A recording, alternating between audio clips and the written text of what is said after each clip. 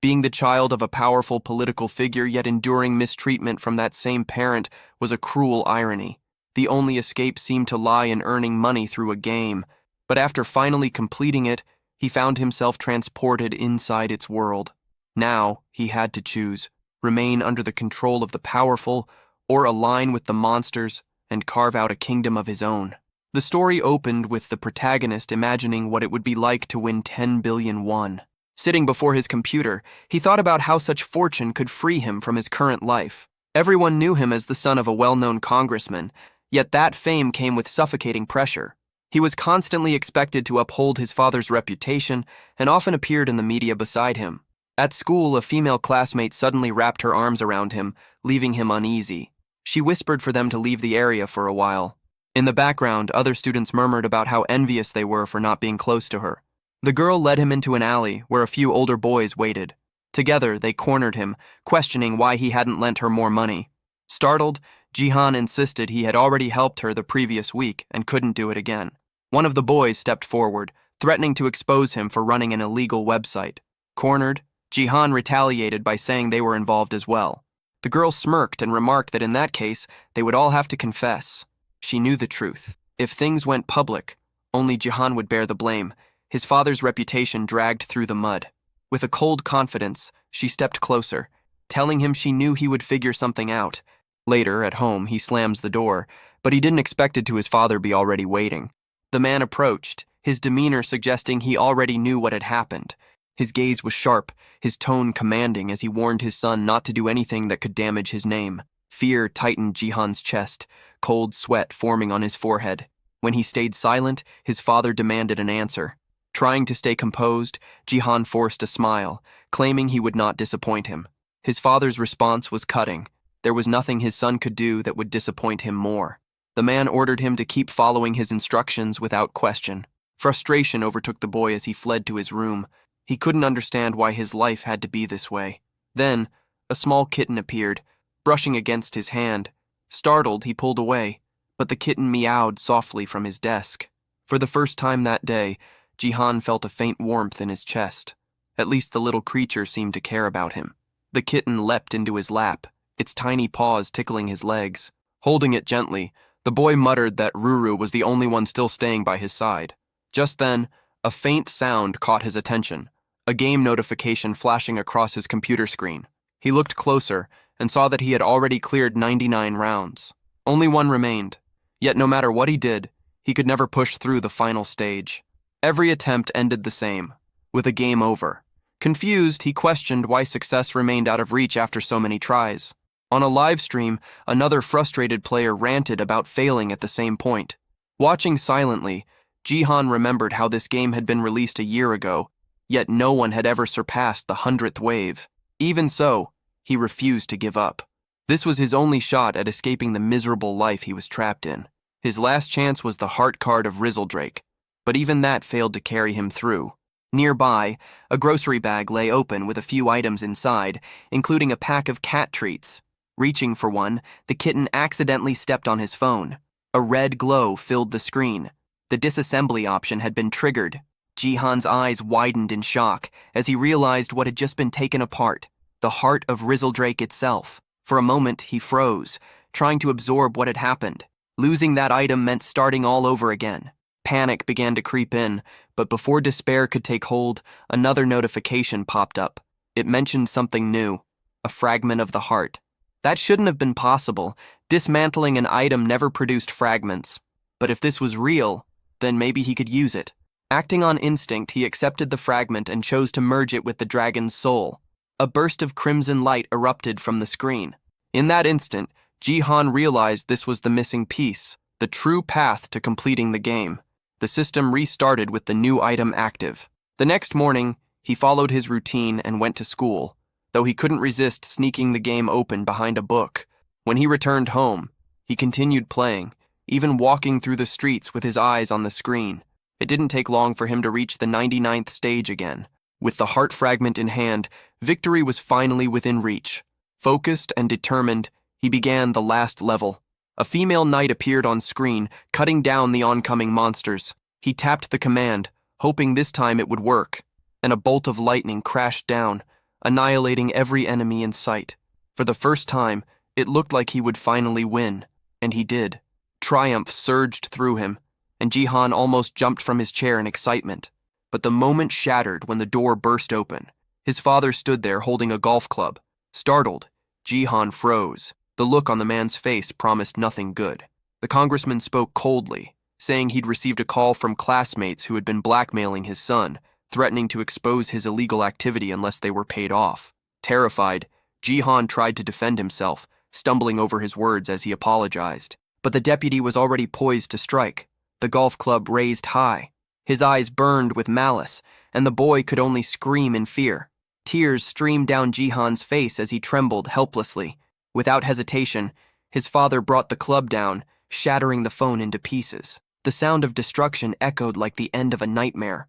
When it was over, Jihan slowly pushed himself up, voice trembling as he asked about his cat, Ruru. The response he received was cold, that he wouldn't be needing the animal anymore. That single statement ignited something inside him. His anger surged, fists clenched as he glared at the man who called himself his father. The deputy sneered, demanding to know why the boy wore that expression. Sweat trickled down Jihan's face as he demanded to know where his cat was. The man's tone remained devoid of emotion as he explained that the cat was now with Jihan's mother, a woman long gone. The words hit like a knife to the chest. Shock left the boy speechless, his body stiff with disbelief. The deputy grabbed his head, forcing him to look up, and said he only needed to obey orders from now on. Finally, the man uttered a warning, not to disappoint him again. He added that he had once believed the boy capable of great things. Then, silence. Jihan lay on the floor, his broken phone beside him. A faint sound buzzed from it, the game's voice declaring that the mission was complete. But now none of it mattered. Jihan stared blankly, feeling that life itself had lost all meaning. The voice from the device continued, speaking again, this time inviting him to another world. Before he could react, lightning ripped through the sky, flashing inside his room. The light swallowed him whole. When the brightness faded, Jihan stood in the grand hall of a castle, the heart of the game's kingdom. People surrounded him, their eyes wide with awe. They called him the legendary knight, chanting that he would be the savior of their realm. Disoriented, he tried to make sense of it all. His tears wouldn't come. It felt as though every emotion had been wiped away. Before him stood a man with a long beard, the king. The ruler studied him and asked if he truly was the legendary knight. Then recognition hit. Jihan remembered that face, those words. They were identical to the game's dialogue. The man introduced himself as King Bayless Jordia III and explained that their kingdom was under siege by monsters. Before the king could continue, a servant burst in with urgent news about the invasion. Jihan remained silent, taking in every detail. The setting, the people, the dialogue, all exactly as he remembered from the game. Once the commotion settled, the king spoke again, declaring that the situation was dire and commanding Jihan to act. He urged the young man to assume command of the knights and defend the kingdom. Jihan rose to his feet, his voice steady but heavy. He told everyone to listen closely. His mind still reeled from the loss of Ruru, and as he thought of her, he admitted that even 1,000,000,001 no longer meant anything. The knights whispered among themselves, confused, calling him weak for a supposed hero. The king silenced them and promised that if Jihan fulfilled his duty, he would be granted whatever his heart desired. That promise caught Jihan's attention. He asked if the king truly meant anything he desired. The bearded ruler assured him there was no need to worry. He simply had to obey his commands. Those words struck a nerve. They reminded Jihan of Dan Guy, his father, a man who had forced obedience under the pretense of maintaining reputation. Now the king was repeating that same pattern. The realization burned through him, and he refused outright, shouting that he wouldn't do any of it. The king's expression darkened, his confidence faltering. In front of everyone gathered, Jihan spoke of the life he'd endured. He had always been surrounded by people who cared only for themselves. Every single one, including his father, had used him for their own gain. And now, the same thing was happening again. The king didn't want a hero. He wanted another obedient pawn. Jihan made it clear he would never be that again. The king stayed silent, though his displeasure was obvious. Cursing them all under his breath, Jihan pressed the option to reject the offer. The king's servant stood frozen, unable to believe what had just happened. Then, the screen in front of Jihan began to glow red. In the game's storyline, this color usually meant failure, the point where the monsters invaded the kingdom and the player failed the mission. But something was different this time. A new prompt appeared, offering another choice. The monster faction had been unlocked. Jihan stared at it in silence, the meaning sinking in. Was he being chosen to lead the monsters instead of fighting them? The king's voice broke through the tension, booming across the hall. He declared that every choice came with consequence. Addressing the court, he stripped Jihan of his title, announcing that he was no longer the legendary knight. His shouting grew harsher, declaring Jihan an enemy of the kingdom, a threat to them all. As the words echoed, Jihan remained motionless, weighing the reality before him. But time was short. The king's command for his execution had already been given. Even surrounded by drawn swords, Jihan stayed calm. Blades glimmered inches from his throat, yet he stood unfazed, certain that there was still a way out. Then it happened. A surge of crimson light burst from his body, filling the room with raw energy. The king's fury turned into confusion as the radiance intensified. Jihan's selection had been completed. The system granted him new, overwhelming powers, strength that surpassed human limits. From that moment on, his purpose shifted completely. His goal was no longer to save humanity, but to erase it. He would side with the monsters and burn the kingdom to the ground. The system's voice echoed once more, promising that if he succeeded in this mission, he would earn a rare artifact, one that could return him to his original world. That thought stirred a distant memory, the day his mother had brought him the tiny kitten, Ruru. He wondered if finishing this path could bring him back to that peaceful time. Pulled back to the present, he noticed the soldiers murmuring in fear, commenting on the strange, overwhelming energy radiating from him. The king was certain he'd glimpsed a monster's silhouette, a beast unlike anything he'd seen before. Jihan scanned his new reality, realizing this twist wasn't in the original game. Soon the main objective appeared: break the defenses and wipe out the humans. Despite the change, Jihan noticed his progress still tracked like the game. Following the usual sequence should spawn a random summoning ticket. Instead, an egg materialized. The system labeled it a random egg, and Jihan chose to hatch it. Another explosion rocked the hall as the shell burst and wings cut through the dust. Soldiers froze, sensing a summon had occurred. When the form finally emerged, Jihan was stunned. He had summoned Rezoldrak, but the creature that stepped out was only a baby dragon. Level 1, tiny and absurdly cute, even nudging his hand with its tongue. The sight of it pulled his mind back to his kitten, and a new power unlocked for him: the Eye of the Supreme. This ability revealed stats for monsters and items. Seeing the little dragon calmed the knights, and they took the moment as the signal to attack. Jihan, unsure if any of this was real, didn't care. He used the eye to read Rezoldrak's skills, and found it could unleash dragon breath. He ordered the small beast to use that power just as the soldiers moved in. For a heartbeat, he feared time had run out. What began as a tiny fireball swelled into a cataclysmic blast that wiped out everyone in its path. The blast tore through the palace wall, sending rubble raining down into the village. Standing before the ragged hole, Jihan felt a raw awe at the dragon's strength. The onlookers couldn't believe a single strike had done so much. They stared, trying to name what Jihan had summoned.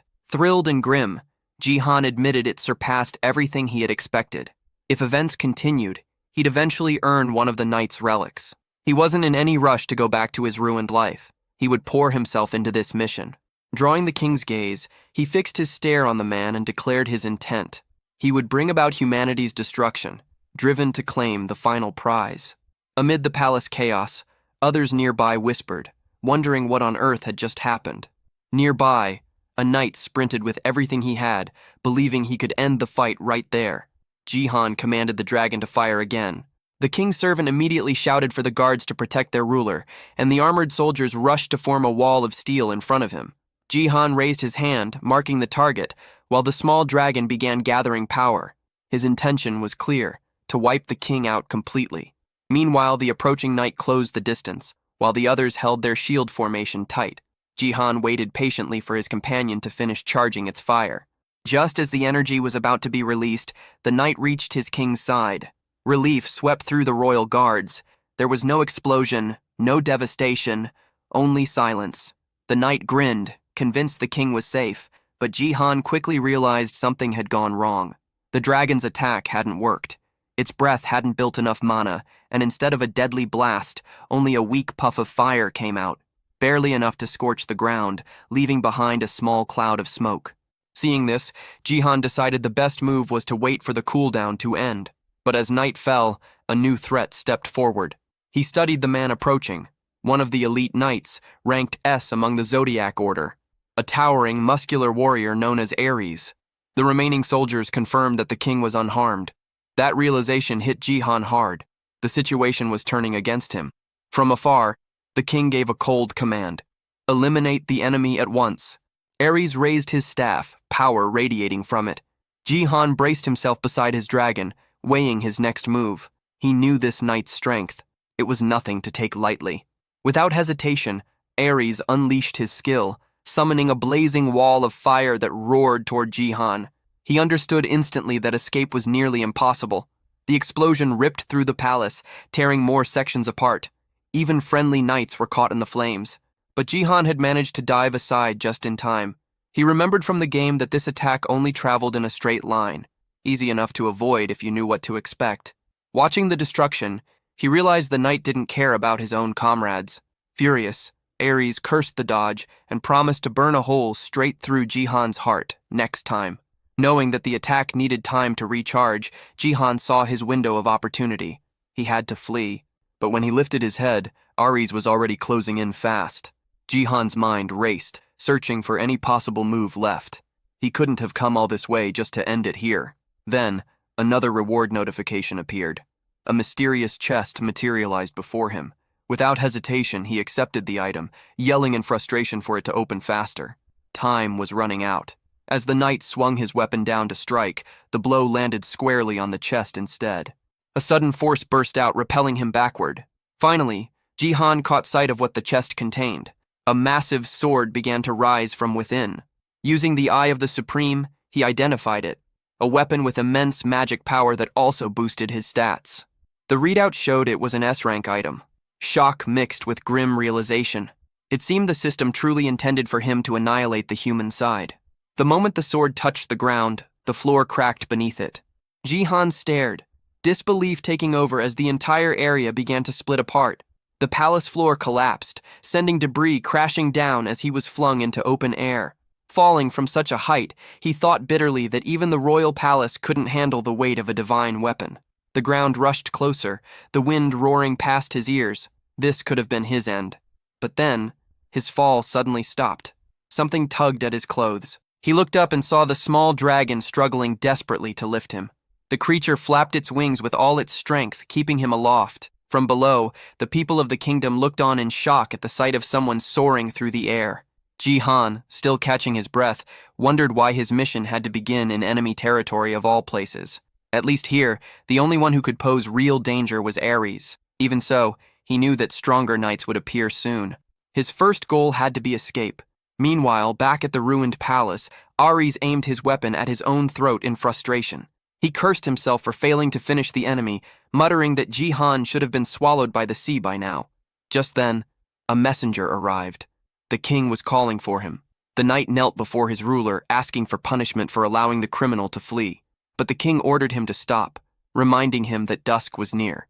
Ares froze, realizing what that meant. Nighttime was when the monsters grew stronger.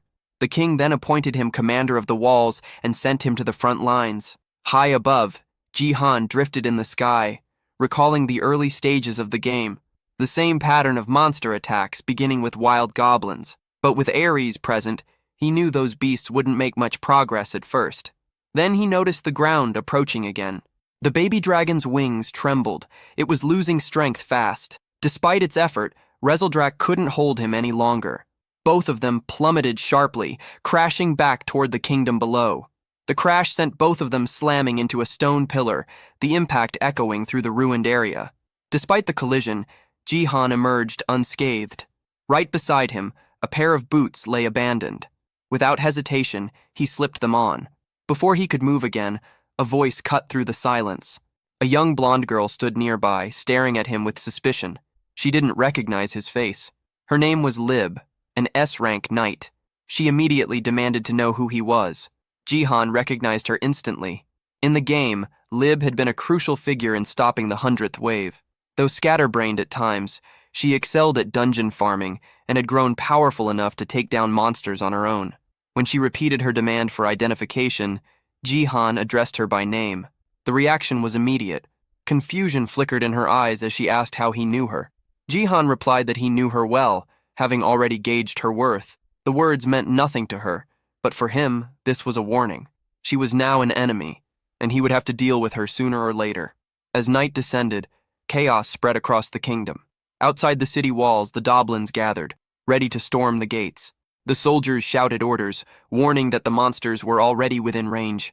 They readied their bows and unleashed volleys of arrows. Some of the creatures began scaling the walls, forcing the defenders to hurl stones down at them. The air filled with screams, clanging metal, and the deep roar of the invasion. One of the knights muttered that they couldn't hold out much longer. Another shouted that Dryce was on his way to reinforce them. Meanwhile, in another corner of the battlefield, Lib's interrogation continued. She warned that if Jihan refused to answer, she would act on her own. Jihan thought about eliminating her immediately, but realized it was impossible for now. He'd have to bluff his way through. He claimed to be an ordinary citizen from District 1, simply trying to assist in the defense. Before Lib could question further, his small dragon appeared beside him. The knight's eyes widened at the sight of the creature, her body tensing. It was, after all, a monster. Sweat formed on Jihan's forehead. Rezeldrak wasn't supposed to show up yet. The girl's suspicious look made it clear she was on edge, and he struggled to think of an excuse. But before he could speak, Lib stepped forward, sword raised defensively. She declared that she would protect him from the beast. The baby dragon tilted its head, letting out a confused, almost innocent expression. Lib's gaze hardened, but the creature didn't react aggressively. Slowly, she realized the little monster wasn't hostile at all. Then, a thunderous explosion erupted nearby, shaking the ground. Lib's attention snapped toward the noise, and Jihan seized the moment. He motioned to his dragon and bolted from the area, vanishing into the chaos of the night. It wasn't the soldiers' fault that their weapons had slipped from control, but by the time Lib turned her gaze back toward where Jihan had been, both he and his creature were already gone. A soldier ran up to her, shouting about the gate. The look on his face made her heart tighten. Whatever was happening there was bad. Loud, pounding strikes echoed from that direction. Inside, the guards waited in tense silence, their fear written across their faces as the gate began to splinter under pressure. Lib arrived just in time, commanding the soldiers to prepare for close combat. Archers drew their bows, aiming at the horde of goblins swarming beyond the wall. Among them stood one far larger than the rest, a giant whose sheer strength was enough to break through at any moment. With a roar, the massive goblin swung its weapon, and the gate burst apart. Lib tightened her grip on her sword, calling her troops to charge. The soldiers braced themselves as the enormous creature led the invasion. But before the monsters could advance any further, flames burst across the battlefield. Riz appeared, his arrival catching even Lib off guard. Seeing the breach, he unleashed his fire skill without hesitation, engulfing the enemy ranks. The goblins screamed as the flames devoured them. Standing tall, Riz smirked at the devastation, remarking that the monsters still had a long way to go. High on a distant ridge, Jihan watched the clash unfold below. His goal now was no longer to protect humanity, but to see it burn. Beside him, his small dragon let out a curious sound, prompting him to rest his hand on its head. The creature's attention suddenly shifted upward. Rain had begun to fall. It looked eager to play in it, but Jihan held it back, not wanting it to cause trouble. Back in the kingdom, the humans celebrated a narrow victory. Lib felt uneasy, knowing she hadn't been the one to turn the tide this time. Far away, in the dark forest, Jihan noticed movement. Someone, or something, was approaching. He recalled that he had spawned far from the city walls, and realized he was now deep in monster territory. That made things complicated. He had no clear path forward. He had replayed the game hundreds of times before, and knew every tactic by heart. But this time was different. He'd have to rebuild from nothing. Then a thought struck him. Turning to his side, he spotted his small companion still nearby. Moments later, Rezeldrak darted off toward the opposite direction. Jihan followed his gaze and froze. On the forest floor, a colony of ants was working tirelessly, dragging pieces of food and dirt. One of them noticed the dragon's presence and froze in fear. Rezeldrak crouched low, watching them closely, fascinated. Pulling his companion aside, Jihan exhaled slowly and began thinking of his next move. Out of nowhere, a new mission prompt appeared before Jihan's eyes. The objective was clear. He had to create a faction of monsters.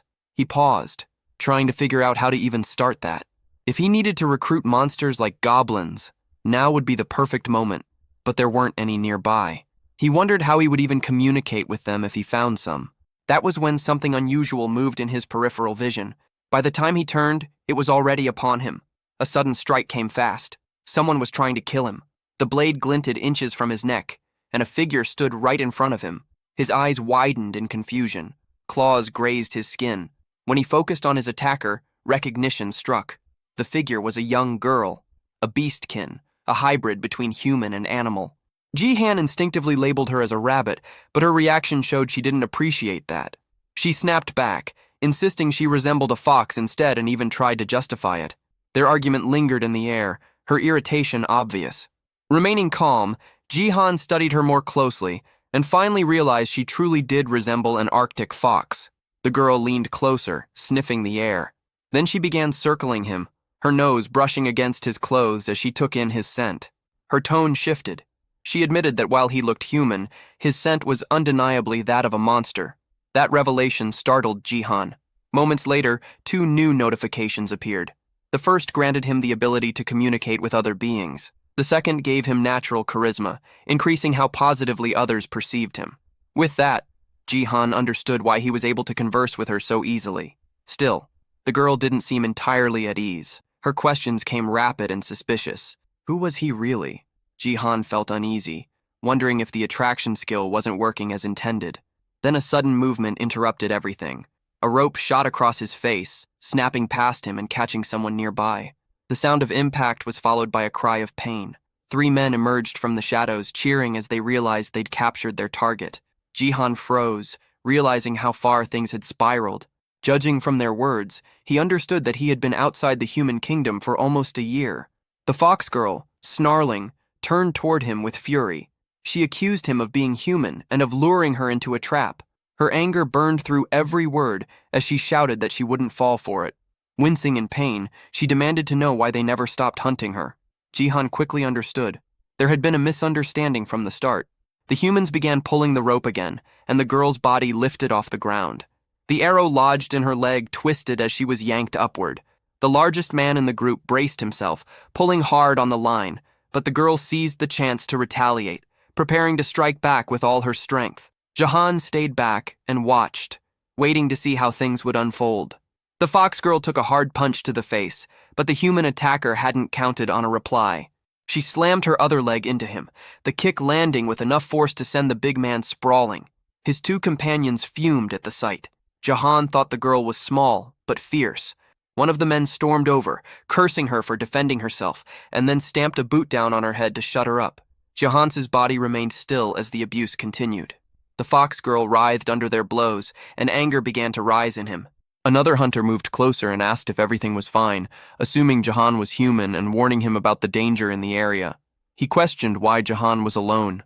The fox kept chattering, but the man didn't understand her tongue. Ready to strike something nearby in punishment, he lifted his hand, but the group leader ordered him to stop, arguing she might die if hit. The short man muttered an apology for losing control, which eased Jihan. He'd feared she might be killed. The leader's mood turned sharp. He accused Jihan of speaking with the girl earlier, then shoved a knife into Jihan's stomach to prove a point. Blood slicked the blade as it clattered to the ground. Jihan clutched his wound and tried to make sense of the threat. The fox watched him close and slowly realized he wasn't an enemy. Heat flared through Jihan's body. The stab had been meant to kill, but vital points had been missed on purpose. Spitting out blood, he felt the poison taking hold. The leader coldly declared Jihan would be dead within 12 hours, unless he translated what the monsters said, brandishing an antidote as leverage. They held the fox captive, forcing Jihan to act as interpreter to learn where her clan lived. Jihan had never even known a fox people village existed. Confusion roiled through him, while the hunters explained that such a settlement did lie hidden nearby. The fox girl suddenly lunged, bared her fangs, and moved as if to bite her own tongue to end it all. A desperate act to avoid betrayal. The man yanked her back and stopped her. Watching that, Jihan understood how fiercely tied she must be to whatever family or pack she protected. The young girl's mouth was forced shut as the men mocked her, calling her a wild beast. The leader repeated that if she revealed her tribe's location, both she and Jahan might live. The word struck Jahan like a memory. He recalled that same cold, calculating stare from his old schoolmate, the one who used to blackmail him. Back then, he had lived under constant fear, always following orders, always being used. To everyone else, he was nothing but a tool to exploit. But this time, he refused to let things play out the same way. Despite the pain searing through his wound, he forced himself to move closer to the fox girl. He told her to lead them to the village, assuring that no one would get hurt. The men around him believed every word, convinced now that he could truly communicate with monsters. Lowering her head, the girl whispered that over 100 of her kind lived there, then asked if she could really trust him. Jahan held her gaze for a moment before admitting he wasn't on the side of humans. With one hand pressed to his bleeding stomach, he confessed he knew exactly how cruel they could be. As he turned forward, something caught his attention. His dragon was sneaking up behind the hunters, charging up its destructive energy. Fear shot through him. If this went wrong, they'd both die. He tried to stay calm, pretending nothing was happening while buying time for Rezeldrak to finish gathering power. But his shift in demeanor didn't go unnoticed. The leader eyed him suspiciously, and the short man to the side spotted the creature, shouting a warning. The leader spun around, but by then, Jahan was sure enough time had passed. The dragon's red flames blazed to life, yet, to his disbelief, only a weak burst came out. The attack fizzled instantly. Jahan froze, stunned that it had failed again.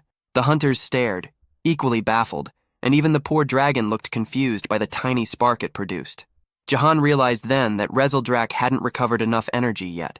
The big man laughed, saying the blast was pathetic, though strong enough to burn if it had hit directly. Without hesitation, the leader snatched up a metal bat, calling the dragon a useless insect, and swung. Jahan could only watch as the blow connected. His small companion was launched through the air, hitting the ground hard and rolling several times before going limp. Dizzy and trembling, the creature lay motionless. Furious, the man cursed the dragon for daring to resist and advanced again, raising the bat for another strike. Jahan's body refused to move. He could only stare helplessly. The leader ordered his subordinates to restrain Jahan and the fox, while he dealt with the dragon himself. Rezeldrak remained on the ground, unconscious. Grinding his teeth, Jahan felt the same bitter truth sink in. Once again, he only held value because of what he could do for others. Everything was repeating exactly as it had in his old world. He had spent his whole life living in humiliation, constantly bending himself just to satisfy others. Yet no matter how much he tried, he always ended up isolated and unwanted. Whatever happened, he knew one thing. He would never go back to that miserable reality. From that moment on, he swore he would never regret anything again. The leader raised his weapon, ready to crush the small dragon. Even the fox girl froze, horrified at what was about to unfold. Jahan's face hardened, and his body reacted instinctively. His passive monster ability activated, surging through him like fire. In a flash, he crossed the distance between them and swung his fist. The strike landed with bone-shattering force, sending the leader hurtling through the air.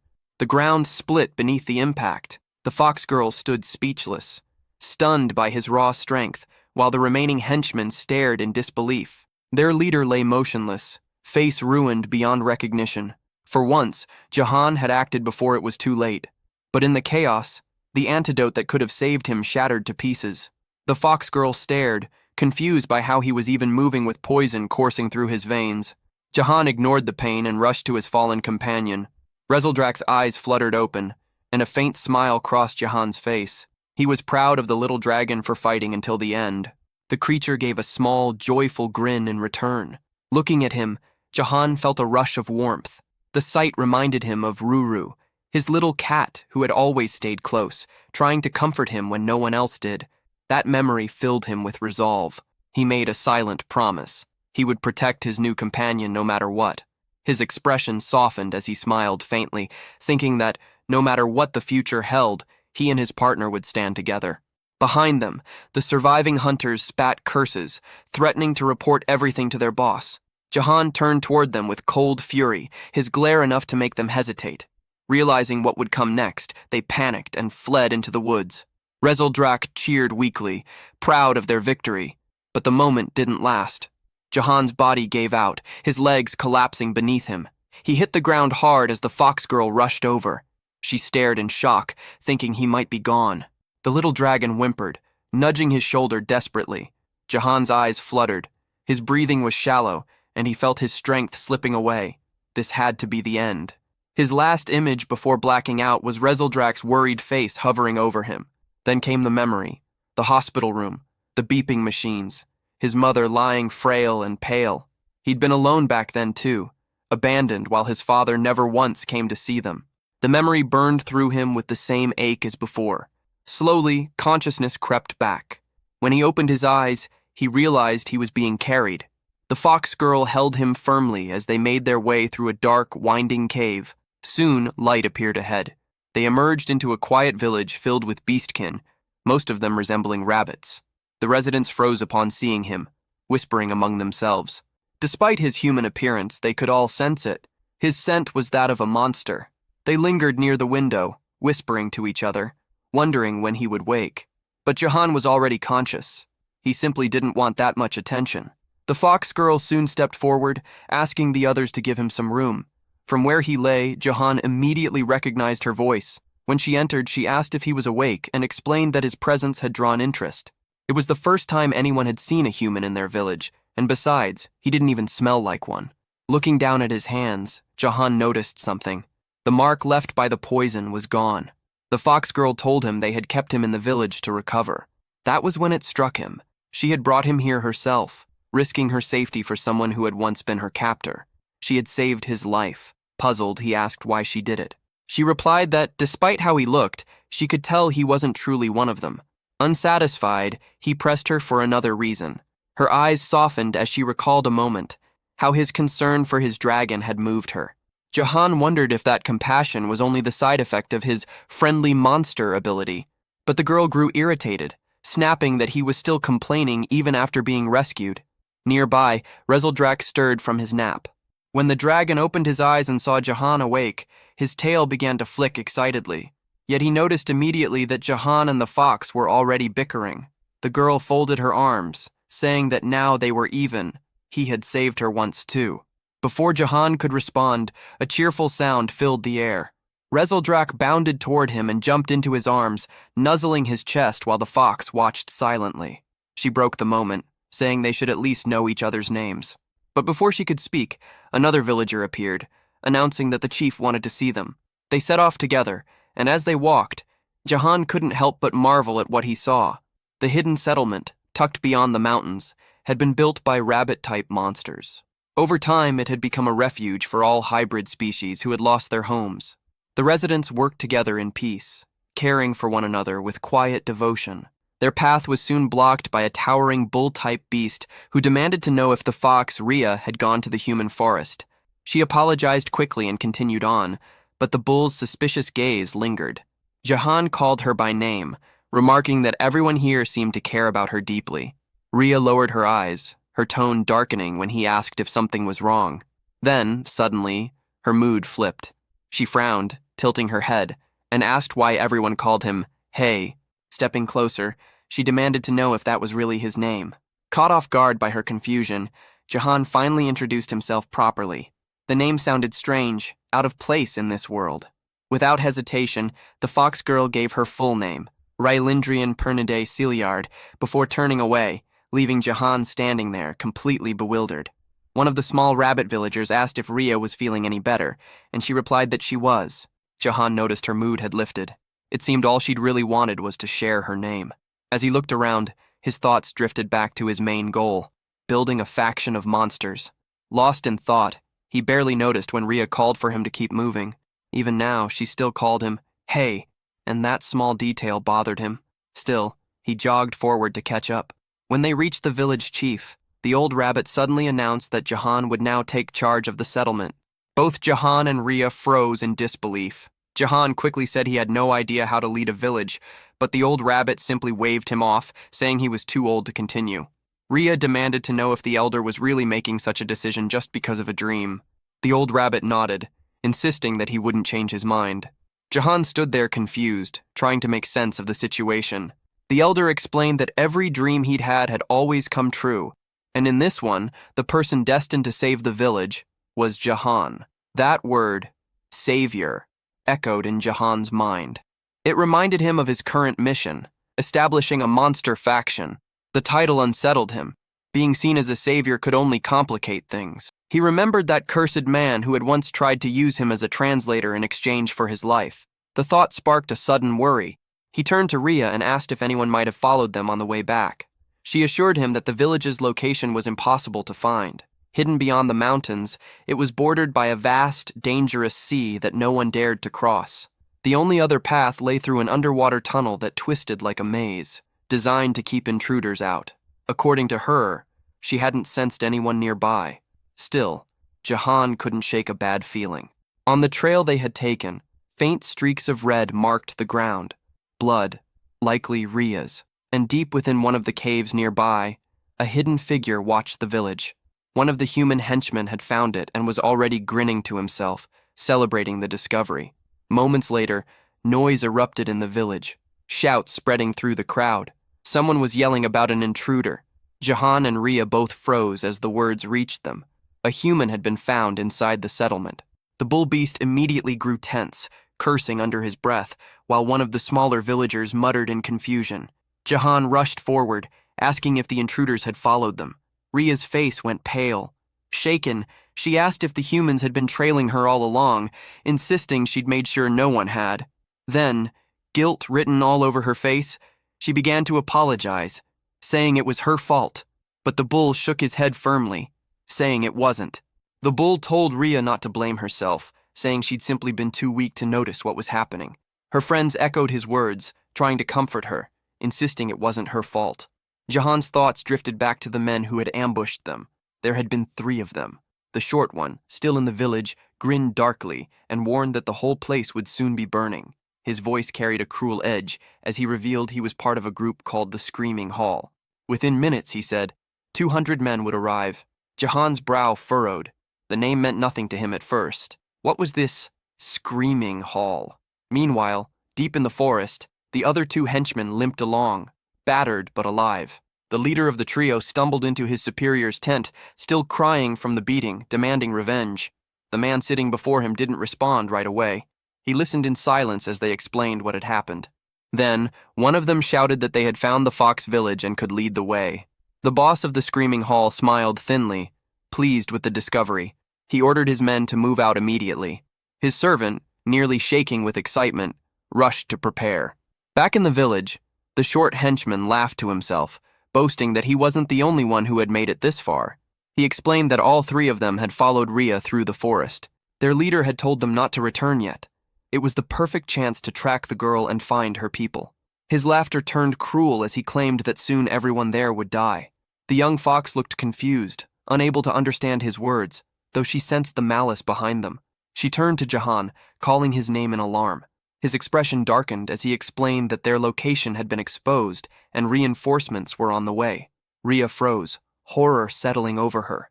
Jahan's mind began to race as he tried to piece everything together. The name Screaming Hall stirred something familiar, a memory from the game Night Defense.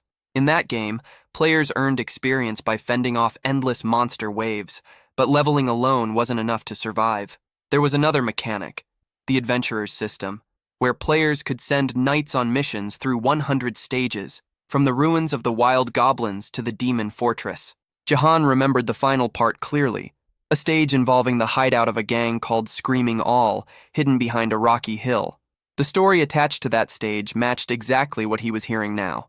Yet his anxiety grew. None of this terrain matched any stage he remembered. According to the game's map, this entire region was supposed to be destroyed. The short man broke the silence again, offering a deal.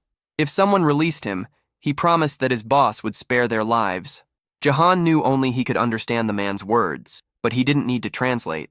The hybrids could feel what those words meant. Ria lowered her head, guilt weighing heavy on her shoulders. She whispered that this was all her fault. The captured man kept shouting, demanding to be freed.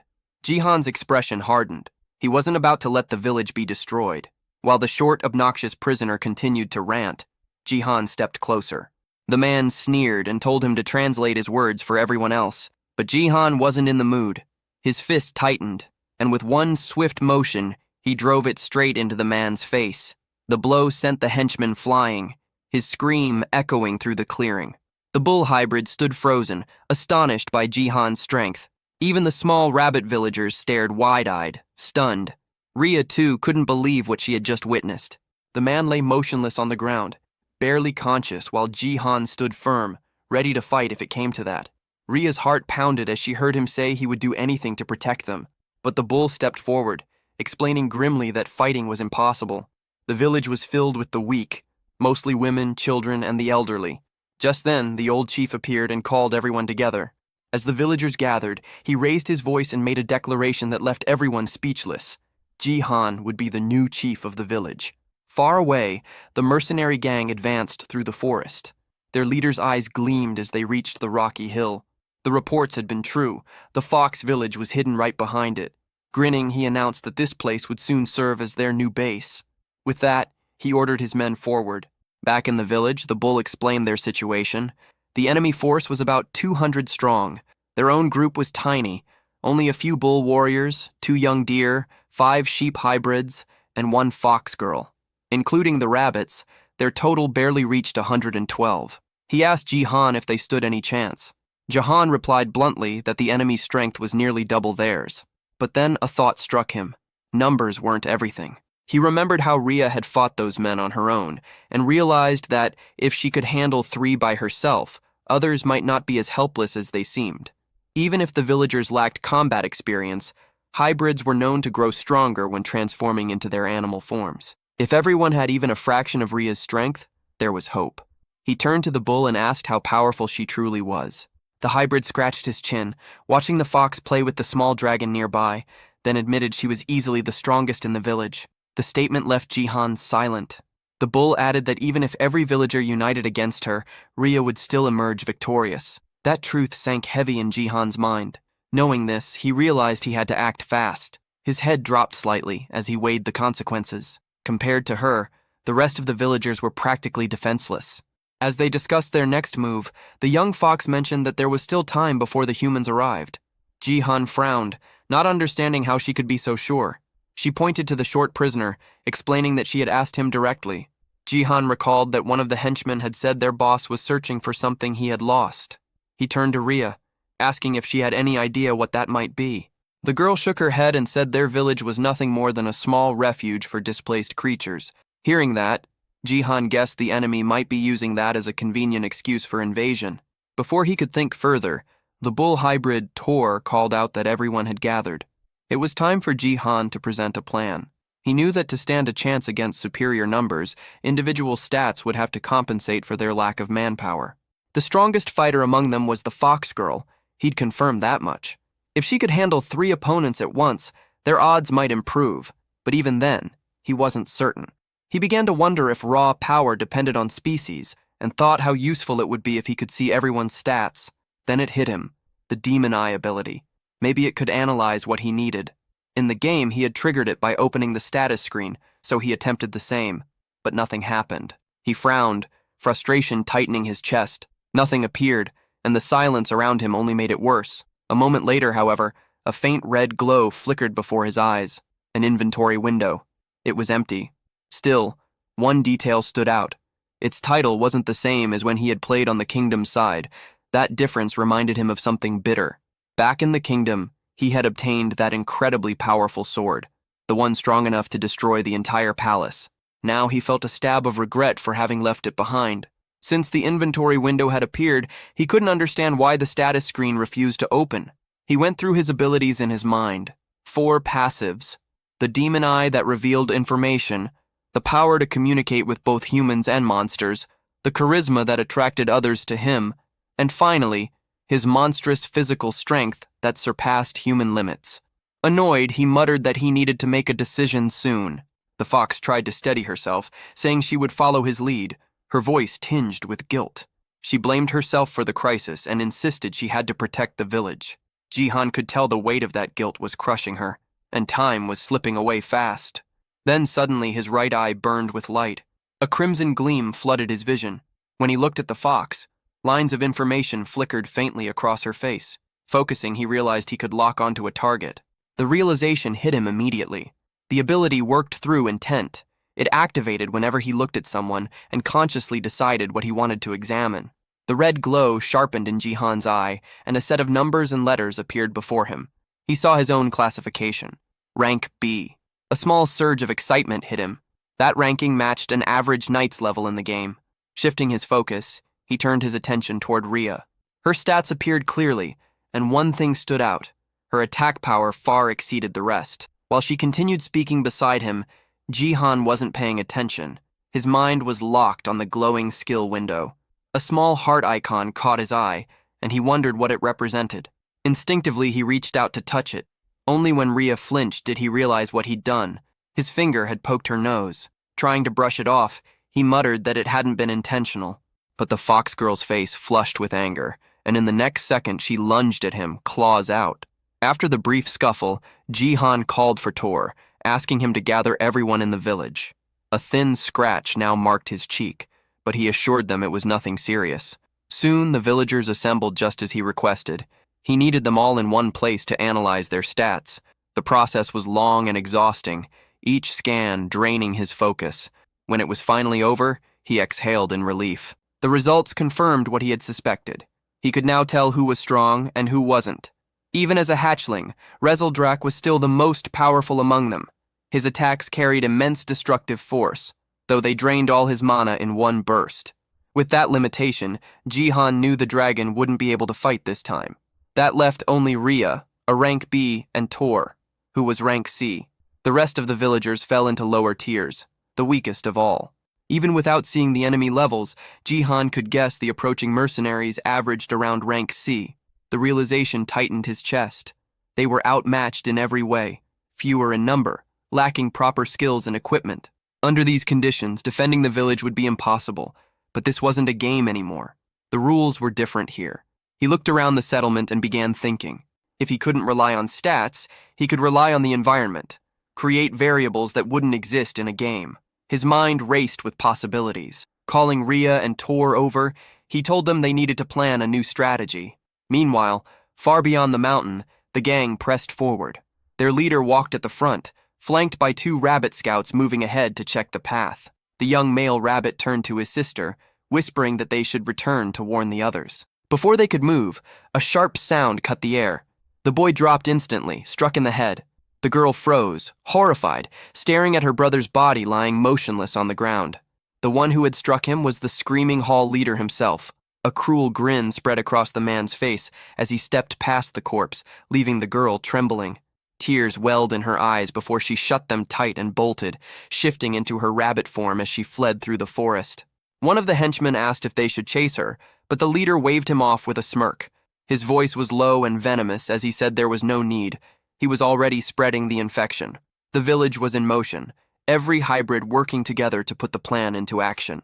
Tension filled the air as they prepared for what was coming. Then, through the misty entrance, the little rabbit who had escaped earlier came running, her eyes wide with panic. Jihan immediately noticed she was alone. The girl stumbled forward, shouting that the humans had already arrived. Even Tor, the bull, froze at her words. Rhea stepped forward, confused, asking why the rabbit's fur was soaked in red liquid. But the girl was too terrified to explain clearly. She kept repeating the same thing. The humans were already here.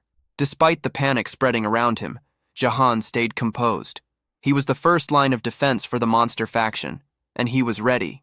Gritting his teeth, he swore he wouldn't let the village fall. Far from the village, the mercenary gang finally reached the cave entrance. Their leader asked if this was truly the fox's den, and his men confirmed it. Confident, they pushed forward, determined to finish everything before sunset. Back in the village, Rhea's ears twitched. Her heightened senses caught something. The humans were getting closer. She turned toward Jihan, asking if he was sure the plan would work. The gang kept moving deeper, following the mapped route. The leader estimated they would reach the village within 30 minutes. The air felt still, almost too quiet, and he muttered that the silence meant they were being watched. One of his hairy subordinates grinned, promising to take revenge for the humiliation they'd suffered before. Then a sound broke the stillness, a faint creak beneath their boots. The ground began to tremble. Cracks spread rapidly across the tunnel floor before anyone could react. With a loud crash, the ground gave way. Several men plummeted into the hole, shouting in pain as they hit the bottom. Those who stayed above backed away just in time, dust and gravel raining over them. The leader barely managed to grab one of his men by the arm, pulling him from the edge. Below, groans filled the air. Some had twisted legs and broken bones. The hairy subordinate growled that the villagers had laid traps along the path. The leader's face darkened as he examined the floor ahead. He realized what had happened. The enemy had dug pits and covered them with wooden boards disguised by dust and debris. Any heavy step was enough to make the ground collapse. Another man muttered that none of this had been here the day before. The leader didn't respond. Instead, he moved forward, his patience thinning. As his men followed, he cursed under his breath, their confusion growing as they watched him pick up a large rock with ease. Without warning, he hurled it ahead. The stone slammed into the ground and instantly broke through it. Another pit trap. The leader smirked. He explained that the tunnel was originally solid rock, which made it easy to tell where traps had been dug. Any section filled with loose dirt or gravel would collapse. Following his lead, his men began to spot the differences. The rocky patches were safe, while the dusty ones were not. Feeling satisfied, the leader declared that humans like them wouldn't fall for such simple tricks again. He ordered a few of his men to stay behind and pull the injured out of the hole. Meanwhile, inside the village, Ria's sharp ears caught faint echoes, the sound of the enemy realizing their traps had been discovered. Jihan grinned. Everything was unfolding exactly as planned. He had counted on the enemy discovering the traps. Digging through the rock would slow them down for hours, and even if it only worked once, it was enough. In truth, there were only 2 real traps. The rest were fake, just decoys to waste their time. That was the point, to stall them for as long as possible. Deeper inside the tunnel, the gang pressed forward. Some of the men moved cautiously now, terrified of another pitfall. As they advanced, one of the subordinates warned that a crossroads was up ahead. When the leader saw it, he frowned. There weren't 2 paths like before. There were 3. The long-haired man muttered that he didn't remember a split like this, swearing that it hadn't been there earlier. He pointed out a bush near the wall, recognizing it as a clear sign of deception. The leader narrowed his eyes, realizing what was happening. It was another stall tactic. They were trying to buy time, probably preparing something inside the village. He wouldn't let that happen. He ordered his troops to divide into smaller squads. The long-haired man would take the left tunnel. The large brute would lead the middle route. The leader himself would go right. The left group advanced first, only to hit a dead end where the tunnel had collapsed. Meanwhile, the middle group spotted faint light ahead and assumed it was the exit. Their commander signaled everyone to get ready for a fight. The left group soon saw light too, convincing them they were also near the surface. Believing he had chosen the correct path, the leader ordered that no hybrid should be left alive. The group surged forward without hesitation. But on the right-hand path, the one the leader took, things were different. His squad emerged not into the village, but into the middle of the forest. He realized immediately that he had been misled again. Back at the true exit, the middle group broke through into the village perimeter. Their commander barked an order to hold position and sent one of the men back to alert the boss. The runner turned, only to find a strange sight. One of their own was tied to a tree, gagged and struggling. The bound man's eyes darted wildly. Sweat poured down his face as muffled cries escaped the cloth in his mouth. He tried to ask for the boss, but before anyone could react, he noticed something. They were surrounded. The messenger spun around and bolted back toward the crossroads. He had to warn the leader. But before he could reach the tunnel bend, the air erupted with a deafening blast. A wave of smoke burst through the cave, throwing several men against the stone walls. The explosion had come from above. The fox girl and Jihan had triggered it perfectly.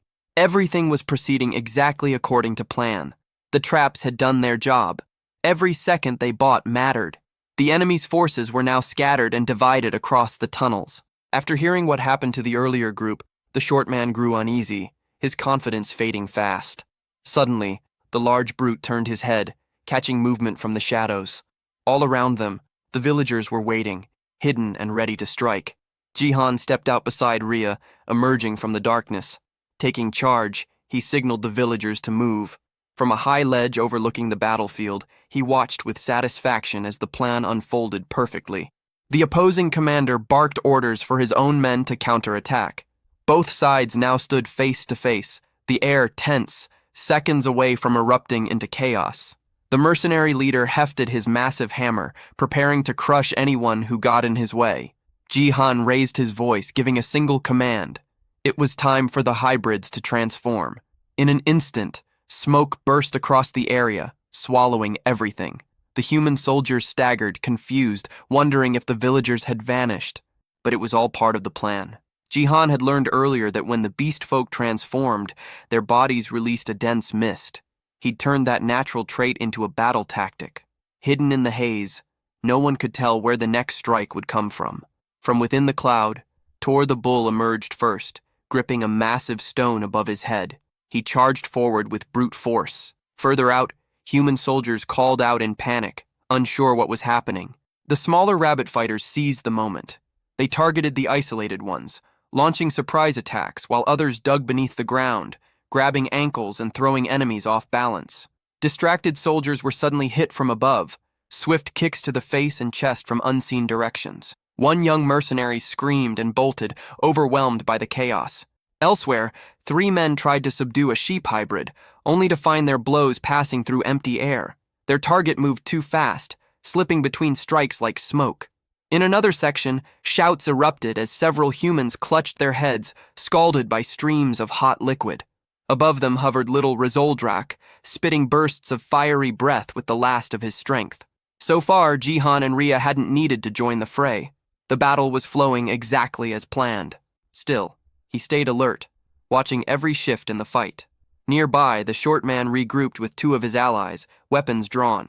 They aimed at the rabbits tunneling through the soil, hoping to catch them off guard. Seeing the danger, Jihan called for Ria. The fox girl darted forward, a blur of motion. Even Jihan, who had seen her fight before, was stunned by her speed. She reached the group in mere seconds, but the short man behind them was already readying his crossbow. He fired. The arrow cut through the air, heading straight for Ria. She saw it a heartbeat before impact, and to everyone's disbelief, twisted her body just enough to dodge it. Ria shifted her stance, her body flowing with sharp precision as she readied her next move.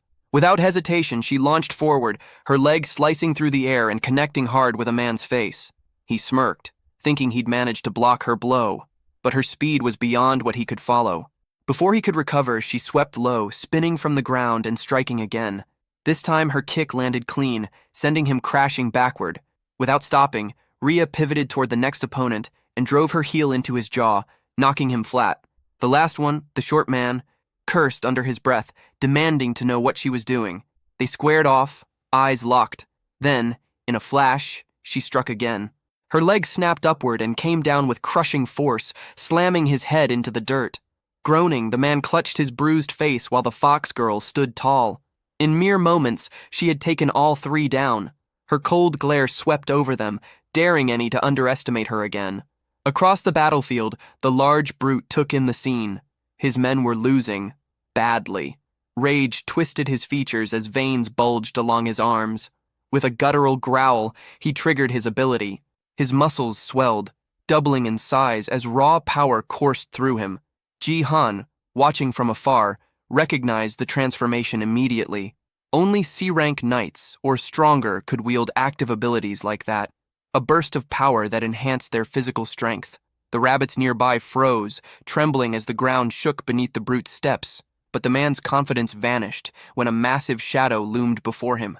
A colossal hand gripped a fallen tree trunk, ripping it from the ground with ease. Standing there was Tor, the bull hybrid, towering at nearly twice the man's size. The brute's face went pale, words failing him.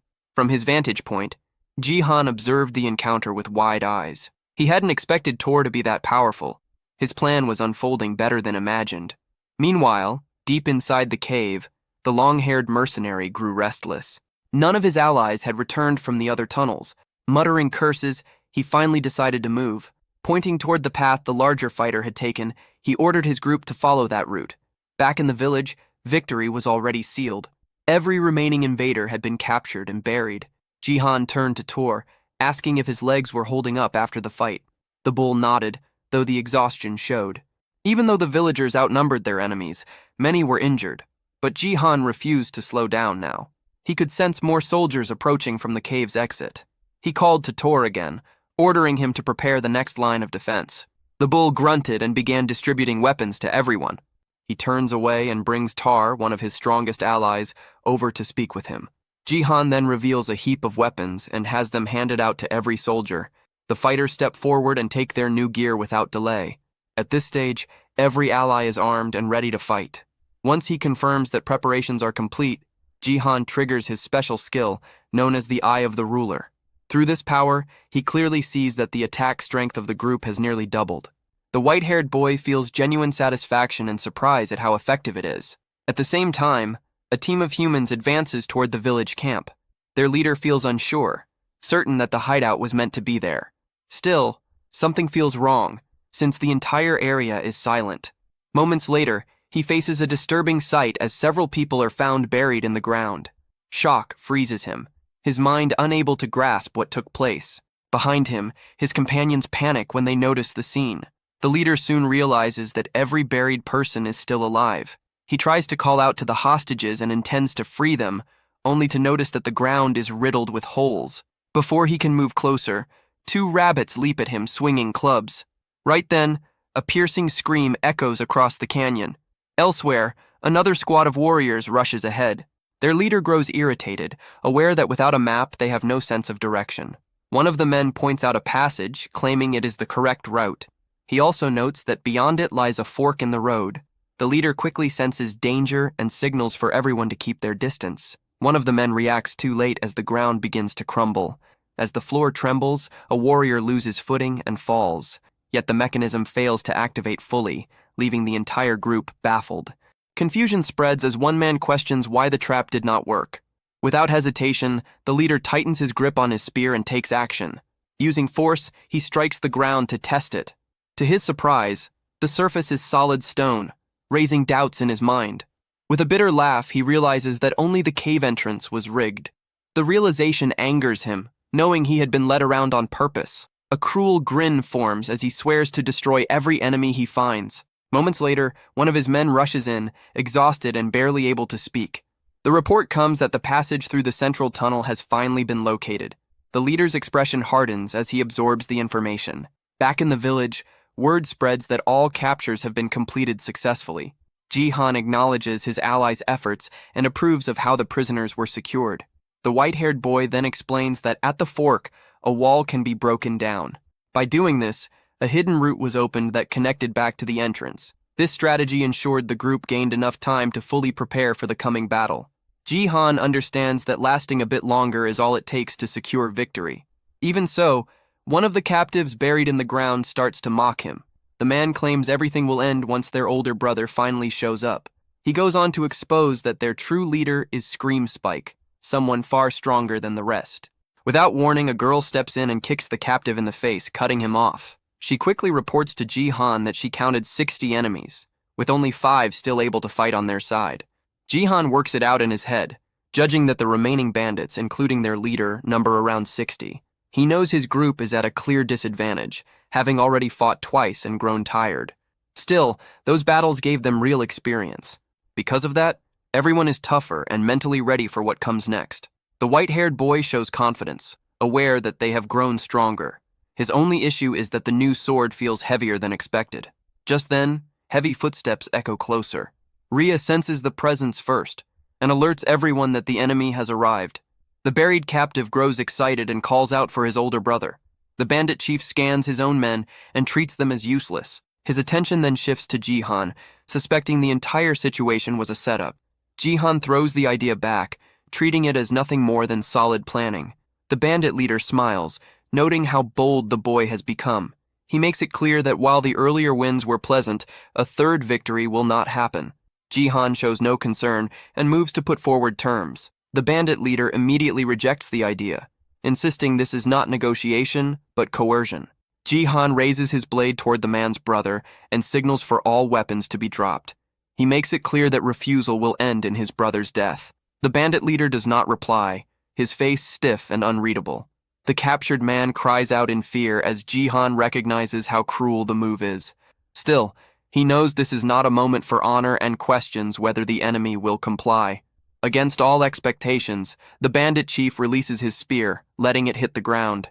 Instead of surrendering, he begins chanting, activating a strange power. Jihan is caught off guard, having never expected this response. A purple glow spreads over the bandits, and the skill name Scream Spike becomes clear. Jihan quickly understands that it is a wide-range buff that raises the strength of allies. Even without numbers, his companions immediately feel the surge in enemy power. The shift is extreme, and Jihan realizes just how much their combat ability has jumped. The bandit leader roars for a full assault. The clash begins at once, and the empowered bandits start to control the field. During the chaos, one of Jihan's allies is forced to fight someone far bigger. The enemy strikes hard and wounds one of the small rabbits during the exchange. Watching this, another rabbit snaps and smashes the attacker with a club. Though hurt, the enemy grips his arm, glaring at the two rabbits standing before him. Another bandit, eyes glowing, mocks them, questioning if they are ready to give up. The two rabbits shake in fear, overwhelmed by the pressure.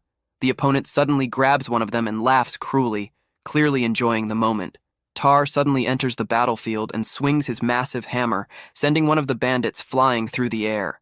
At the sight of the giant, the enemies quickly throw ropes, aiming to restrain Jihan's ally. The ropes coil around Tar's body and weapon, nearly locking him in place. Several opponents pull together with all their strength, trying to drag him down. The Minotaur struggles to hold his ground, but the combined force eventually pulls him to the floor. With the giant pinned, the bandits move in, ready to deal a killing strike. They close in around Tar and urge everyone to strike the giant at once. Right then, flaming sheep are hurled into the crowd of bandits. At the same time, small creatures are launched as makeshift weapons toward the archers. Jihan quickly understands that despite better gear and hard-earned experience, his side is losing control of the fight. Concern takes over as the white-haired boy searches the field for Rhea. Elsewhere, Rhea narrowly avoids a strike and counters by kicking an enemy's arm. She lands, only to find herself surrounded by several bandits laughing at her. Her breathing grows heavy, exhaustion clear as her enemies watch closely. With her face tight from fatigue, she bites her lip and braces herself for what might come. From a distance, Jihan sees that his ally has reached her limit. One of the bunny girls is struck as well, crashing to the ground and suffering severe injury. Jihan pushes himself up, realizing that if this continues, defeat is certain. With steady resolve, he decides the only way forward is to take down the enemy leader. Locked onto that goal, he spots the bandit boss shouting commands across the field. Nearby, one of the bandits moves in to finish Tar, but Jihan closes the distance. Seeing this, the white-haired boy calls out to his giant ally, who meets his gaze. In that instant, Jihan recalls a talk from before the battle. In that memory, he asks Tar to hold back his final form until receiving a sign. Returning to the present, the giant understands his master's intent and readies himself. One of the enemies yells in anger, urging his men to end the giant on the ground. Several henchmen lift their weapons together, preparing to strike. Jihan then gives the signal, shouting for Tar to unleash his power. The Minotaur rises as energy surges around him, boosting his defense and vitality by half. With his ally transformed, Jihan lets out a cry, and the two charge side by side. The white-haired boy knows they have only 3 minutes before the plan moves to its next stage. Their target is clear, and the bandit leader must be captured within that window. The enemy chief, however, shows no fear, and stands with a mocking grin. In answer, the giant roars, gathering strength for a decisive strike. With rage burning in his eyes, he lashes out using the whip fixed to his arm. The impact sends one henchman flying while screaming in pain. Still, the bandit leader calmly grabs the rope and orders the giant to stop. Ignoring him, the Minotaur leaps forward, fist raised to crush his foe. The enemy dodges swiftly, and the punch slams into the ground, kicking up dust. Wearing a smug expression, the leader mocks the giant for growing larger without real strength. Using that moment, Jihan bursts through the dust, launching an attack from behind. It becomes clear that the giant's assault was meant as a decoy, allowing Jihan to close the gap. In the next instant, Jihan feels a chill as he understands that the plan has failed. The bandit leader displays overwhelming power and flings the Minotaur aside without effort. Before the giant can rise, a heavy kick crashes into his body. The enemy then leaps high into the air, lining up a brutal finishing blow for Tar. Exhausted and hurt, Jihan can only watch, unable to save his ally. The villain slams down with immense force, smashing the ground and carving out a massive crater. He turns toward Jihan with a twisted grin, clearly enjoying the chaos. Gathering strength, he jumps again, aiming to crush the boy still on the ground. Elsewhere, Rhea shows her skill and quickly takes down another foe. At the same time, Jihan fails to evade and takes a crushing hit head-on. Rhea cries out in despair at the sight, even as blood runs from her wounds. Despite the pain, the white-haired boy refuses to give in. As he lies there, he recalls the moment he studied his own combat status. He knows his raw power is far below that of his two allies. Still, he stays down, aware that he has one last option left. With his face injured, he understands that against a human foe, he holds an edge. A screen appears before him, revealing his passive skill known as Physical Monster.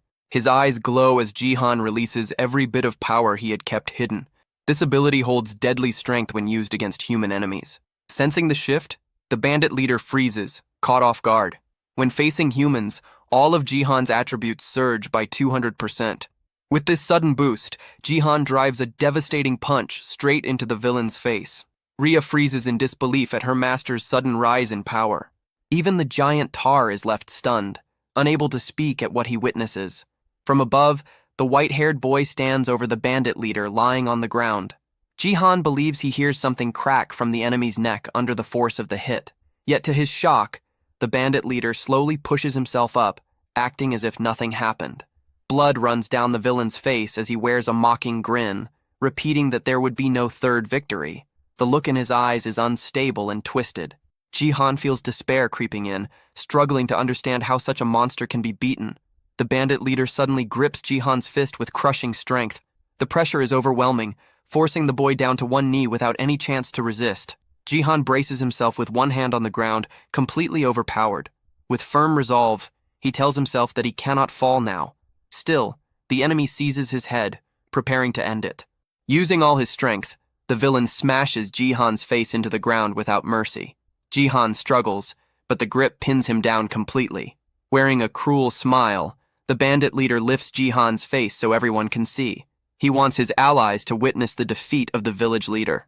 The others watch in despair, crying out for their chief. Even Tar stands frozen in shock, unable to do anything to save his master. At that point, the Minotaur calls out toward Rhea as she rushes in to save Jihan. Before she can reach him, one of the bandits raises a crossbow to block her path. An arrow strikes her leg, yet she keeps moving despite the injury. Gritting through the pain, she forces herself forward, focused only on helping her master. Jihan notices her approach and feels a surge of concern for her safety. With his face pressed against the ground, he desperately tries to warn her of the danger. The bandit leader, convinced time has run out for them, announces that the end has come. He raises his voice to the field, making sure everyone hears what he has to say. With clear satisfaction, he declares the conflict finished and claims total victory. To seal it, he gives a final command to his men to burn everything down. Pinned and helpless, Jihan can do nothing but watch in horror. The henchmen carry out the order, hurling flaming torches into the village. Fire quickly spreads through the crops and stored harvest. Nearby haystacks ignite almost at once. The flames reflect in Jihan's eyes as despair fully takes hold of him. Not long after, one of the village homes is completely swallowed by fire. A bunny girl cries out in panic as the blaze spreads unchecked. With chaos everywhere, the villagers start fleeing to escape the flames. The bandits enjoy the destruction, tossing more torches without restraint. Two residents stand frozen, watching the fire with no hope left. The villain makes it clear that war was never as simple as Jihan believed. He reinforces the truth that the losing side always loses everything. Elsewhere, several bandits mockingly bind a child from the Tar race. The giant is forced to watch as friends and family are taken one by one. Amid the disorder, a rabbit girl tries to help a friend injured earlier in the fight.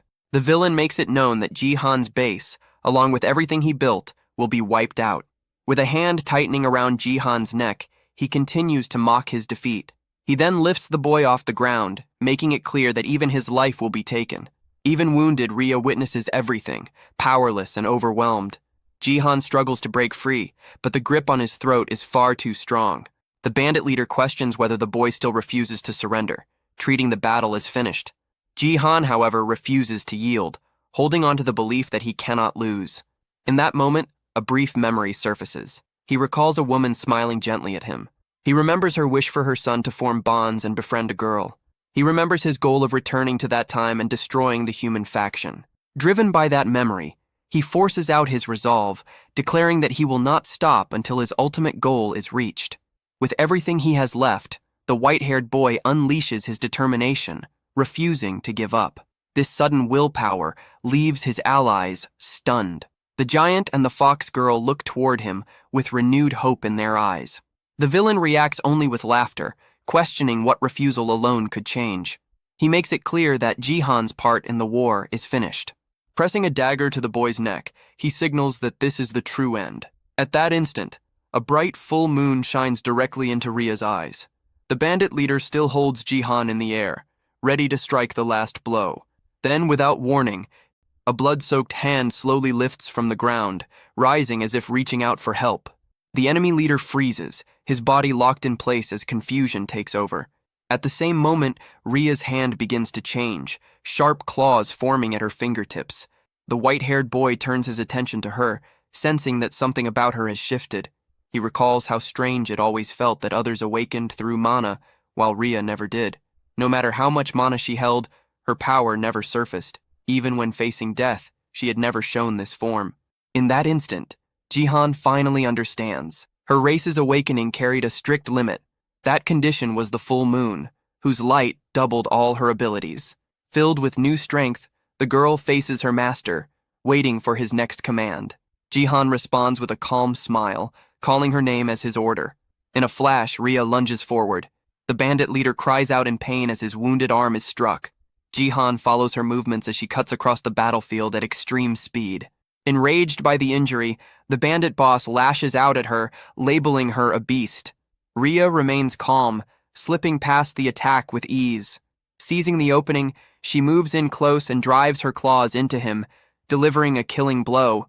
Seeing his older brother fall, the captive stands frozen in shock. With a single strike, Ria sends the bandit leader's body flying aside. Cold-eyed, she turns to the prisoner and shuts him down without mercy. The remaining bandits fall silent as they witness how easily their leader was defeated. With his fall, the buff fades, and their borrowed strength drains away. At the same time, the fires continue to spread, tearing through what remains of the village.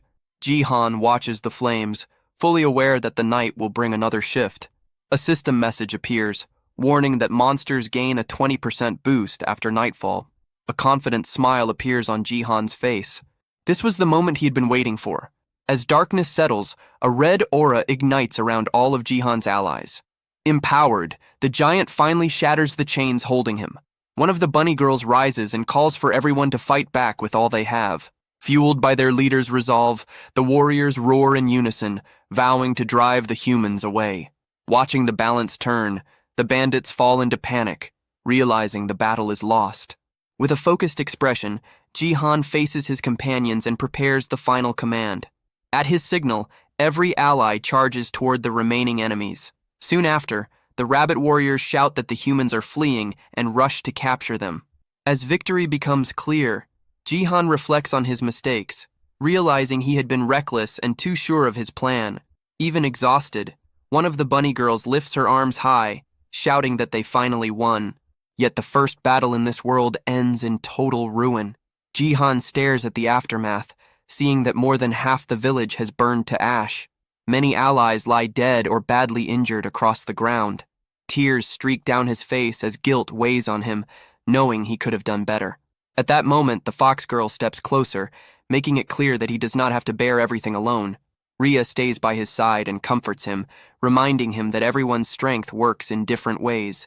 She recalls that even when facing a clear disadvantage, he kept fighting with everything he had.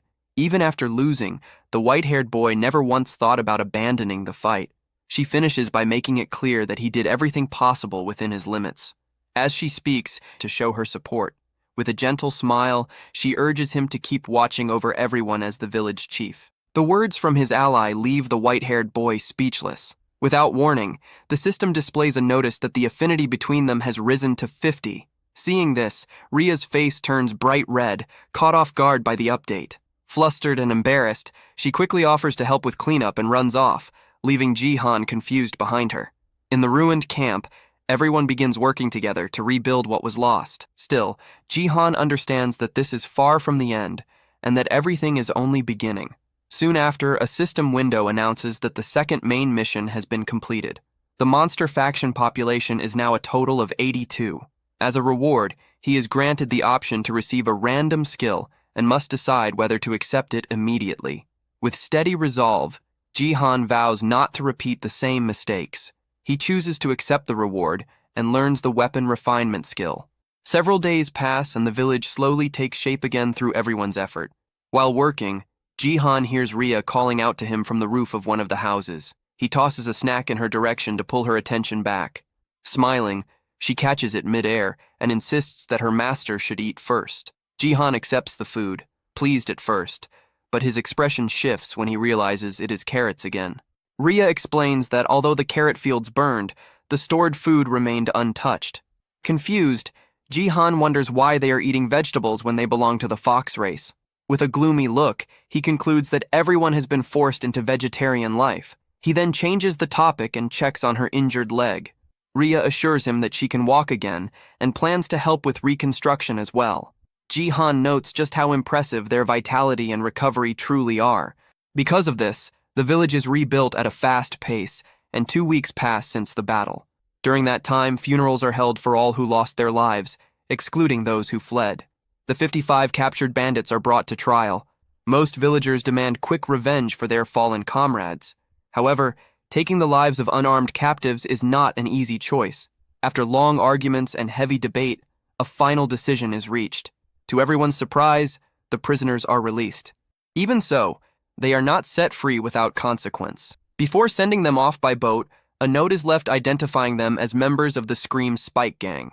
Jihan explains that the sea is filled with dangerous monsters. If fate allows, they may reach the kingdom and face the punishment they deserve. Afterward, the white-haired boy reveals an important discovery. He learns that the bandits were searching for a specific item their leader desperately wanted. By chance, the house of one of his allies survived the fire. Curious about the object, Jihan decides to activate the Eye of the Ruler to investigate further. Using his vision, he quickly identifies the objects as enhancement stones of different ranks. His attention then locks onto a green stone glowing softly on one of the tables. To his surprise, the system identifies it as a B-rank enhancement stone. The white-haired boy cannot help but wonder what these stones are and why they ended up inside his ally's home. Before he can think further, a large bag suddenly drops from the ceiling, landing right in front of them. When he opens it, shock hits him as he sees it packed full of enhancement stones. Left without words, he questions what kind of luck could cause something like this. At that moment, a realization strikes, and his gaze slowly moves upward. What he sees leaves him stunned. The ceiling is covered with bags identical to the one that fell. The sight overwhelms him as he tries to understand how such fortune could exist. His surprise quickly turns into panic as a troubling thought crosses his mind. His eyes widen while staring at the ceiling, unable to believe how many bags hang there. Each one is filled with countless shining enhancement stones. Excitement flashes in his eyes as he understands just how valuable this hoard is. Soon after, he learns the reason behind it. Fox beast folk are naturally attracted to shiny objects like these stones. They see them as symbols of good fortune and often hide them inside their homes. The bandits must have known this tradition, which explains why they attacked the village. The truth hits him hard. This hidden treasure was the cause of the destruction. Even after others tried to comfort her, the fox girl Rhea blamed herself. Consumed by guilt, she attempted to throw all the stones into the sea. He rushed in and stopped her, grabbing her arm before she could do it. He makes it clear that she was not at fault. The blame lies with those who desired the stones. His words reach her deeply, and her eyes fill with tears as she looks at him. At that moment, a system message appears, showing her affinity with him jumping to 60. He decides the dangerous treasure must be kept under control. Rhea quietly agrees with that choice. The recent battle and this discovery harden his resolve. He comes to understand an important truth. Looking at their new resources, he knows that everyone must grow far stronger. As the sun sinks toward the horizon, he asks Rhea where the bandits' weapons were stored. Soon, the two of them arrive at the warehouse, ready to put his plan into motion.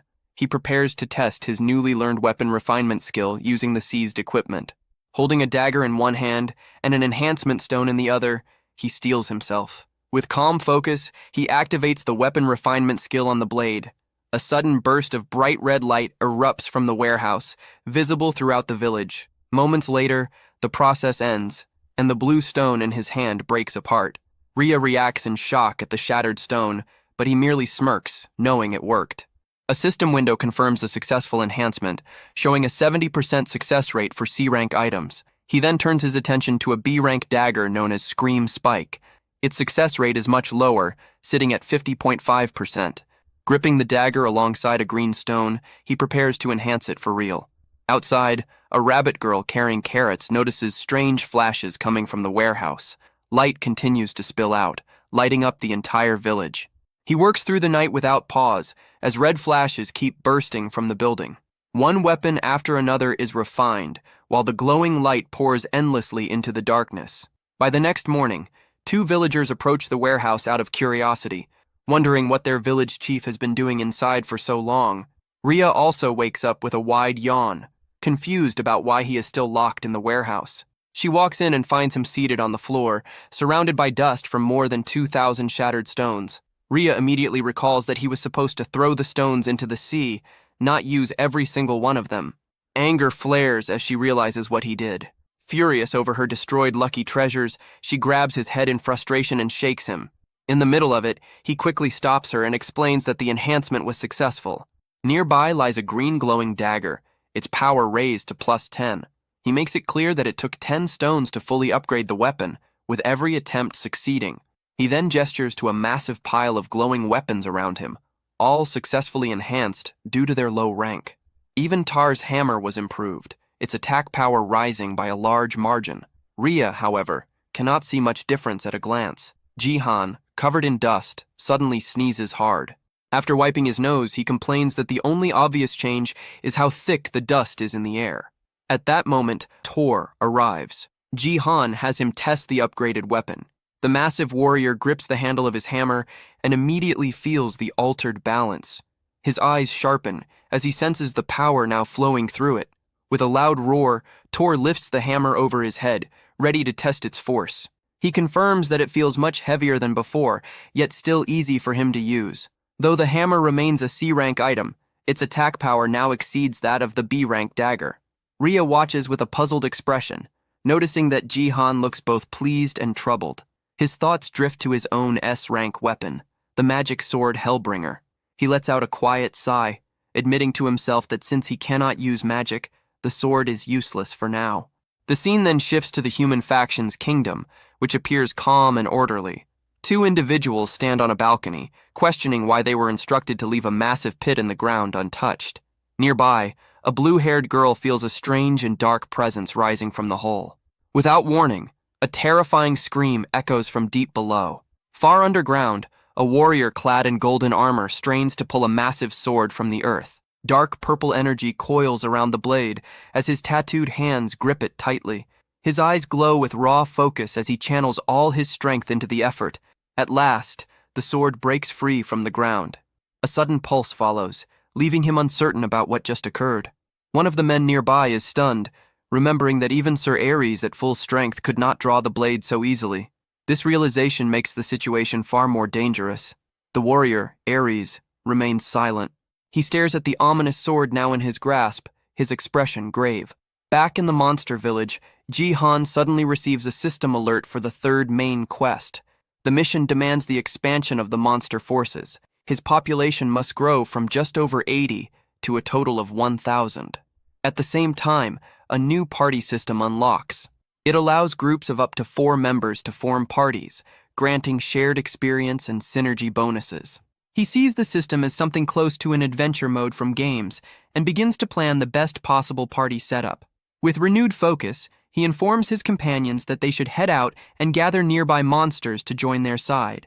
However, the Minotaur Tar makes it clear he will not go, judging it wiser to remain behind and guard their home warren. The young leader quickly accepts that Tar is right. Taking the strongest fighters away would leave the village wide open to attack. This is not a game, and failure here carries real loss. If Warren is destroyed, the mission itself loses all meaning. He understands that full party synergy requires filling all 4 slots. At the same time, the village must stay protected. With Tar staying behind, he scans the remaining villagers, searching for possible companions. He looks over the beast folk one by one. Most of them are ordinary villagers, not battle-tested fighters. As they move about their work, their stats appear mostly the same, offering little guidance. The choice becomes harder than expected. Once his thoughts settle, the young leader approaches Tar and quietly shares his plan. The giant then gathers everyone together and announces that there are 77 beast folk present, not counting the leadership. Jihan watches with a steady expression, fully aware that he cannot choose carelessly for such a critical mission. He sits at a table beside Rhea, who struggles to stay awake, and prepares to begin what he calls an audition named Show Me the Ability 77. Tar steps forward and explains that everyone must demonstrate their usefulness. From the 77 candidates, only the most capable will earn a place in the 4-person expedition team. The Minotaur calls for the first group, numbers 1 through 4, to step up. Ji-Han makes it known that he is seeking someone with strong resolve, fit for exploration and carrying unique abilities. The first applicant can only shift nervously, unable to speak clearly. After hesitating, he admits he prefers to stay in Warren. The village chief immediately dismisses him without hesitation. The next group claims they need to remain behind to plant carrots together as part of village life. Jihan's patience begins to wear thin as serious candidates fail to appear. He motions Tar closer and quietly gives him new instructions. The Minotaur listens and nods, understanding at once. Turning back to the crowd, Tar announces that only those who truly want to take part should stay.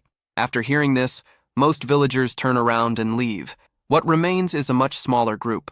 Tar reports that the candidates have been narrowed down, and Jihan is clearly satisfied. With fewer people present, Tar calls forward the first applicant. A single rabbit girl steps out from the group. The tryouts take place inside a partially built structure in the village. The young rabbit girl starts to speak, her voice shaking as she attempts to introduce herself. Then, without warning, her timid behavior disappears, surprising both Jihan and Rhea. She introduces herself as Rain and claims she can manage anything, from cooking to scouting. As Jihan weighs her words, Rhea immediately raises her hand, clearly supporting the girl. Rain goes further, stating she would dedicate her life to the mission if chosen. Jihan shows no strong reaction. He quickly dismisses her for the moment and signals for the next applicant. With a simple gesture, he marks her attempt as a failure and moves on. As Rain breaks down in tears, Jihan signals Tar to bring in the next participant. He then makes it clear that the auditions have already ended. Rain was the only person who applied. The truth leaves her frozen in shock. Jihan is equally stunned, realizing that only one candidate stepped forward for such an important mission. With that, the Lizard Expedition team is officially formed, their objective set on locating and recruiting the legendary lizard tribe. However, the moment the word lizard is mentioned, the rabbit girl stiffens. Fear washes over her as the meaning sinks in.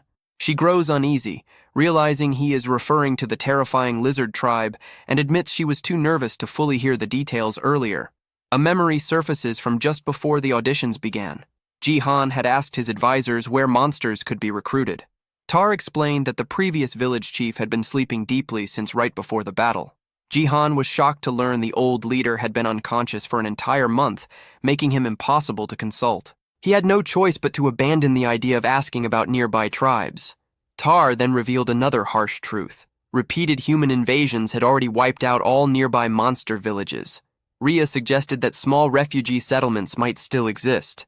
Jihan immediately understood that such groups would never be enough. She agreed, stating that to face the human faction, only truly powerful monsters would matter.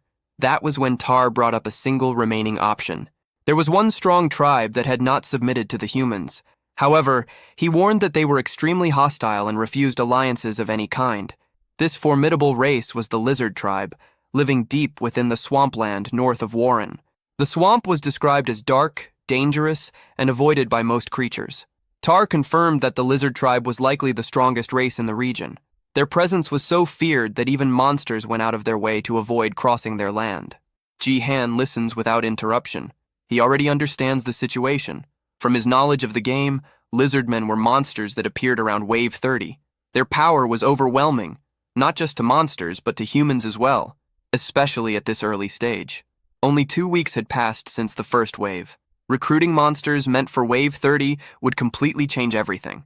Returning to the present, Jihan asks Tar for the exact location of the lizard tribe. The Minotaur hands over a rough map, explaining they must cross 3 mountains and a river to reach a hidden valley. On paper, it looks close. In reality, Jihan is already exhausted and cannot even see the first mountain yet. As he struggles forward, Ria happily finds a DE rank enhancement stone hidden in the grass, showing no sign of fatigue. Rain, meanwhile, carries a heavy pack, refusing to fall behind. She is determined to be useful on this journey with her village chief and his strongest warrior. A strong sense of resolve fills her as she pushes herself, eager to prove her worth. Jihan complains about how far they still have to go. To Rain, this feels like her moment. She pulls out a book packed with scouting records, confident she can locate their position exactly. But before she can explain anything, a loud roar echoes from a nearby mountain. In that instant, she realizes she spoke too late. One of her companions urges her to move faster, saying that once they pass the first mountain, the rest of the journey will go quickly.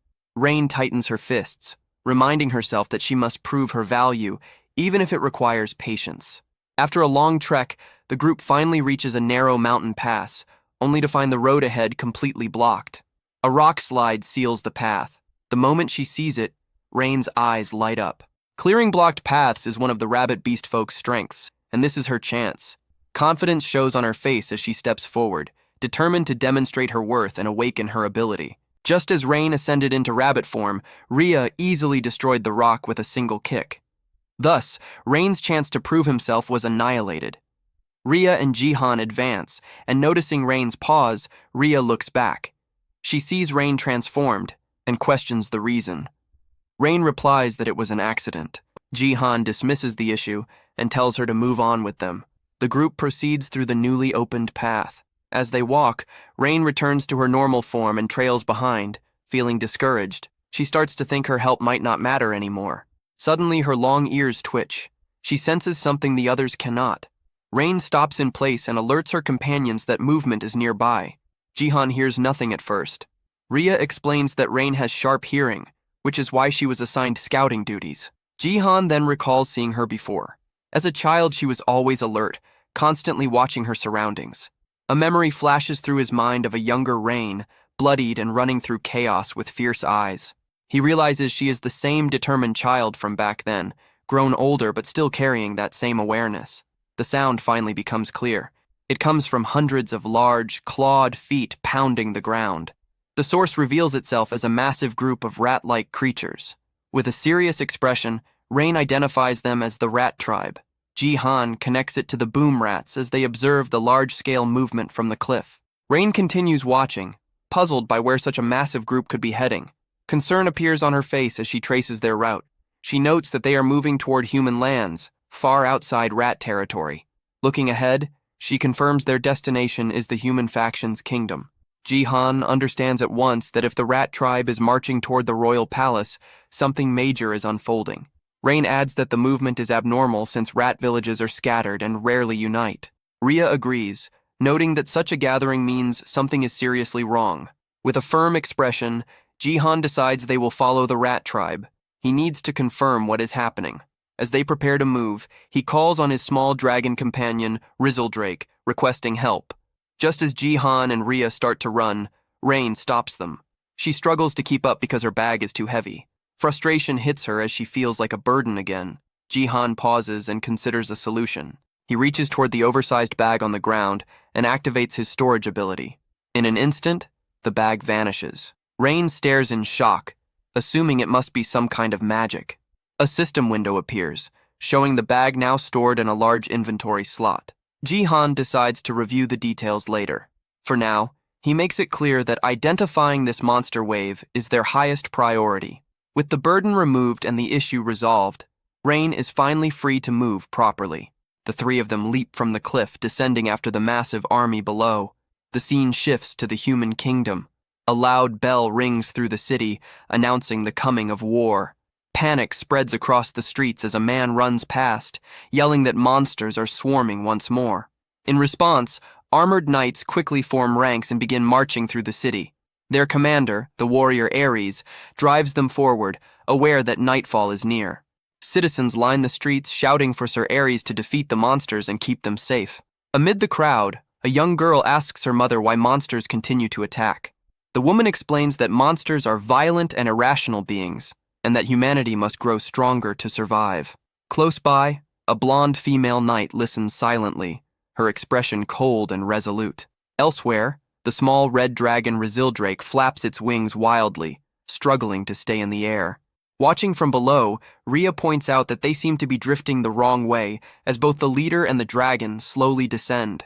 Jihan realizes he has reached his limit and may be too heavy for the small dragon to carry. Feeling apologetic, he accepts that they should descend more carefully from here on. Suddenly, Resildrake lets out a roar and loses all strength at once. Shock floods Jihan's face as they drop straight down. He screams as they fall, while his companions on the ground shout his name and rush after them. Their shadow stretches across the land below, growing larger with terrifying speed. A violent crash follows, as a massive cloud of dust and debris bursts outward on impact. At the center of a deep crater, Jihan sits clutching the dragon, checking if it is still alive. Relief washes over him when he sees Resildrake appears unharmed. He rises slowly, grateful for their endurance, but confusion sets in as he tries to figure out where they landed, assuming it must be near the kingdom. Then his eyes widen in pure horror. Something ahead steals the breath from his lungs. Ria and Rain finally catch up, calling out to their village chief Jarun and asking if he is all right. Seeing his frozen expression, they ask what is wrong. He does not answer immediately. Jihan stands still, staring forward, unable to pull his gaze away from what lies before them. The ground ahead is covered with the bodies of the rat tribe. He confirms that every one of them is dead. The three stand in silence, overlooking a valley filled with death and ruin, trying to understand what could have caused this. As he examines the corpses, Jihan notices that most were killed by deep cuts and stab wounds from sharp weapons. His expression hardens as realization sinks in. This is the second time he has witnessed such a massacre. Once again, he finds himself standing before a field of lifeless bodies. The sight brings back a memory of the past, when he once stood before a shattered portal, surrounded by death and ruin. An image of his younger self flashes through his mind. Since arriving in this world, death has become a familiar presence. Back in the present, he finds it strange that the scene stirs no emotion in him, as if this kind of horror has always been normal. Rain covers her mouth in shock, recalling that she heard footsteps running from another direction only moments earlier. Without warning, a weak cough breaks the silence. The group quickly notices a lone survivor lying among the corpses. Jihan immediately signals Rain to bring her herbs. She responds at once as they hurry toward the injured figure. Kneeling down, she applies a healing salve to the wound. The rat creature offers a faint thanks, barely able to speak. Rain presses for an explanation, but the survivor hesitates, still shaken. Everyone gathers around him, waiting quietly as he stares at them with terror in his eyes. A memory grips the survivor. He recalls the face of a human warrior, a terrifying man marked by a single glowing blue eye.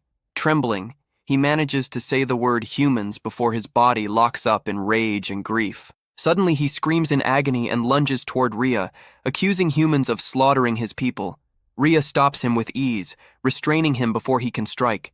She forces him to look closely at them and settle down.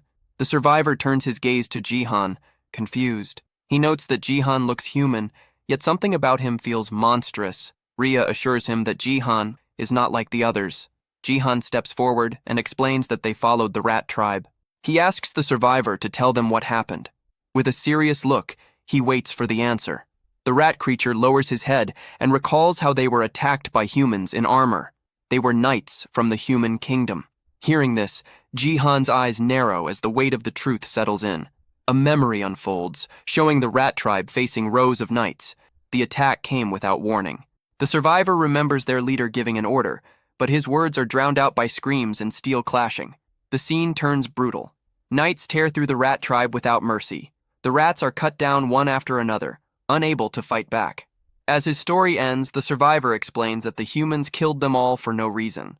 Jihan and the others are left shaken. The vision shifts again. A rat messenger races through the darkening sky, flying with urgency. He lands roughly before the rat leader and delivers his report. 8 villages have already been wiped out by humans, his eyes burning with fury. The rat chief explodes in rage, questioning what crime his people committed to deserve this. He declares that they cannot endure it any longer. At the same time, atop the walls of the human kingdom, a commander orders the archers into position. Ares stands prepared beside the female knight. Together they provoke the approaching monsters, daring them to come closer. The rat leader swells with rage, vowing revenge for every fallen comrade.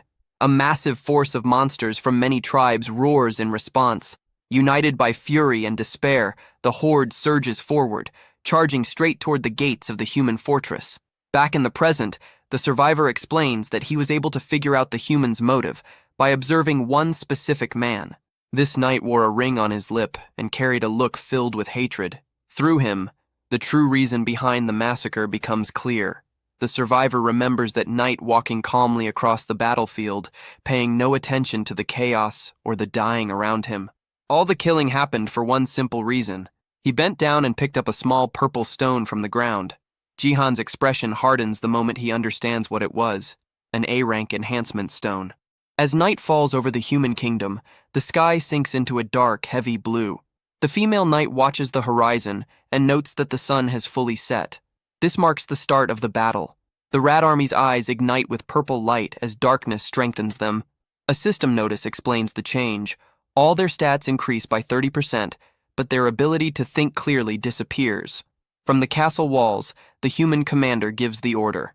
Archers unleash a massive wave of arrows, blackening the sky as they fall toward the charging monsters. The arrows strike deep, piercing rat after rat. Even so, driven by rage and empowered by night, the horde keeps moving forward. The commander then shifts tactics and orders the archers to focus on the monster at the front. A warrior steps forward on the wall, raising a shining golden sword. He prepares a skill and releases a vast wall of fire. Flames surge outward, cutting off the monster's path. The rat leader stares into the fire, purple eyes glowing, showing no fear as the attack reflects back at him. Back in the present, the survivor completes his account. He explains that he used what little strength remained to confront the humans. A memory plays out of him standing weakly before the knights, begging them to stop the slaughter. He remembers clenching his teeth, forcing himself to show resistance despite pain and fear. The human knight simply turned away. He left without a second glance, abandoning the dying rats as if they were worthless. The survivor realizes that once the humans obtained what they wanted, the rest no longer mattered.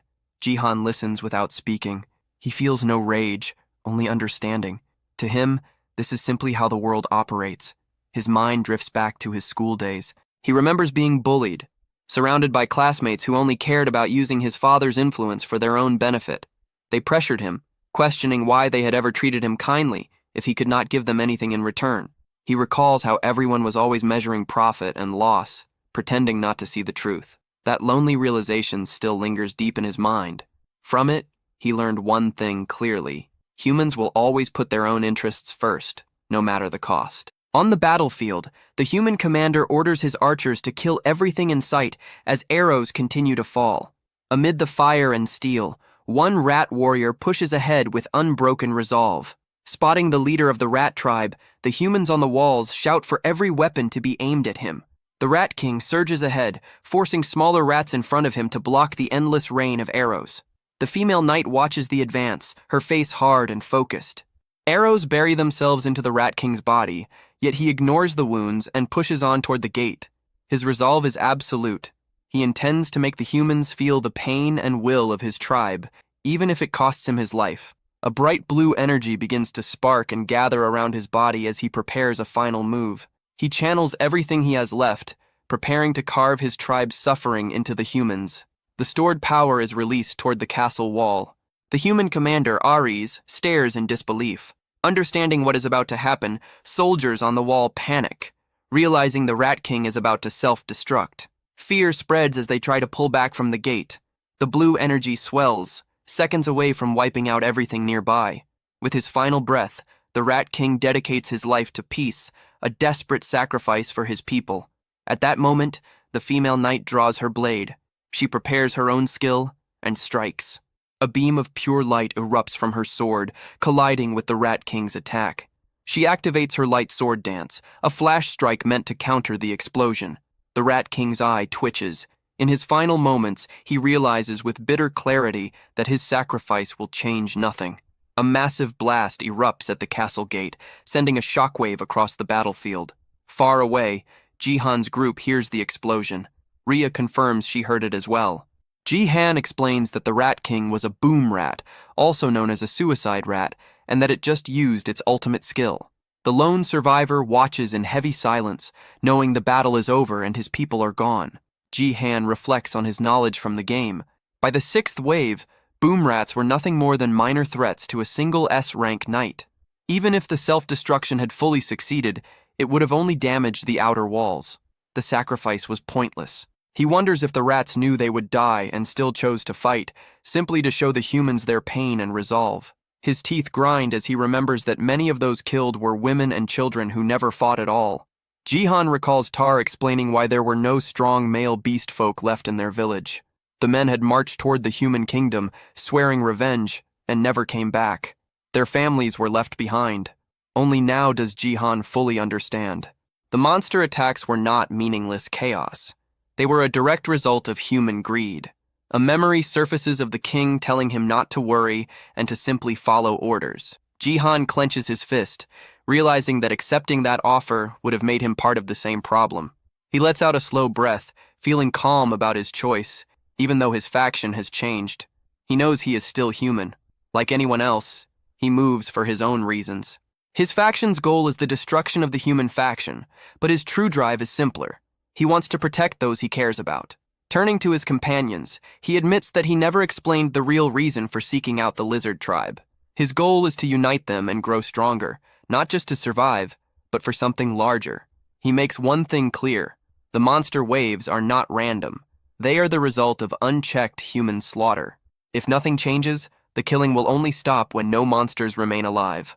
With a renewed resolve, Ji-han sets his goal. He will bring down the entire human kingdom before they can erase every monster from the land.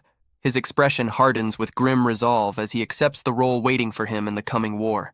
He looks over his companions and makes it clear that reaching this goal will require their strength. The barren land around them reflects the recent tragedy, a harsh reminder of what is at stake. He explains that the path ahead will not be easy, but destroying the human faction is the only way they can survive. Rhea answers first, making it clear she always sensed that his hostility toward humans matched her own. She recalls the fight against the bandit leader, remembering how he refused to give in even when defeat seemed certain. Rhea follows, stating that a small village alone will never be enough. She agrees that to challenge the human faction, they must unite powerful monsters like the lizard tribe. Rain then steps forward. She speaks of Warren, where everyone watched their families die at the hands of humans. Memories of chaos and blood flood back as she recalls friends falling before her eyes. A brief vision shows a rabbit beast folk holding an injured companion as flames consume their village. Looking at the dead rat creature nearby, Rain admits they were powerless against the human attacks. Still, she recognizes that he led them to victory against the bandits and protected their home. Rhea moves closer, fixing him with a firm and serious stare. She states that if tearing down the human kingdom is the only way to bring peace, she will follow him without hesitation. Ji-han is caught off guard by her loyalty and deeply moved, quietly calling her name. Rain raises her hand next, eager to offer her support. She announces she will help as well, flexing her arm with forced confidence and a determined smile. She reveals that her parents died shielding her and her brother from humans. With sadness, she adds that her brother has since passed, joining them. Her fists tighten as she admits she once believed it was hopeless, knowing her race was seen as weak and fragile.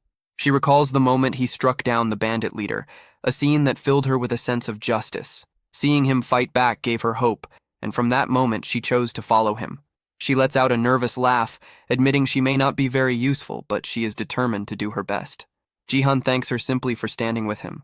Her eyes brighten with relief and joy. He reflects quietly, understanding that while their reasons differ, their purpose is the same, and that is what truly matters. Turning back to his companions, he declares that they will put an end to the cycle of human massacres and monster retaliation. Rhea watches him with steady resolve, prepared to walk this harsh road beside him. With renewed determination, Ji-han sets their final aim: to break the chain of hatred and bring peace back to the world. Even if their motivations differ, their shared goal binds them together. He reinforces that they must end the endless loop of human slaughter and the monster attacks that follow as Rhea listens, fully aware that their mission is to shatter the cycle of hatred once and for all. He completes his declaration, committing himself to bringing peace back to this world for everyone. At that moment, another voice calls out, stating a wish to stand with them. The remaining survivors of the rat tribe slowly step out from the shadows, moving through the field of bodies. They gather before the group, asking to join their side as more survivors reveal themselves one after another. Later, Jihan learns the reason behind their sudden trust. The cautious rats had been listening to the entire conversation from a distance. One especially large rat steps forward, its size catching Jihan off guard. Ria immediately begins treating the wounded survivors, signaling the large rat covered in bandages to wait. Once the injured are cared for, they hold a quiet ceremony to burn the bodies of the fallen. At the same time, the human kingdom has already pushed back the sixth wave and begun clearing the battlefield. Knowing they are running out of time, Jihan understands they must reach the lizard folk before the kingdom grows even stronger. The next morning, sunlight rises over the land, marking the beginning of a new journey. Jihan hands the new rat tribe chief a map, instructing him to search for taro in a cave while the group is away. As the expedition departs in search of the lizard folk, the new chief watches them leave, map in hand. He looks down at the rough, childish drawing, completely confused by it. A system window appears, confirming the addition of 67 new members and updating the quest progress. After parting from the rat tribe, the group heads toward the swamp, where the lizard folk are said to live. Along the way, they stop at a river. While his companions play nearby, Jihan suddenly sinks beneath the water. He flails desperately, calling for help as the others rush in. Realizing the detour has taken its toll, they pull him out and press on his stomach until he coughs up the water he swallowed. Despite the harsh journey, they continue making progress toward their goal. Later, they encounter a wild goblin standing guard at the entrance of a cave. Jihan decides to recruit it, handing over the same crude map he previously gave the rat chief. The goblin stares at it in total confusion. A system notification appears, confirming the successful recruitment of 40 goblins into his faction. They soon encounter the Taro tribe, and Rain is surprised to recognize the muscular beastmen she once knew. After another successful recruitment, 12 more members join the growing faction. Their journey is suddenly halted by the appearance of a massive, squishy blue slime. Jihan is stunned to realize it is the Slime King, the boss of the seventh wave, leading its kind straight toward the human kingdom. He runs forward and spreads his arms, desperately trying to stop them. The Slime King continues moving and absorbs Jihan into its soft body. He struggles inside before pushing himself free, warning that heading that way will lead to their deaths. It turns out the slimes had lived peacefully in a cave near the river until humans forced them out. They were simply migrating to find a new home, unaware their chosen path would lead to destruction. Jihan offers them another route to a much larger cave, showing the Slime King his simple map. After a long discussion, he finally convinces the slimes to follow him instead and join his faction. His faction count surges by 793 members, leaving him only 6 short of his goal of 1,000. As the sun sinks low, Jihan is completely worn out, complaining that he cannot take another step, and Ria agrees with him. Just as they consider stopping altogether, Rain notices something in the distance and points it out with excitement. The group looks ahead and sees 2 massive mountain peaks outlined by the setting sun. Standing at the edge of a cliff, they realize they are finally close to the land where the lizard folk are said to live. Jihan's stomach growls loudly, and he decides they should rest for the day and eat something. Hearing his complaints about hunger, Rain treats it as her chance to be useful.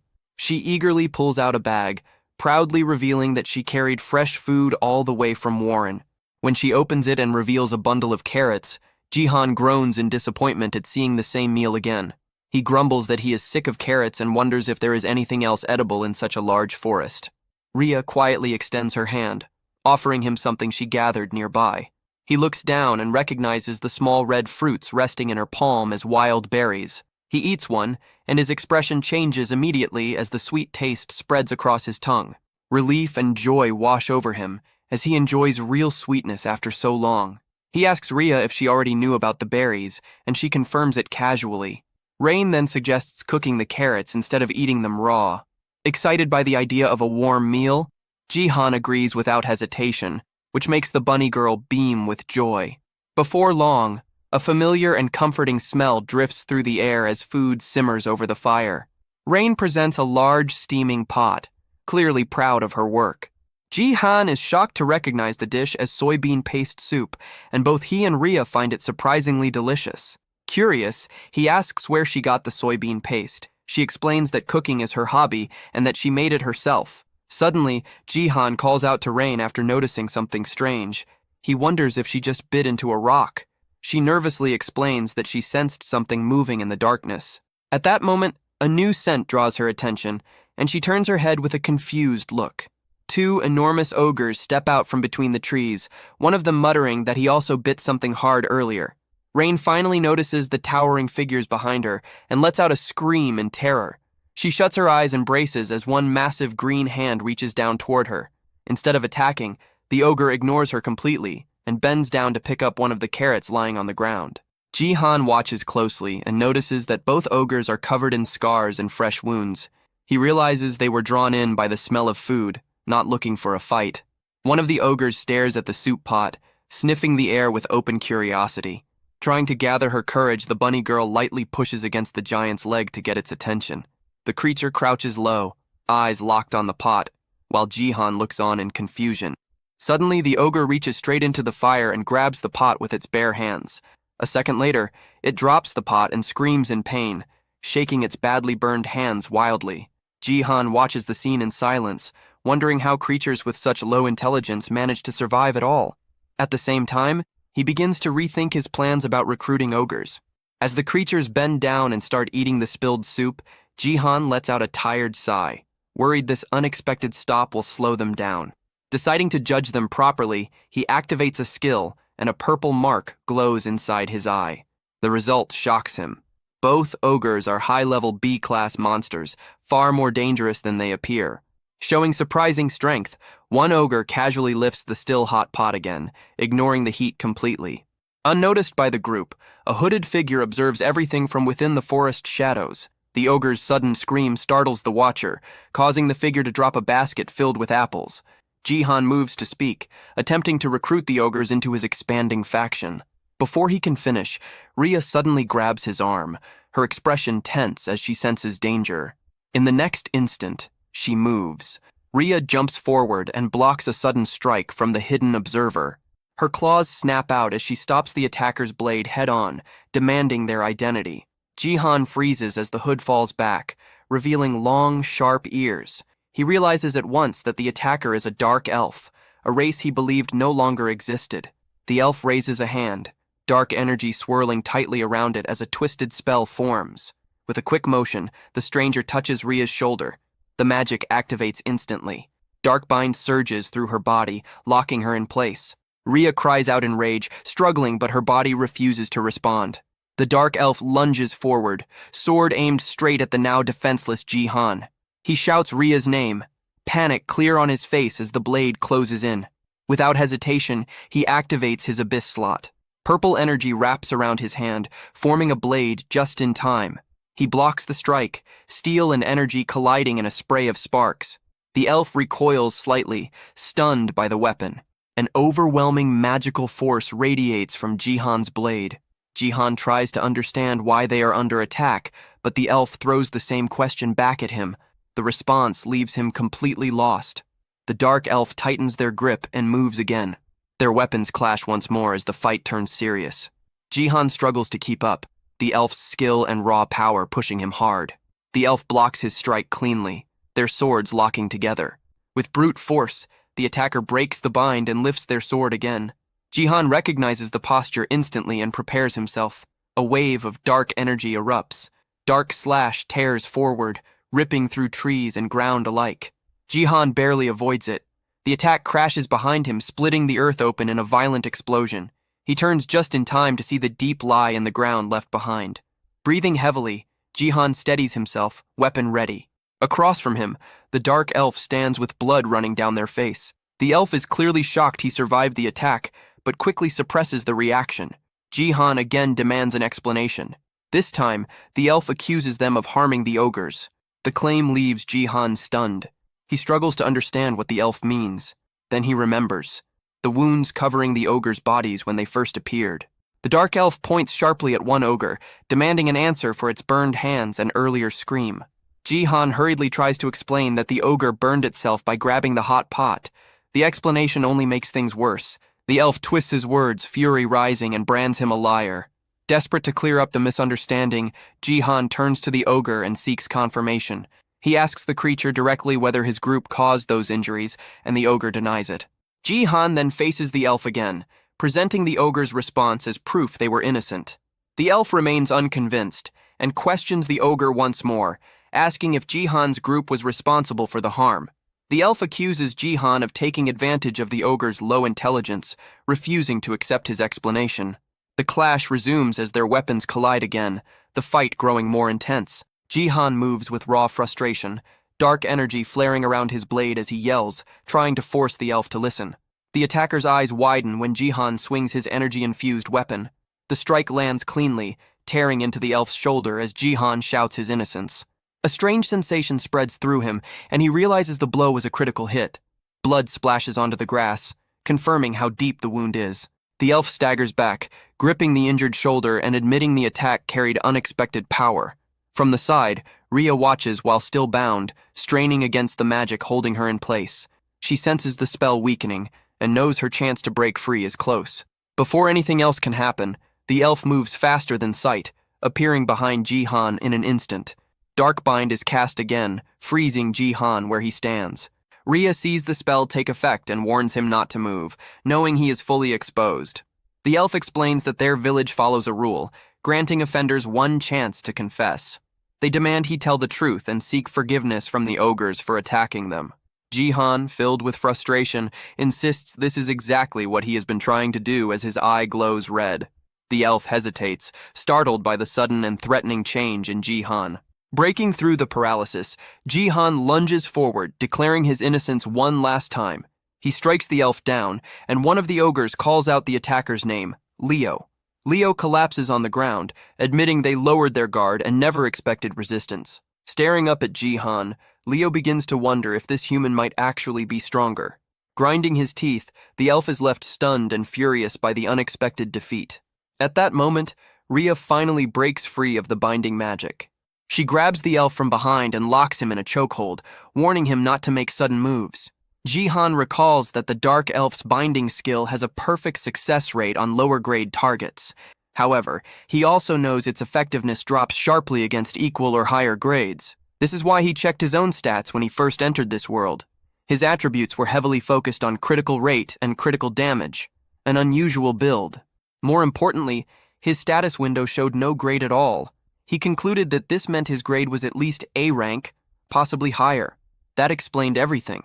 It placed him on the same level as the A-rank elf and clarified why the second binding spell failed. With the immediate danger resolved, Rain looks toward her leader. Rain looks to her leader, asking what they should do next. Rhea keeps her claws firmly pressed against Leo's neck, making sure he cannot move. Leo's thoughts drift back to the day he left his home, swearing he would return as a great warrior. Now, lying restrained, he feels nothing but failure. Jihan steps closer and calmly signals Rhea to let the captive go. He reaches out and places a steady hand on Leo's shoulder, urging him to trust him. Meeting the elf's gaze, he extends his hand and once again makes it clear that his group did not harm the ogres. He then offers his help, promising to uncover who actually attacked Leo's people. At that moment, a system message appears, showing that their relationship has improved.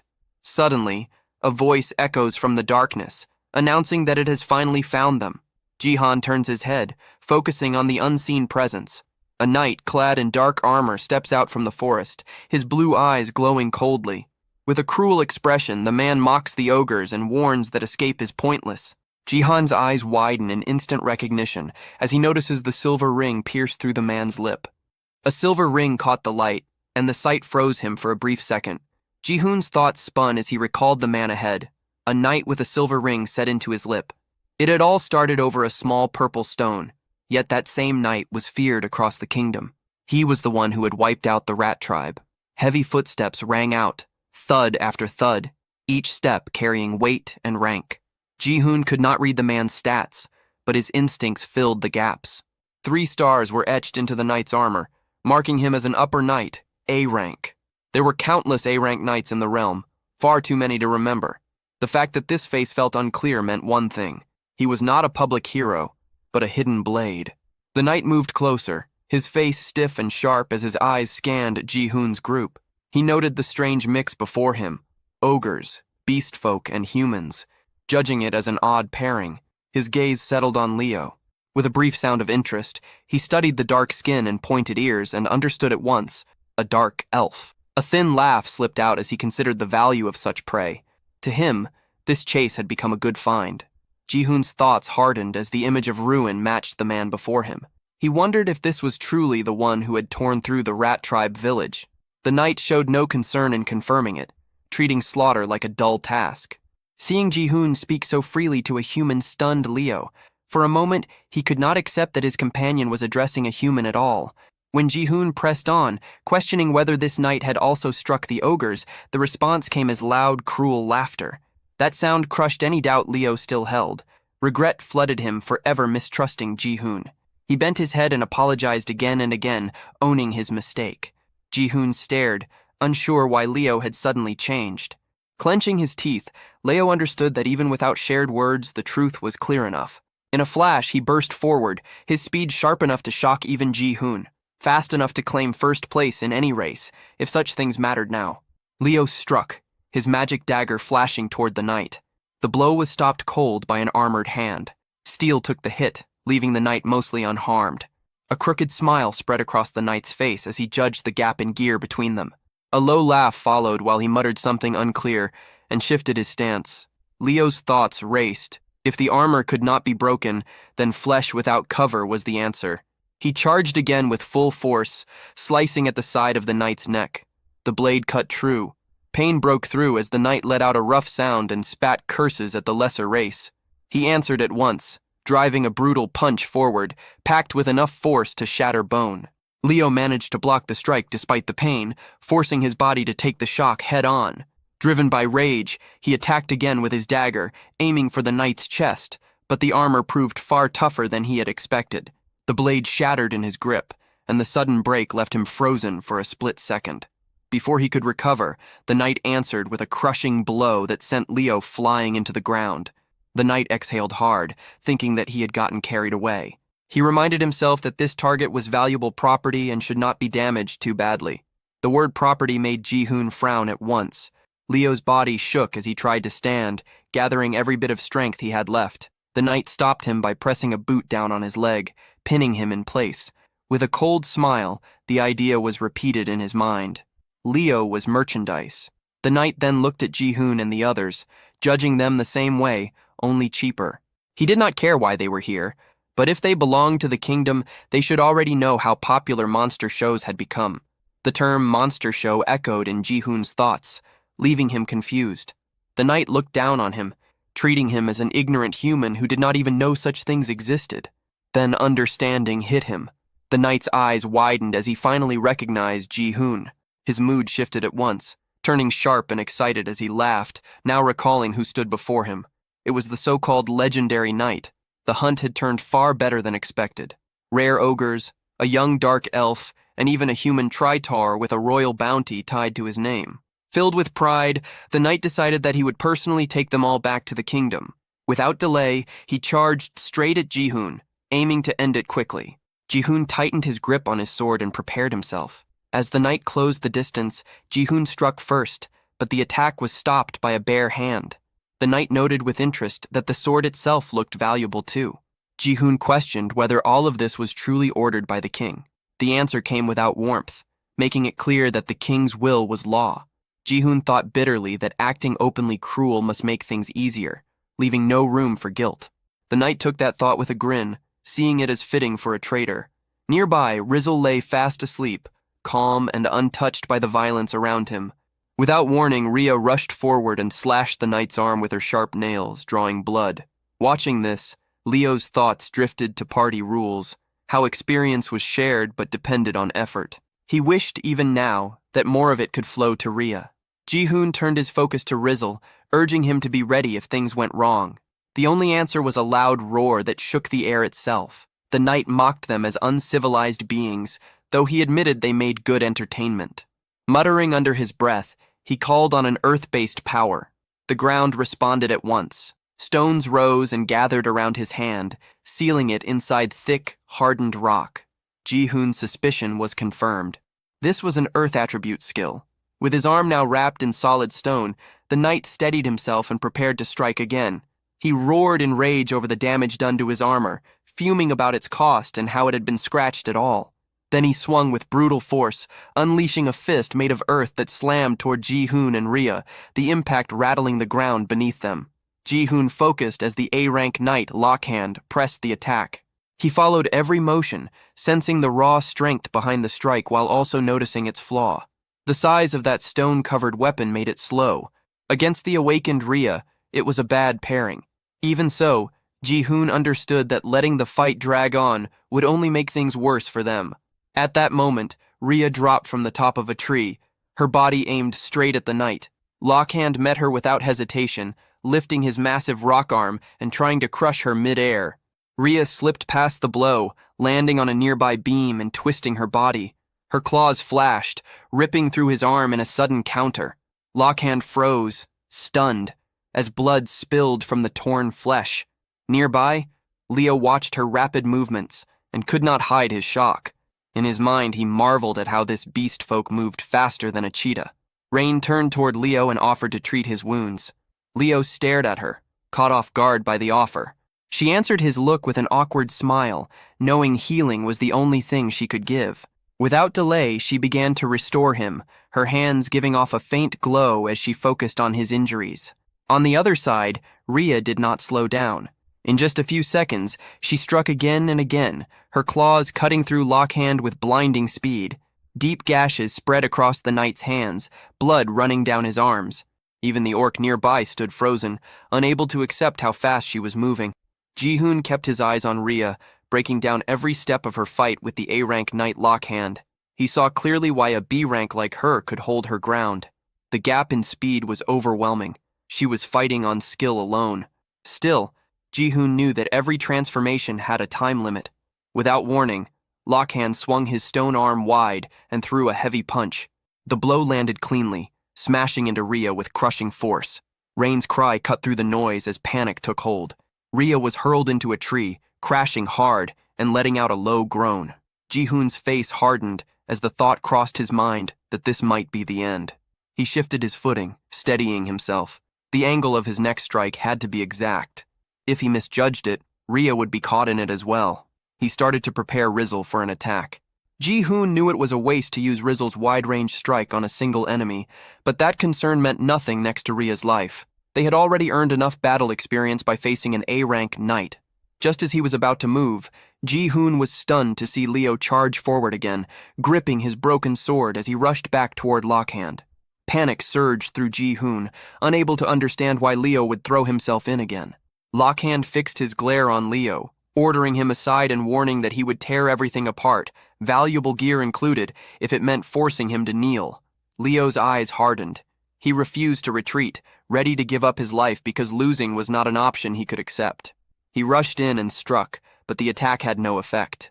Lockhand's low voice carried scorn as he dismissed the rumors about dark elves being dangerous due to debuff magic, calling it meaningless talk. He seized Leo and slammed him into the ground. His cruelty showed as he noted that Leo's poor intellect was helping calm his own anger. Leo was told not to fear for his life, since it still held value, but beasts that failed to know their place had to be beaten. Watching from afar, Ji-hoon questioned why the knight went this far. The answer came without warmth. Lockhand believed he was being merciful, but Leo was too ignorant to grasp it. In his view, Leo was not at fault. He was simply born into a savage, lesser race that howled instead of speaking. Leo clenched his teeth as memories flooded back. In his childhood, his strength had always been lacking. His father had tried to comfort him, telling him not to worry, promising that his magic would grow with time. Yet as the years passed, nothing changed. Whispers followed him everywhere, saying the chief's son had less magic than a child. People questioned how someone like him could be the heir of the tribe. Unable to endure the shame, Leo had left his home. As he walked away, he swore he would return stronger and walk the same path as his father. Back in the present, regret shook him. Thoughts of his father filled his mind, and he apologized in silence, crushed by the feeling that he had failed. Ji-hoon called out to him and threw his sword in his direction, urging him to take it. Leo caught the blade, and the moment his hand closed around the hilt, a massive flow of energy surged through him. Power flooded his body, and he realized that magic was pouring out of him without restraint. With that level of magic flowing through him, He was finally able to fight back. Leo rushed in, swinging the sword and driving it straight into Lockhand's chest. The knight did not move, not even a scratch appearing. Lockhand burst into loud laughter, treating the attack as nothing more than a joke.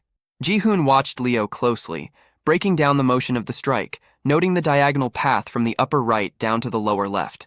Then Leo let out a roar as the sword released an even greater surge of power. Energy poured out without restraint. He attacked again, using everything left in his body. Light exploded from the blade, spreading through the forest and lighting up everything around them. The force behind it stunned everyone who witnessed it. Lockhand was hit head-on and hurled far away as the ground split apart beneath him. His armor, clothes, and all his gear shattered and were wiped out completely. Ji-hoon stared, stunned, realizing that Leo's strength was several times greater than before. Leo looked down at his own hands, unable to accept that he had released such power. His strength ran out at once, and he dropped to the ground, eyes fixed on the sword, as he wondered what kind of weapon it really was. Ji-hoon immediately turned his attention to Rain, urging her to treat Leo and Rhea at once. Rain answered without delay, her resolve clear as she moved to help. Not far away, Lockhand lay on the ground, barely alive, yet still able to curse, raging that such lesser races dared to stand against him. Ji-hoon stepped forward and threw his sword toward the fallen knight, forcing his focus away from empty insults and toward a different kind of talk. Ji-hoon's gaze sharpened as he showed calm interest in the kingdom itself. He pressed the blade tight against Lockhand's neck, making the threat clear without words. From that moment on, any lie or refusal would carry a price. Ji-hoon began questioning him at once, first demanding to know the number of soldiers in the kingdom. Lockhand answered that when archers and foot soldiers were counted together, the total exceeded 3,000. Ji-hoon followed up by asking about soldiers like Lockhand who operated outside the royal palace. Lockhand admitted he did not know how many subjugation forces existed. Ji-hoon pressed further, questioning what those forces were meant to do. Lockhand's eyes darkened as old memories surfaced. The scene shifted to the past, to a moment when he had been summoned by the ruler himself. Back then, he had stood before the king, addressed as Senior Knight Lockhand of the Royal Guard Oth Division. Lockhand had answered the summons with respect, and the ruler had stated the need for stronger arms. He had been ordered to wipe out everything surrounding the kingdom and recover whatever was required. The scene returned to the present as Lockhand continued explaining to Ji-hoon. The subjugation forces were roaming in search of enhancement stones to strengthen weapons and caves rich in iron ore, which was used to reinforce the city walls. Ji-hoon reflected that his question might have been too simple. From what he knew of knight defense systems, expeditions existed for gathering items like enhancement stones and grade stones. It seemed likely that the subjugation forces were nothing more than groups formed for those same purposes. He moved on to his next concern and asked about the kingdom's two elite knights, Ares and Lib. Lockhand confirmed at once that he knew them. Ji-hoon pressed further, asking about their level, or more precisely, how many skills they could use, since early progression could be judged by skill count. Lockhand stated that both Ares and Lib were capable of using 2 skills each. Ji-hoon processed the answer and concluded that neither had reached level 20 yet.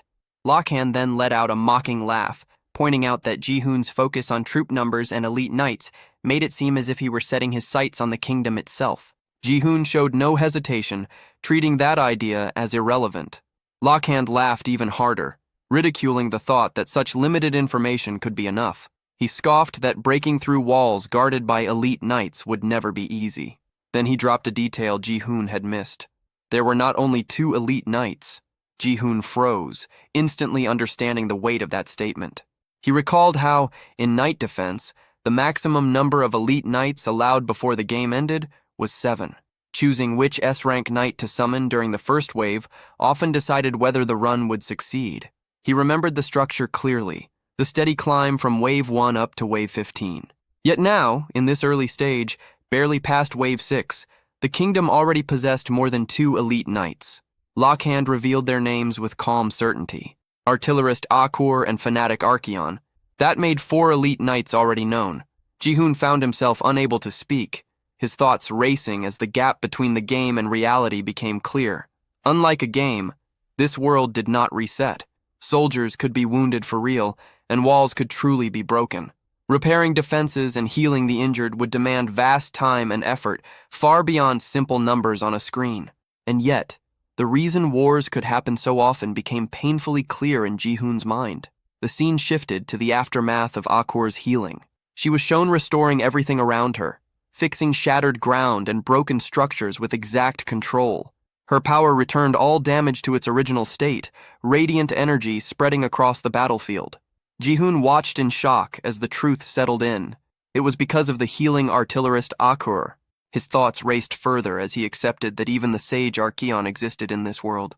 There were already 4 S-rank knights, and the fear grew that there might be more. The situation felt absurd, a reality so extreme it was hard to grasp. From the kingdom's side, this world was set to an easy mode. From Ji-hoon's side, trying to break through such power meant facing an ultra-hell mode. Lakhan noticed Ji-hoon's frozen state and reacted with open mockery. Ji-hoon steadied himself, deciding there was one final thing he needed to know. A sharp realization struck him.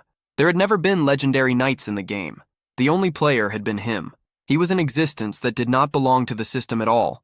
He sought to understand what a legendary knight truly was, and how Lakhan had summoned such a being. Before that thought could fully form, a sudden rain of arrows poured down toward him. Panic spread as Rain reacted to the attack. Realizing they had been surrounded by a large force of humans, Leo stared in disbelief, wondering if Lakhan had reinforcements. From the forest emerged the Royal Guard Oath Division. Their armor gleamed as they raised their weapons, all aimed at Ji-hoon. They ordered him away from Sir Lakhan. Despite his burned and broken state, Lakhan formed a cruel smile and activated his skill. Stone Earth regeneration took effect, his body slowly repairing itself. He reaffirmed himself as a knight of the Great Kingdom, making it clear he would not give up information easily. Anyone who learned the kingdom's secrets would die there, and Ji-hoon's corpse would be personally delivered back. Ji-hoon remained calm. He already knew about the kingdom's movements through the Rat Tribe. Around 100 soldiers had attacked their village. If their commander failed to return soon, those same soldiers would head this way searching for him. Ji-hoon had been waiting for that outcome as well. Lakhan reacted with anger, dismissing it as a lie. Ji-hoon continued without emotion, pointing out that if Lakhan truly was their commander, then every one of those soldiers was weaker than him. Lakhan demanded how Ji-hoon could be so sure. Ji-hoon answered with nothing more than a confident smirk, knowing the reason was simple.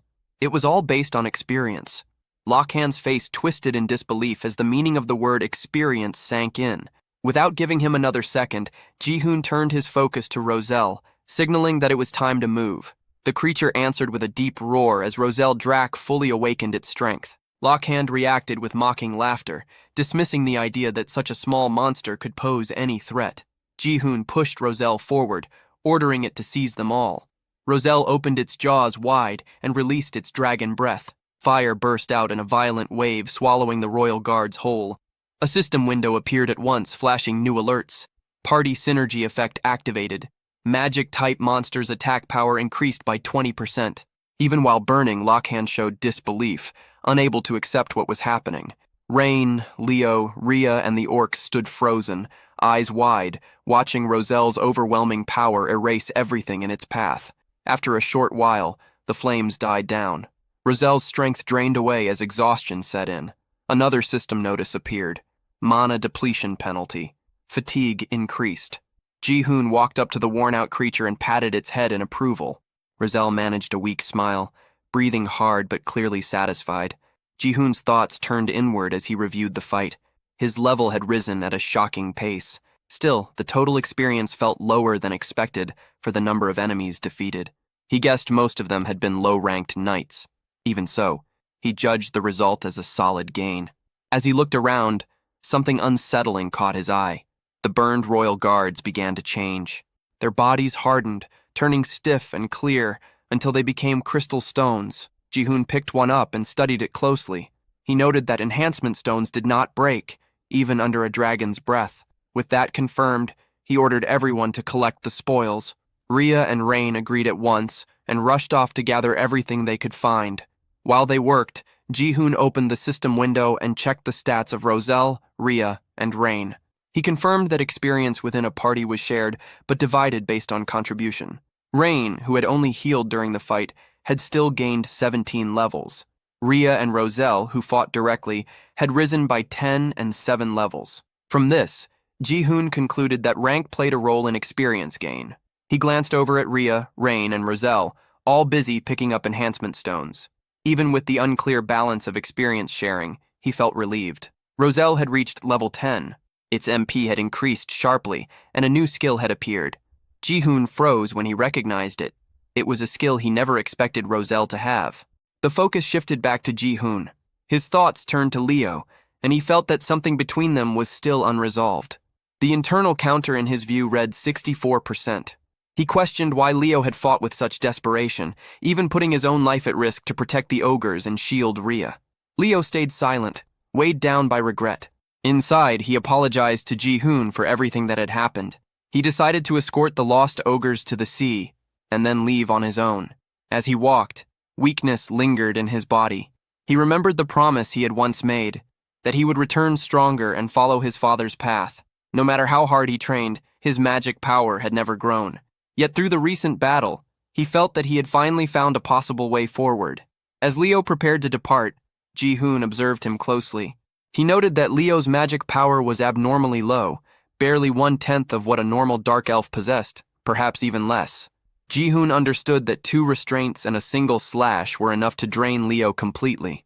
Leo was taken aback, wondering how Ji-hoon could know such details when he was not even a dark elf. Ji-hoon explained it inwardly as a special ability unique to himself. Leo accepted the explanation more easily than expected, though embarrassment crept in, as if his weakness had been fully exposed. Ji-hoon then brought up the moment when Leo had gripped the sword and felt his magic surge. He reasoned that the blade was no ordinary weapon, but a magic sword capable of supplying magic power and boosting magical attacks. Leo understood at once that it was a rare magical weapon, and admitted he had never seen one of such quality. Ji-hoon chose to give the sword to Leo.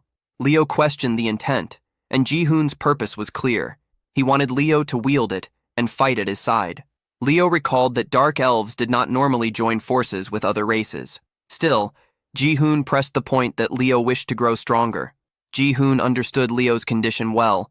His magic power was lacking, but his physical ability was far beyond that of other dark elves. The real weaknesses were his low magic reserves and poor magic attack strength. Leo reluctantly admitted that this judgment was correct. Among dark elves, those with weak magic were treated as worthless. That was the reason Leo had been traveling in search of a way to increase his magic power. Ji-hoon then took an enhancement stone and rubbed it against the sword, confident that the issue could be fixed. He believed Leo's physical talent was unmatched among his kind and offered to help him build the magic power he lacked. Ji-hoon was capable of continuously increasing the weapon's magical output. He pulled out a B-rank enhancement stone and began the enhancement process. Leo watched in disbelief as the attempt failed. The magic power did not rise at all. Ji-hoon tried once more. From afar, Rain noticed the flashes coming from the enhancement stones and felt puzzled by what she was seeing. At last, the sword's magic power rose. Ji-hoon named the blade Scream Spike and noted that it had reached an impressive +11 enhancement. He showed that he could continue enhancing weapons and made it clear that he planned to push Leo's magic power to its limit. Leo thought it over carefully. If this method truly allowed him to grow stronger, then it was not submission, but a reasonable deal. After some hesitation, Leo agreed to join for 10 years. Nothing beyond that, just temporarily. Ji-hoon accepted, though something felt strange to him, since 10 years hardly sounded short at all.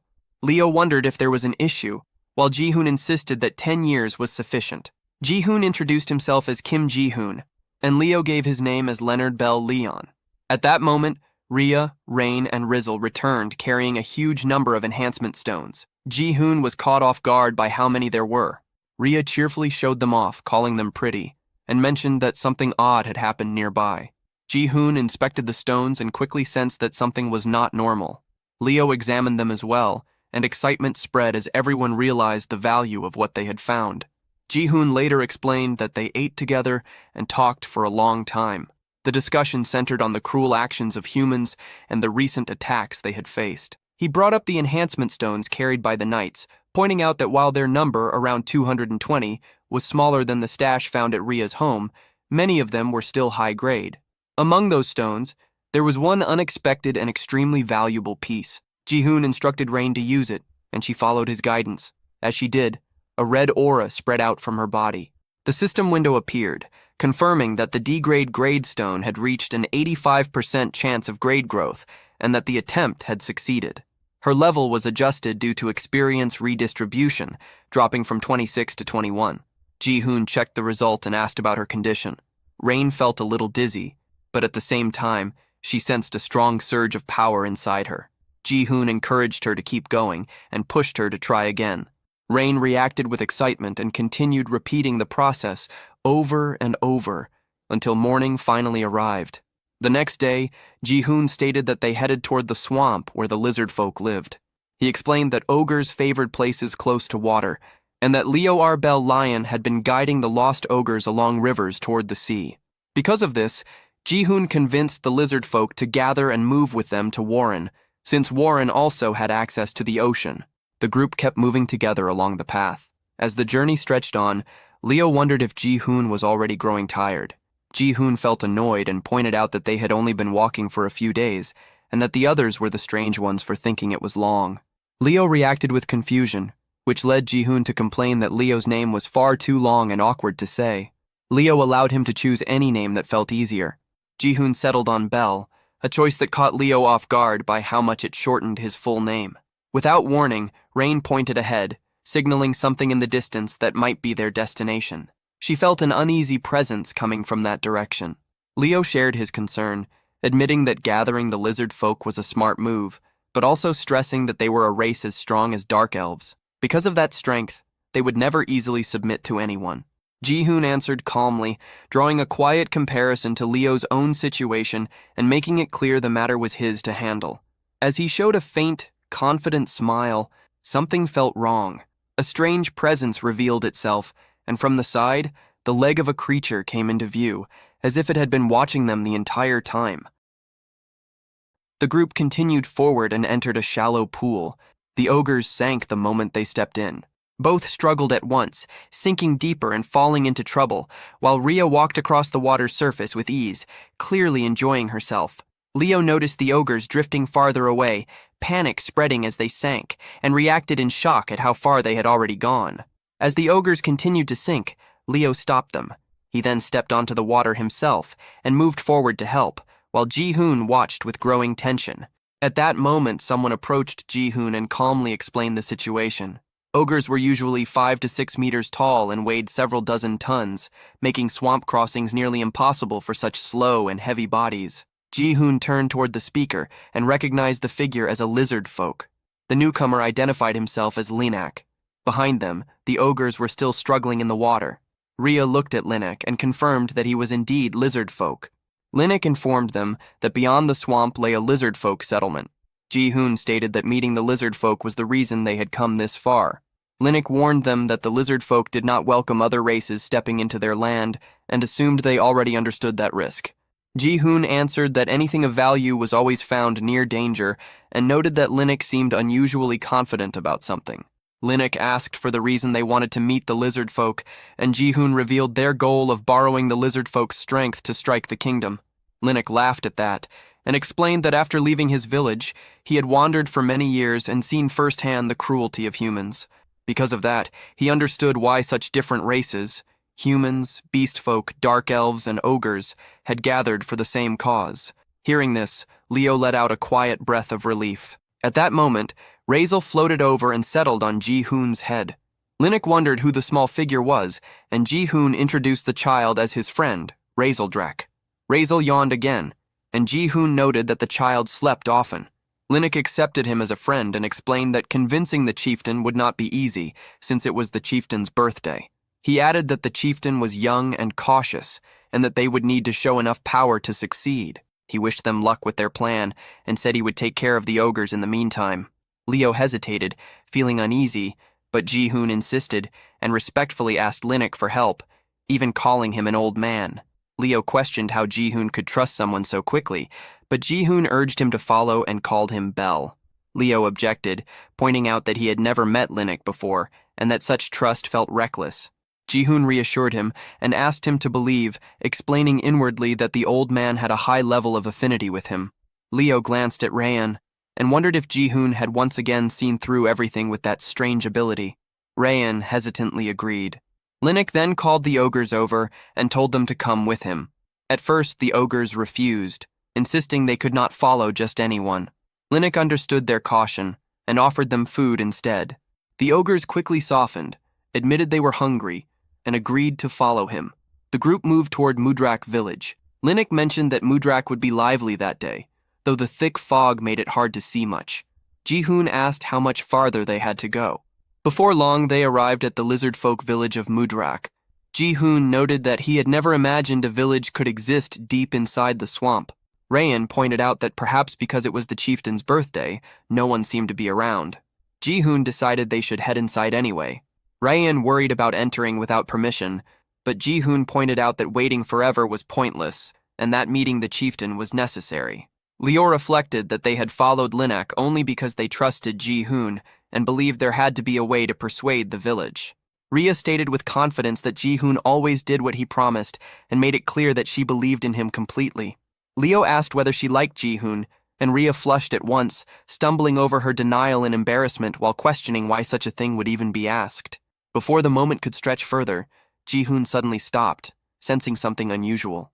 Rhea asked what he had heard, and Rain confirmed that she had begun to notice it as well. Ji-hoon focused and picked out the sound clearly. It was a heavy pounding, coming from a specific direction. He pointed toward it, signaling the source. Rhea warned him to stay alert, but before he could respond, a lizard folk soldier launched an attack straight at him. Ji-hoon reacted instantly, dodging the strike and recognizing the attackers at once. Leo intercepted another soldier's blow, while Rhea leapt forward, striking back and forcing the soldiers away from Ji-hoon. She moved in to attack again, but Ji-hoon stopped her, telling her to wait. Before she could pull back, a soldier struck her hand, leaving her injured. Ji-hoon quickly addressed the soldiers, making it clear they had not come to fight, only to meet the chieftain. One soldier noticed that a human was speaking their language and decided that this alone marked him not as a guest, but as a criminal. The soldiers judged the group as intruders rather than visitors. Chains were placed on all of them, and they were dragged away. As they were taken, Ji-hoon noted inwardly that even the weakest soldier among them was far beyond their level. That alone told him they had reached the right place. He also realized that the pounding sound he had sensed came from here. Leo grew annoyed and remarked that the lizard folk were throwing an extremely noisy birthday celebration. A soldier snapped at them to stop talking and move faster. They were led into an arena. Inside, a kingdom knight was already locked in combat with a lizard folk warrior. In one clean motion, the lizard folk cut the knight's throat. Ji-hoon stared at the scene, stunned, trying to understand why a kingdom knight was here at all. The lizard folk warrior who delivered the killing blow bowed deeply before Lyrak and offered birthday wishes. Lord Lyrak continued eating his fish, calmly observing that the warrior's edge had grown sharper. He praised the fight as a fine, bloody display worthy of a true lizard folk. Another lizard folk called out for the next match to begin. A warrior stepped up to the caged kingdom knights and challenged any of them willing to fight to come forward. The knights, unable to understand his words, shouted in anger, telling him to go away while shaking in fear. Among them, a female soldier trembled uncontrollably. At that moment, the lizard folk soldiers who had captured Ji-hoon's group arrived before Lyrak and announced that they had apprehended intruders. Lyrak's attendant inspected the bound group and demanded an explanation, pointing out that Mudrak lay deep within the swamp, that no one came there without reason, and that their tribe did not welcome outsiders. He pressed them again, insisting on knowing their purpose. Ji-hoon assessed the soldiers watching from the stands. Their levels ranged from 30 to the mid-30s, with ranks spanning from C to A, and their combined force was far greater than he had expected. Yet the real shock came from the lizard folk chieftain himself. Ji-hoon realized that the one seated before them was S rank, level 36.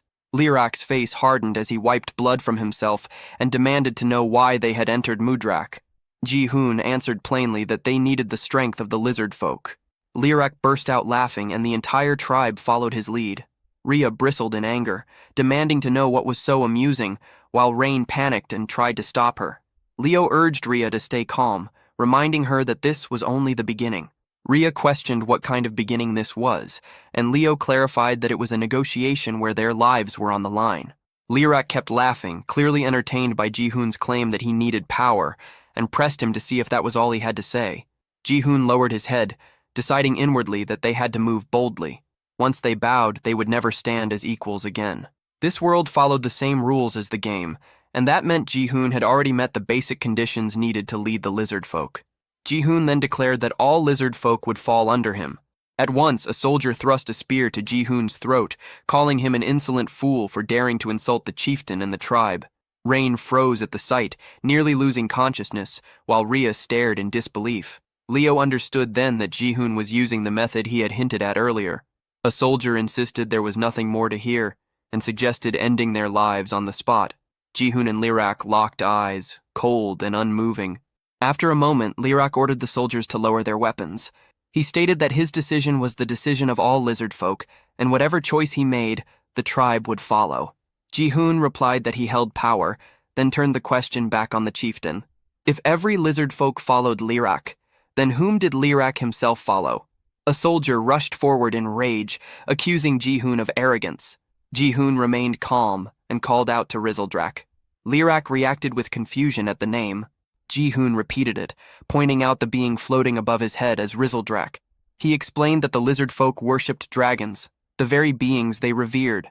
Lirak hesitated, disbelief crossing his face, and questioned whether it truly was a dragon. Leo turned toward Rhea in shock, repeating the word dragon in his mind. He recalled the legendary dragon race and wondered if Rizeldrak belonged to it. Rhea reminded him that he had already witnessed that massive attack earlier and still failed to understand what he was seeing. Leo admitted that the earlier attack had been overwhelming, but he also recalled that the dragon race had disappeared more than 100 years ago.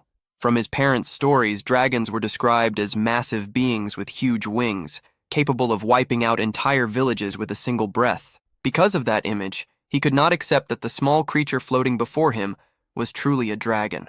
Lirak acknowledged that his people worshipped dragons and followed their will as absolute law. Even so, he insisted that the being above Ji-hoon was not a dragon. The lizard folk soldiers erupted in anger, shouting that the intruders were mocking the dragon race. They demanded that the outsiders be executed at once. One soldier drove a spear close to Ji-hoon's neck and looked to the chieftain for a final call.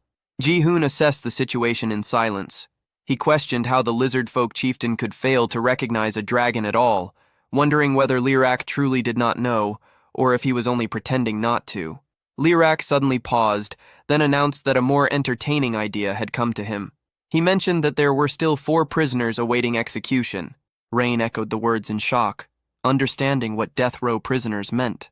The soldiers ordered the remaining kingdom knights to step forward. Lirak explained that not long ago, those same knights had broken into Mudrak, stolen their treasure, and slaughtered a young warrior without mercy. He declared that a fight would decide their fate, and whoever survived would be spared. The surviving kingdom knights moved forward to face Ji-hoon's group. Leon protested, questioning why they were being forced into battle, but a soldier shut him down, reminding him that intruders had no right to refuse. Ji-hoon accepted the situation, deciding that it no longer mattered whether the lizard folk believed the truth or not. Leon begged Ji-hoon to say something. Ji-hoon chose his response carefully. He would prove it himself by showing them the true power of a dragon. Humans and beast folk stood facing each other inside the arena, the air thick and tense, like the quiet pause before a tournament fight that everyone knew would turn violent.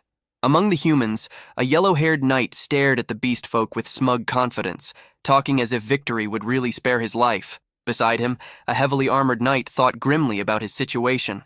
He had been meant to die, yet now there was a slim chance to survive, as if fate had flipped into a twisted gamble with slightly better odds. Their meaningless chatter grated on their female teammate, whose irritation showed clearly as her patience with their arrogance ran thin.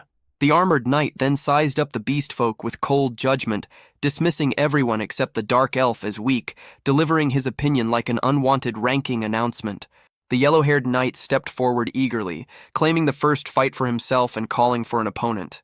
He provoked them openly, throwing insults and labeling the beast folk as savages.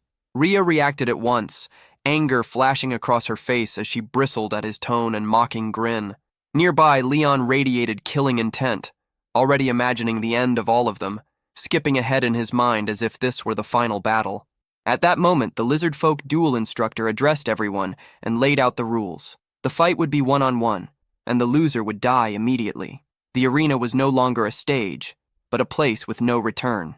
The yellow-haired knight turned to Ji-hoon and asked for the rules to be explained. Ji-hoon conveyed them plainly. After hearing them, the knight casually invited anyone to step forward, treating the duel like a light spar instead of an execution. Ji-hoon watched the knights closely and began judging them by their star count. There were 3 A-rank knights present. The one standing at the front, however, was only mid-B rank. Ji-hoon instantly marked him as the weakest one, the kind of enemy that pretended to be dangerous while clearly not measuring up. With that in mind, he turned to Rain and suggested that she take the fight. Rain froze, caught off guard, doubt rising as she questioned herself. Ji-hoon reassured her, certain that she had grown strong enough and needed to trust that strength. Rain thought back to the power she had received from the chieftain. She realized that something within her had changed since that day. She could no longer stay in the back forever, carrying supplies while others bled and fought. With resolve settling in, Rain stepped forward. If she was going to fight someday anyway, then she would face it now. As the duel was decided, everyone else cleared the arena. Only the 2 fighters remained, and the space suddenly felt wider, emptier, and far more dangerous. Ji-hoon glanced toward Liarch, recalling the earlier words about how the lizard folk worshipped dragons and followed their chosen will as absolute law. Back in the present, Ji-hoon looked at Liarch again and reflected that he already held 2 solid proofs that Rizal was a dragon. He knew he could expose the truth right away. Still, with Rain's recent rise in rank, this duel was a rare chance for real combat experience, something that could not be skipped or fast-forwarded. Inside the arena, the yellow-haired knight stared at Rain in disbelief, clearly shocked that she was the one facing him. Rain stood there nervously, her fear obvious in her stiff posture. The knight judged her at once, recognizing her as a rabbit beast folk, what he believed to be the weakest race of all. He thought that even if he won and lived, there would be no honor in defeating someone like her. Rain trembled as she looked at his harsh face, fear almost visible through her ears. Then the duel began. The yellow-haired knight activated his power, deciding that a single strike would be enough, since anything more would stain his family's name. He stepped forward and unleashed his Thunder God sword style, releasing a powerful lightning slash aimed straight at Rain. A sharp blast tore through the arena, smoke and shockwaves spreading outward. Rain felt alarm rise in her chest, but Ji-hoon remained completely calm, watching as if this were a scene whose ending he already knew. He thought that the old D-rank Rain would have been frozen in terror by such an attack. Now, however, Rain stood in a different place altogether. As the smoke cleared, Rain suddenly turned and ran, fleeing across the arena in panic and signaling surrender. She believed that continuing meant certain death, and was convinced that defeating someone that strong was impossible. This reaction caught Ji-hoon slightly off guard. The yellow-haired knight, however, was furious. Being shamed like this enraged him. He chased after her, sword raised, moving in to strike again. Rain felt fear overwhelm her as the threat closed in, her body shaking as danger pressed closer. At that critical instant, Ji-hoon's earlier words surfaced in her mind, reminding her that she had grown stronger and needed to trust that strength. Rain realized that if all she ever did was run, nothing would change. With that thought, she jumped and dodged the knight's attack with unexpected speed. Flames suddenly burst from her body, shocking everyone watching. Ji-hoon reacted in disbelief, understanding at once that this had to be Rain's new skill. Wrapped in fire, Rain swung her arm and struck the knight across the face with a burning slap. The impact sent him flying backward, flames trailing as he crashed hard into the ground. The entire arena fell silent, stunned, as if the story itself had suddenly been turned upside down. Ji-hoon let a faint smile form, thinking that if things had turned truly dangerous, he would have stepped in, stopped the duel, and exposed Rain as a dragon to flip the entire situation. He never expected, however, that Rain would win by her own strength. The yellow-haired knight lay crumpled near his teammates, his state completely ruined, looking less like a proud noble and more like a failed run cut short.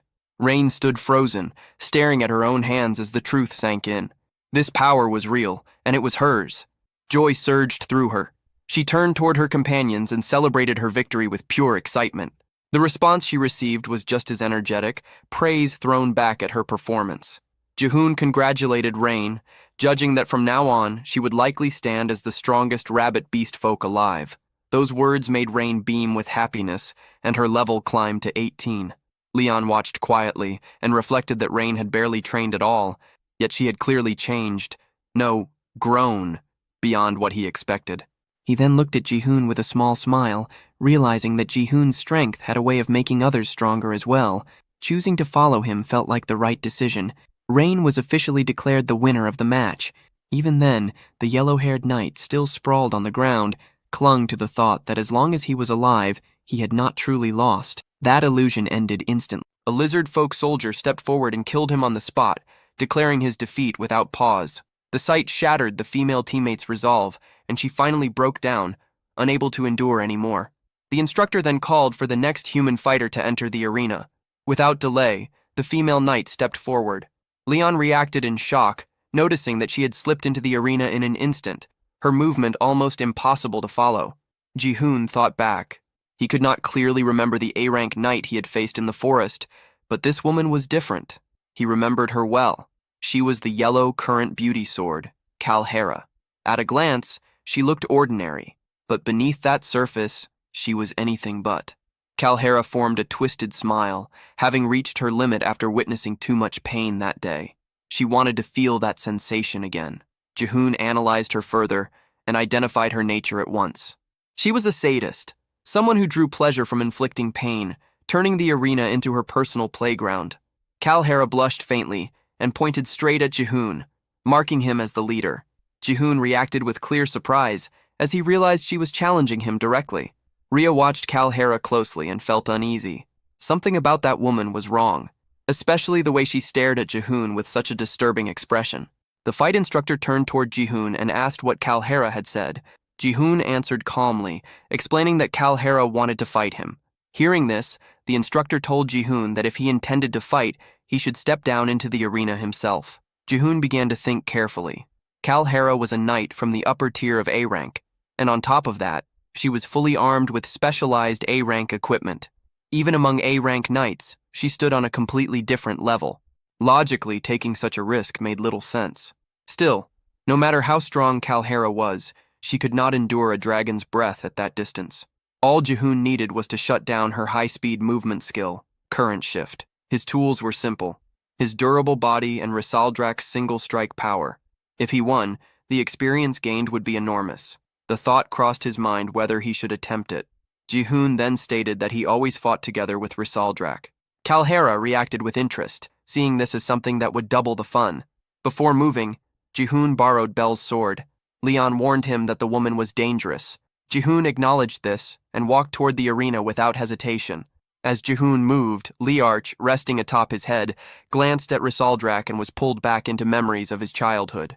He remembered his mother telling him that their people had once been saved, and that those beings had shared their power with them. She had said that when Liarch grew older, he too would be able to use that power. Back then, the young Liarch had wondered if that was really possible for him.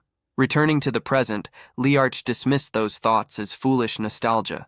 Before the battle started, Jihoon raised an important concern. He asked what would happen if spectators among the lizard folk were killed during the fight. Risaldrak answered coldly that the arena was far too large for humans to fight properly and gave the signal to begin. Kalhera looked at Jihoon with a faint smile, her thoughts dark and twisted. She weighed whether she should stab him or slice him apart, her imagination drifting in a way that felt closer to a nightmare than a duel. After deciding, she raised her sword forward, satisfied with her choice. Leon watched anxiously and noticed something off about her stance as she gripped the blade, even from that distance. Without warning, Kalhera activated yellow current thunderbolt magic inside her sword and hurled it forward at terrifying speed toward the guards. The guards barely managed to block the attack with their shields. Leon was stunned. Throwing a sword infused with lightning magic was a technique that could end a fight instantly if the opponent did not understand what was happening. Leon assumed Jihoon had dodged the attack. Rhea corrected him at once, pointing out that Jihoon had not moved at all. Leon was left confused. The view then revealed a thin cut on Jihoon's cheek. Kalhera smiled, finding the situation odd. She realized that Jihoon had known she would miss and had chosen not to avoid it on purpose. Jihoon watched her closely. Kalhera belonged to the 4th Division of the Cancer Knights and served as vice-captain. She was widely known as the Beauty of the Yellow Current. Yet among those who truly understood her nature, she carried a different name: the Seizure Spectator. She specialized in inflicting pain, using a cruel fighting style that dragged death out slowly. She never ended her opponents quickly, a fact known only to a small circle. 80% of those who faced her never survived. There was no way Jihoon could have predicted her miss and deliberately stayed still. Kalhara smirked and decided to remove the irritating obstacle first. Jihoon felt a surge of shock at her sudden killing intent. She grinned again, convinced that this reaction proved she was right, and launched another strike. Jihoon barely avoided it, deflecting with his sword. Leon immediately understood how bad the situation was for Jihoon. Jihoon had no ranged weapons and no long-distance magic. Rhea argued that he only needed to dodge and counterattack. Jihoon told Rizal to stay right behind him. Leon pointed out that Jihoon was nowhere near as fast as Rhea. The only way Jihoon could deal damage was through a direct charge. With no hesitation left, Jihoon rushed straight at Kalhara. She welcomed him with a warped smile, eager to savor every expression he would show as he suffered. She formed an electric ring around herself using yellow current lightning. The shock hit Jihoon instantly. Rhea cried out in alarm. The Lizardfolk King watched without any visible reaction. Jihoon groaned as electricity tore through his body. Kalhara laughed openly, enjoying the look on his face as he endured the pain. She wanted to see what expression would come next, pushing him to show her more. Jihoon broke the situation down in his mind. Electric Ring was a skill with heavy magic consumption. Kalhara would likely enjoy it until her opponent was close to collapsing, then stop.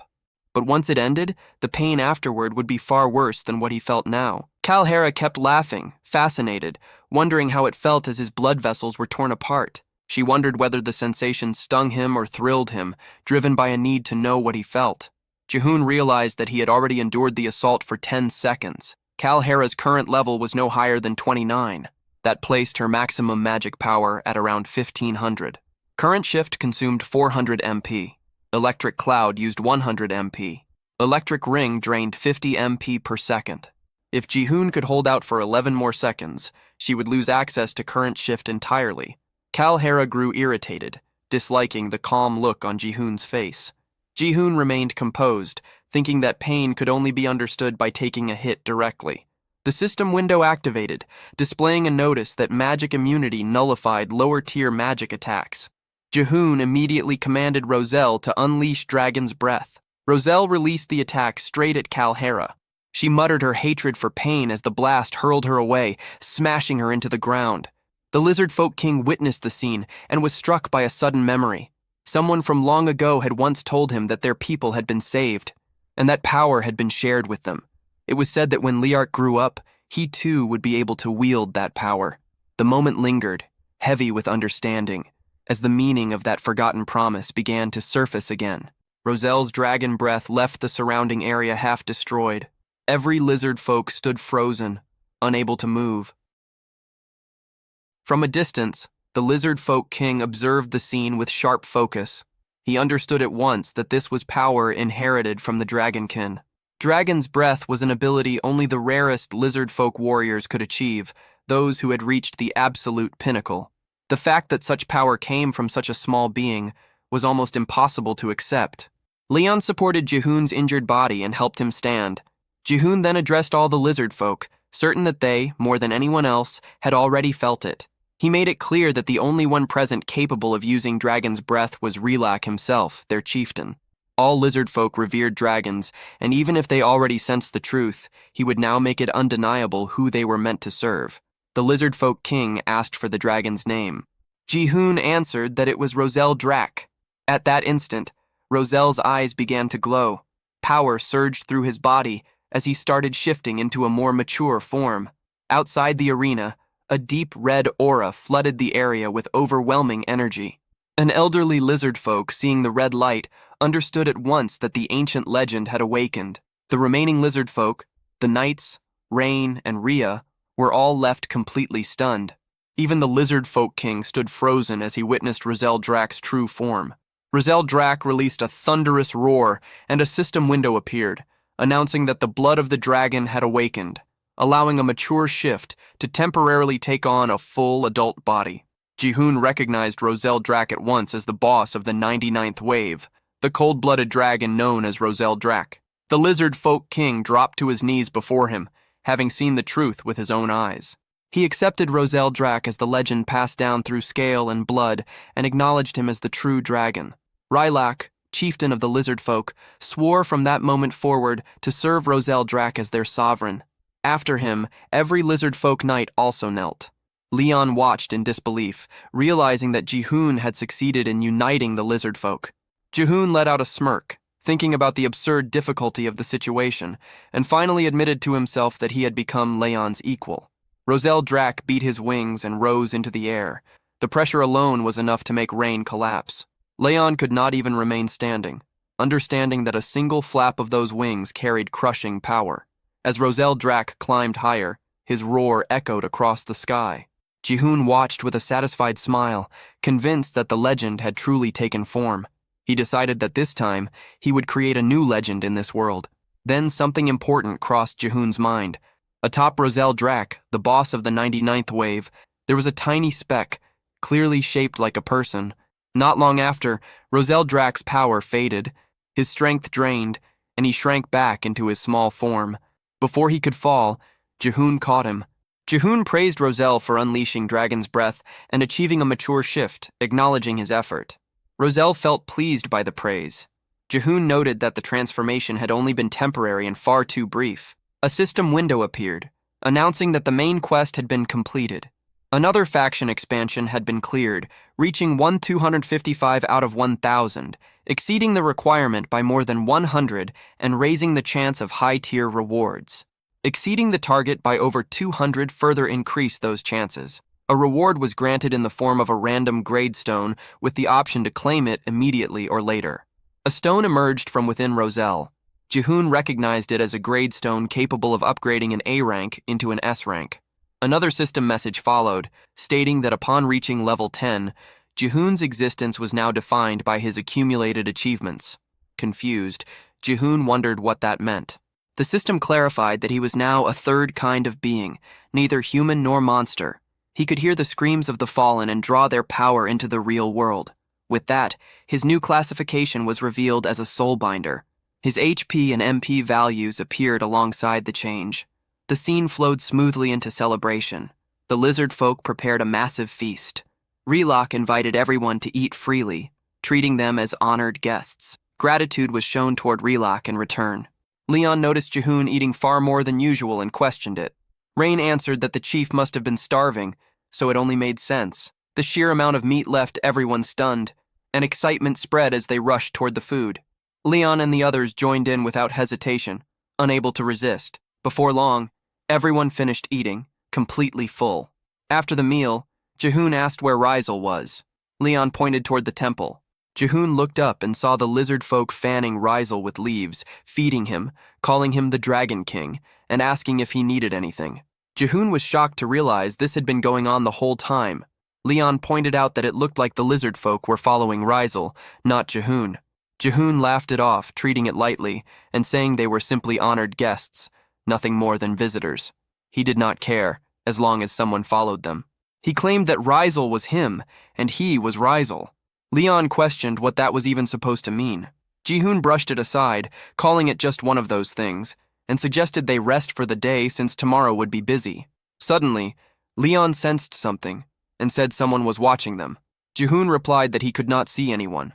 Leon looked at Jihoon's expression and commented that he looked frightening. The scene then shifted to the kingdom.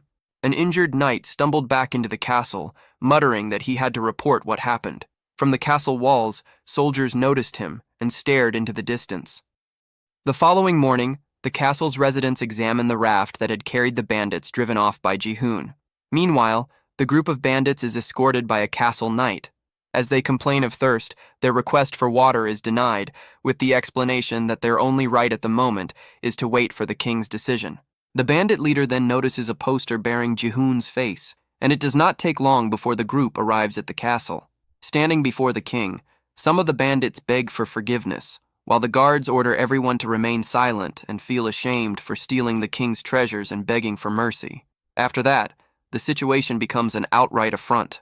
Suddenly, the doors of the hall open again, and the warrior who managed to escape the lizard folk lands enters. The king's advisors ask why Arkor, the warrior's name, has come alone, since he is a subordinate of Rock Hands. Arkor explains that he returned alone because none of the others survived. His entire group was wiped out.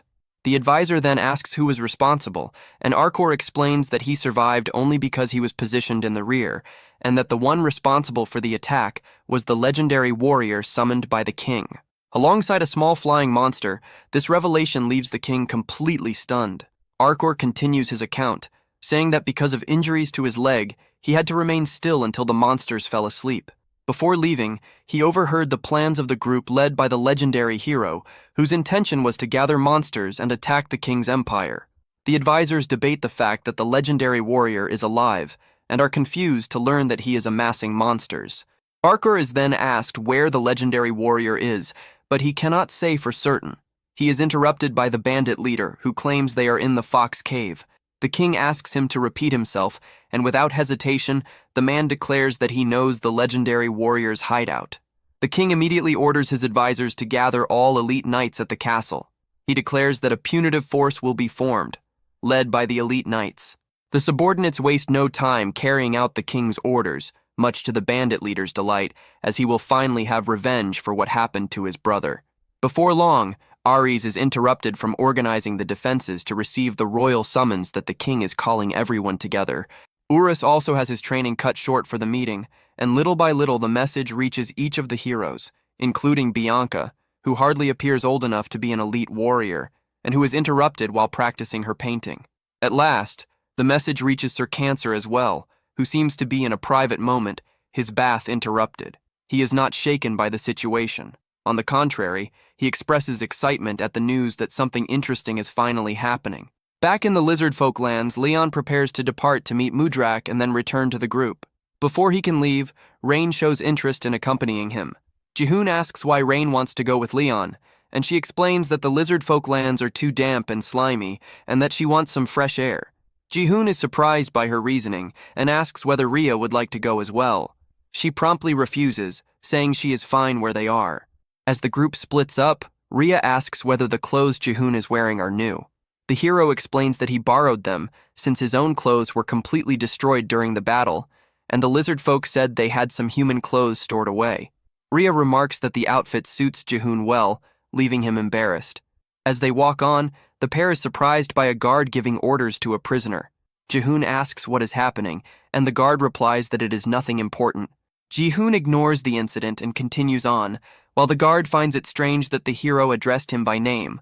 Before Jihoon can walk away, however, the prisoner calls out to him, claiming he only needs to use the bathroom.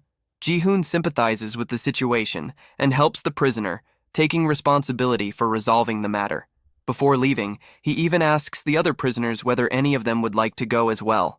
They reply that they do not need to. After that, he turned toward the knight, clearly surprised that the man was still breathing after losing. The knight showed gratitude for Jihoon's help, but Jihoon brushed it off, treating the need to relieve oneself as nothing unusual. Soon they realized the place had no proper bathrooms. With no better option, they moved into a narrow back alley. When they arrived, the knight froze, which made Jihoon understand that privacy was needed. Jihoon told Rhea to step away and said he would keep watch alone, since her presence could make things awkward. The knight insisted there was no plan to escape and asked both of them to clear the area instead. Jihoon and Rhea moved aside and waited near a building, casually acknowledging the lizard men who passed by. Rhea questioned whether prisoners on death row deserved this level of care. Jihoon explained that showing kindness now would make them less guarded later. He added that execution was unlikely, since all high-ranking knights came from noble families. That made them valuable captives. Hearing this, Rhea felt relieved, admitting she had assumed Jihoon was acting kindly just because they were human. At that moment, a snake slid up behind the knight. A sharp scream followed, and Jihoon and Rhea rushed over to see what was happening. What they found stunned them. The knight was actually a woman. She revealed that ordinary women were not allowed to become knights, so she had disguised herself as a man to enter the order. They escorted her back to the cell and walked away while continuing their discussion. Meanwhile, deep in the forest, Leon and Rain moved through the swamp. Rain commented on Leon's unexpectedly gentle nature, pointing out how concerned he seemed about the monsters. Leon replied that he had made a promise and intended to take responsibility by guiding them properly. As they advanced, a strange figure suddenly appeared in their path and questioned their presence in the area. Back at Chief Lyrak's home, Jihoon struggled to understand why Lyrak kept refusing, despite already knowing about the cruelty of human actions. Jihoon stated that Rizzle shared his view, meaning they had no choice but to obey the dragon's will. Lyrak admitted he had not known such events were happening beyond Mudrak. But Jihoon pressed on, stating that humans had invaded their land, killed young warriors, and attempted to loot their territory. He challenged Lirak's hesitation, suggesting fear of conflict. Lirak denied being afraid of fighting. Just then, sounds came from outside as someone entered the room. Jihoon was taken aback when an elder lizardman appeared. The elder explained that there was only one reason for the delay. The lizard folk had never once traveled beyond Mudrak. Lirak questioned why Reynark had come. Rhea was surprised to learn they were acquainted, though only slightly since they belonged to the same race. Lirak revealed that Reynark was the former chief. That made sense to Jihoon. When he had checked the lizard folk's status before, there had only been 2 S-rank individuals. Lirak explained that the position of chief was decided through combat, and the one who lost was forced to leave the tribe. He questioned why Reynark had come back after losing. Reynark made his intent clear by returning as a challenger and demanding another duel. The speed at which everything unfolded caught Jihoon off guard. Soon after, they moved into the battle arena. The situation surprised him, but it also worked in his favor. This was a rare chance to see the real fighting strength of the lizard folk. Lirak showed no restraint. He made it clear that there was no forgiveness for those who failed to know their place and triggered his primeval transformation, his body swelling and reshaping into a massive T-Rex. Reynark answered in kind, declaring that he would prove the strength of someone who had fully adapted to their surroundings. As Jihoon watched, he noticed several lizard folk dressed as priests standing around the arena. There were 4 of them, placed evenly apart. He quickly realized they were setting up a barrier. During his own duel, nothing like this had been used. The priests later clarified that a chieftain's duel without protection could destroy the village itself. That explanation reminded Jihoon of something important. Lirak was capable of using dragon breath. In a fight where that kind of power could be unleashed freely, a barrier was not optional. It was necessary. Jihoon opened his system window.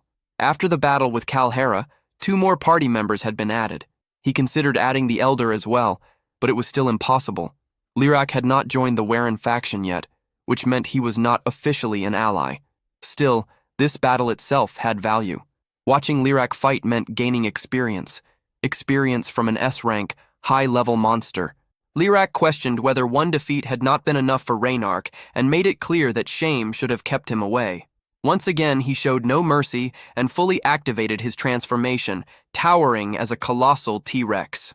Reynark answered by activating his own ability. At the same time, the priests sealed the arena completely. The barrier shocked Jihoon. It was so dense that not even smoke could escape. When Lirak transformed, thick smoke flooded the space inside. The amount was overwhelming, far beyond anything Jihoon had seen when the Rat Tribe members had awakened. Then Reynark transformed as well. Another T-Rex emerged. Sweat formed on Jihoon's back as he took it in. 2 massive beasts now faced each other. Lirak slammed his foot into the ground and charged forward, jaws wide open as he aimed to crush Reynark in a single bite. Reynark dodged at the last moment and twisted his body into a counterattack, snapping his own jaws toward Lirak. Before the bite could land, Lirak whipped his tail sideways. The impact sent Reynark flying straight into the barrier with a heavy crash. Lirak did not slow down. He rushed in again, both monsters forcing their power higher. As the clash continued, Lirak's arm expanded further, growing thicker and heavier, and he drove it down, smashing Reynark's head hard into the ground. Jihoon quickly saw that the Elder stood no chance against Lirak. Even though Reynark's level was higher, the gap between them was clear. Among S-ranks, their stats were built differently. Lirak's raw physical strength was far beyond anything else on the field. Reynark, however, held the advantage in magic power, surpassing Lirak in that area alone. Without warning, lightning flooded the entire barrier. The 2 stood facing each other again, Lirak's hold finally broken. Reynark acknowledged how much stronger Lirak had become since their last fight, but Lirak showed no reaction, only fixing him with a cold stare.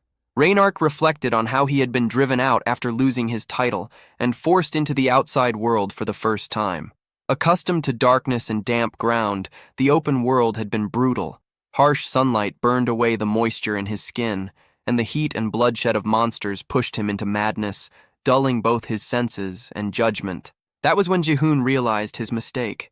He had not thought about the role of the environment. He had finally gathered allies, but leaving the swamp would weaken them. Still, Reynark believed adaptation was possible. That idea made Lirak uneasy. as it implied abandoning Mudrak itself. Lirak remembered the stories Ji-hoon had shared about other villages beyond their land, yet he knew better than anyone that not all lizard folk could adapt as Reynark had. As chief, he carried the weight of their survival. He could not gamble with the lives of his warriors for a reckless choice. Reynark challenged that thinking, suggesting that the power inherited from the dragon was meant for more than simple self-defense. That thought stirred memories in Lirak. His mother's old tales spoke of dragons who saved their people and shared their strength. It made him wonder if their role was not only to endure, but also to protect others, just as they once had been protected. Still, Lirak held firm. Authority belonged to the chief alone. If Reynark wanted to prove anything, it had to be done through strength. The elder shared that belief. This was the way it had always been. Both sides began gathering dragon breath. Reynark fully awakened as he watched the power rise. In the next instant, both unleashed their attacks. The collision shook the arena, the ground trembling under the force. Fear spread as power gathered too tightly in one place. Then it snapped. The energy went wild, exploding outward. The blast tore through the barrier and shot into the sky, shaking the land so violently that many believed an earthquake had struck. Far away, Leon and Rayan sensed it coming from the arena. Worry hit them at once. Leon rushed ahead, leaving Rayan to handle the orcs. Back at the arena, Ji-hoon saw how close the barrier had come to breaking from the shock alone. Still, all eyes searched for the result. Thick smoke covered the battlefield. Slowly, it thinned. Only one lizard man remained standing. He claimed his place as chief, making it clear that even a single defeat would never be accepted. Lirak stood over Reynark, trident lowered to his throat, waiting for his final stance. Reynark accepted the outcome. He believed the lizard folk were strong by nature, and that strength would allow them to adapt, no matter what future awaited them. Reynark understood that from the very start, his goal had never been the position of chief. What he had seen beyond their land was the real issue, and his only wish was to keep that same disaster from reaching Mudrak. Jiwon came to understand that every wave existed for a reason, especially after witnessing what had happened to the rat tribe. In the game's original flow, the lizard folk were meant to invade the nearby kingdom around the 30th wave. That event was likely tied to the outcome of this very battle. Reynark's efforts had worked. The course of the story remained intact. He ordered the priests to treat the fallen opponent. If anything had truly changed, it was the timing. Jiwon had forced the story forward earlier than it should have been. At that moment, another system window appeared before Jiwon, catching him completely off guard. An emergency quest had been triggered. The mission was clear: stop the expeditionary force. The alert showed that S-rank knights were already on the move, leaving Jiwon confused about how things had escalated so fast. Leon rushed over, demanding to know what was happening. Jiwon told them that Warren was in danger. In the capital, the city gates opened wide as armored knights marched out in formation, heading east. From atop the castle walls, Ares watched them go, teeth clenched in frustration. Only a few hours earlier, the king had summoned the elite knights to the throne room. 6 had answered the call, excluding the one already away on a mission. Present were Ares of the 1st Hamal Knights, Uros of the 2nd Aldebaran Knights, Bianca of the 3rd Gem Knights, Cancer of the 4th Tark Knights, Lib of the 7th Zubanel Knights, and Akur of the 11th Saddle Squad Knights. The king explained that a legendary knight was gathering monsters and declared Uros the commander of the subjugation force. Orders were given to leave only minimal troops behind for wall defense. This mission had a single goal: total annihilation.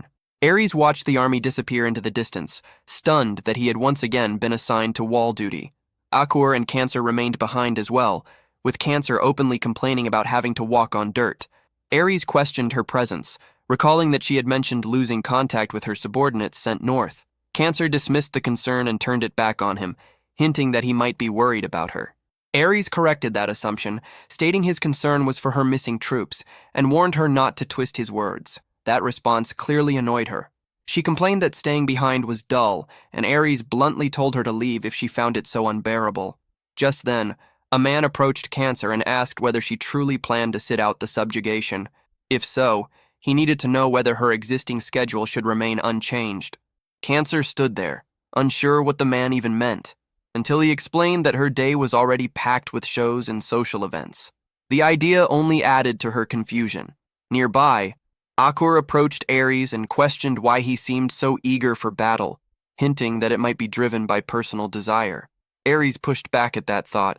refusing to be seen as someone who loved war for its own sake. He made it clear that his goal was to help fulfill the king's vision, and that meant wiping out the monsters as fast as possible. Akor noted that his thinking differed from Archaon's, which made Ares question whether she was lumping him together with a mad cultist. The comparison clearly irritated him. Elsewhere in the city, children were running around an old man, playing at being knights and monsters. The old man spoke in strange terms, describing himself as both human and monster, a star that existed between the sky and the ground. One of the children pointed upward, noticing a star shining even though it was still daytime. As the old man followed the child's gaze, he saw it clearly. Another binary star had appeared. 2 stars now stood alone in the open sky. Back in Mudrak, confusion spread as news of the human invasion reached everyone. Jaehoon realized there was no time to waste and asked how long it would take to reach Warren. His party estimated 3 days at his normal pace. Jaehoon immediately decided that was too slow.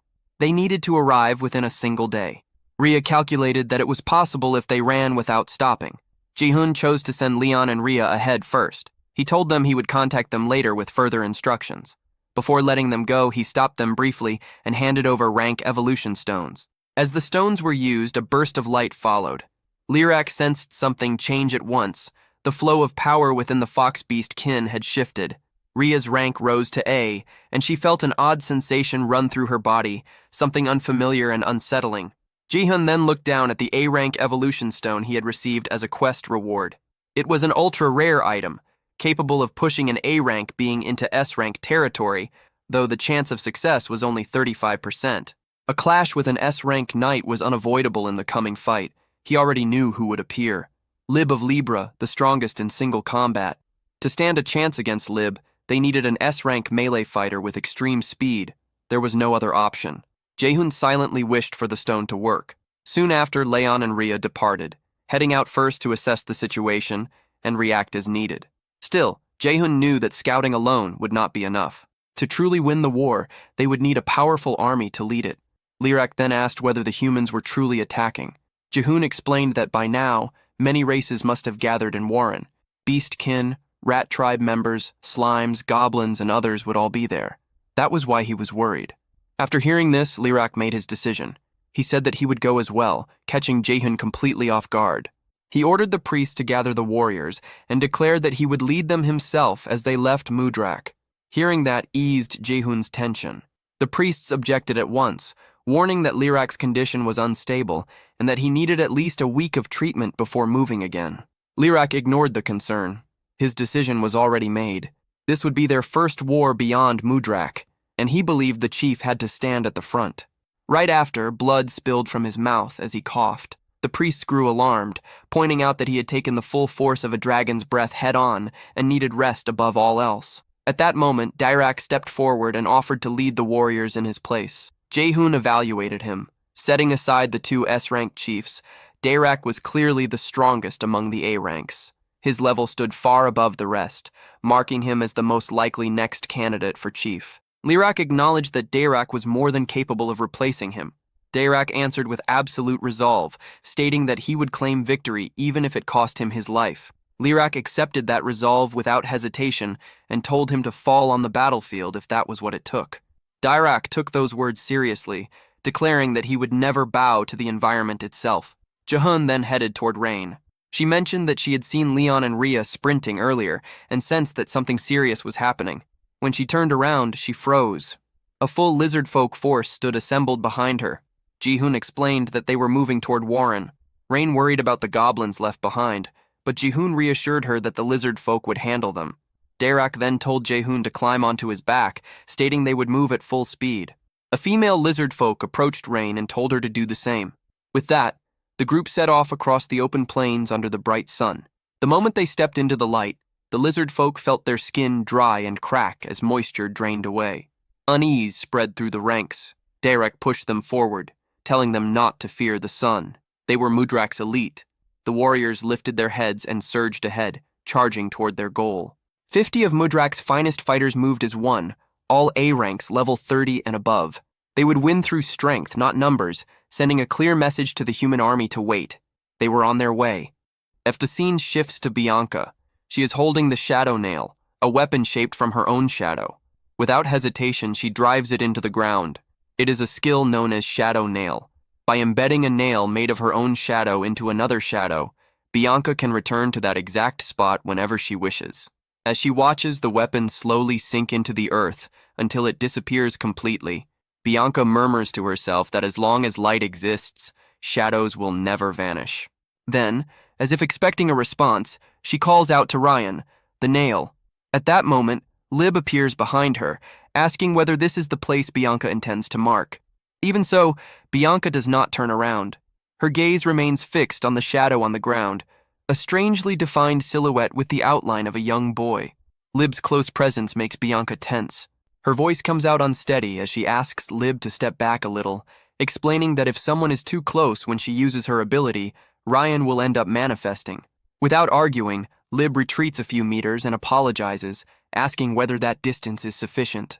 Only then does Bianca turn around, scratching her head in a nervous gesture, and confirms that it is. Before silence can settle again, a voice echoes from the distance, calling out to them.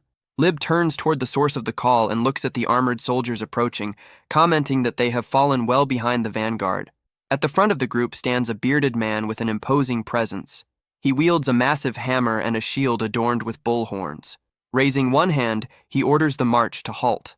Bianca is the first to speak, asking what happened and warning that there is something strange about the forest. The man scans the surroundings carefully before replying that the enemy was likely hiding, waiting for nightfall, an approach guided more by instinct than by intelligence. In the next moment, the entire army stands still, staring at the shadow of an animal cast atop a tall mountain.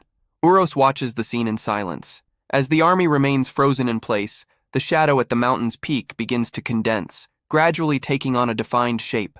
Little by little, it reveals itself as a white wolf, marked by a scar beneath its eyes.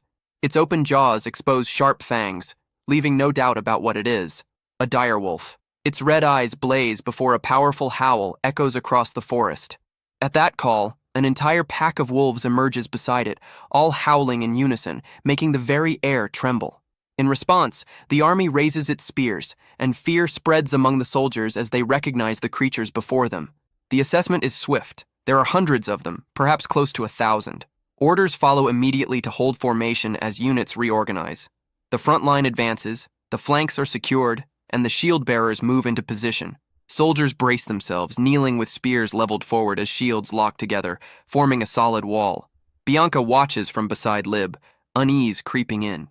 It is still daytime, and provoking a battle seems unnecessary. The mission does not demand this confrontation, and blocking the creatures from the fortress would be a far more advantageous strategy. Even so, it is clear that the wolves understand this logic just as well. Doubt hung in the air. Were they truly monsters, or merely creatures reacting to the human threat? At the top of the mountain, the wolves' leadership revealed itself. The decision was made swiftly, treating the moment as a rare opportunity. Without further hesitation, the command to attack rippled through the pack. The black wolves charged down the mountain at full speed, howling as they rushed toward the army. The order to withstand the impact was followed to the letter. Moving at tremendous velocity, the creatures' bodies slammed against the wall of shields, making the formation shudder. Even under the pressure, the line held. Remaining upright became an act of sheer strength. Then the wolves adopted a new tactic. Those coming from behind leapt over the formation, casting threatening shadows over the soldiers below. The moment of impact was brutal. Spears were thrust upward, piercing the creatures midair and halting the assault. The counterattack came without hesitation, and the battlefield descended into chaos. Wolf blood splattered in all directions. The scene shifts to a village some distance away from the forest. In the distance, a column of smoke rose among the trees, thin, but clearly visible against a sky that was beginning to change color. Atop one section of the wall protecting the village, Ares yawned as he watched the mountain landscape ahead and the sun slowly sinking toward the horizon. The calm of the late afternoon felt strange to him. The silence seemed excessive, and he reflected on the fact that the sun was already setting without anything happening, wondering if they truly would not come that day. Meanwhile, among trees with lush green foliage, white smoke began to rise from within the forest, breaking the harmony of the scenery. The next scene reveals a blood-covered sword, piercing thick, white, blood-soaked hide, kicking up a cloud of dust on impact. It was the white wolf. The blade had struck it cleanly. Its eyes no longer held their former fierce red glow, and with great effort it murmured words in a different language, words that carried the meaning of a silent accusation. The one standing before it was a calamity. It was Lib who had delivered the blow. She watched the creature carefully, unable to understand what was being said in that unfamiliar tongue. Even wounded, the wolf remained conscious enough to notice that her blood was the same color as theirs, red, just like that of the fallen beasts. A short distance away, Bianca pressed a small blue cloth against her nose, visibly uncomfortable. The stench repulsed her, confirming what she had always believed. The consequences of war were nothing but filth, decay, and exhaustion. All she wanted at that moment was to return as soon as possible. Among Uros's soldiers, the casualty report was delivered. Out of a total of 583 men, 82 had been wounded, and 1 had died in combat. Uros reacted with immediate orders. The creatures' bodies were to be burned, the wounded sent back to the castle, and the advance was not to be halted. Soon after, one of the soldiers called out to a man just behind them, ordering him to continue guiding the group. Bandit walked at the front with a crooked smile on his face, reflecting in silence. What he had witnessed confirmed his suspicions. The power of the Royal Knights was on an entirely different level from that of the so-called bandits of Scream. Even so, there was something inside him that refused to accept that difference. To him, those who called themselves legendary were nothing more than targets yet to be surpassed. The scene shifts once again, revealing Rhea and Leon walking through the interior of a forest already claimed by night. Between the silence and the sound of footsteps, a voice questions where exactly they are at that moment. Rhea halts mid-step as she hears it. The tone is far too familiar. Confused, she calls out Ji-hoon's name in her thoughts, certain that she just heard his voice. Leon watches, unable to understand her sudden reaction, immediately senses that something is wrong. Rhea then explains that she heard Ji-hoon's voice, even though she knows it makes no sense. Elsewhere, Ji-hoon watches a floating system window with focused attention. To him, sending a global message seems like the most efficient option. There is a quiet sense of satisfaction as he notices how many new functions have appeared since existence was granted to him. With a simple motion, Ji-hoon reaches out and adjusts the volume icon on the system interface. Ji-hoon races forward at high speed, riding atop one of the giant lizards of the lizard folk. Even while in motion, his presence dominates the surroundings, and his voice spreads clearly and unmistakably, reaching everyone nearby as if it were being transmitted directly into their minds. Beside him, Rainier's flinches as the voice suddenly echoes inside her head. The sensation feels unnatural, as though the village chief's words are flowing straight into her ears, leading her to suspect that this can only be some form of magic. Far away from there, Leon, traveling alongside Rhea, also notices the phenomenon. He reflects on the possibility that it might be a form of mental waves, wondering whether Ji-hoon is truly capable of using telepathy. Ji-hoon's voice asserts itself once more, now making it clear that the strategy will be explained immediately. The scene then transitions to the sunrise emerging between the mountains, bathing the landscape in soft hues. Nearby, slime creatures with eyes and mouths move in an orderly fashion. They carry logs of wood in their mouths, forming a line that leads into the depths of a cave. One of them signals that the load should also be taken to the village, while another confirms the instruction without hesitation.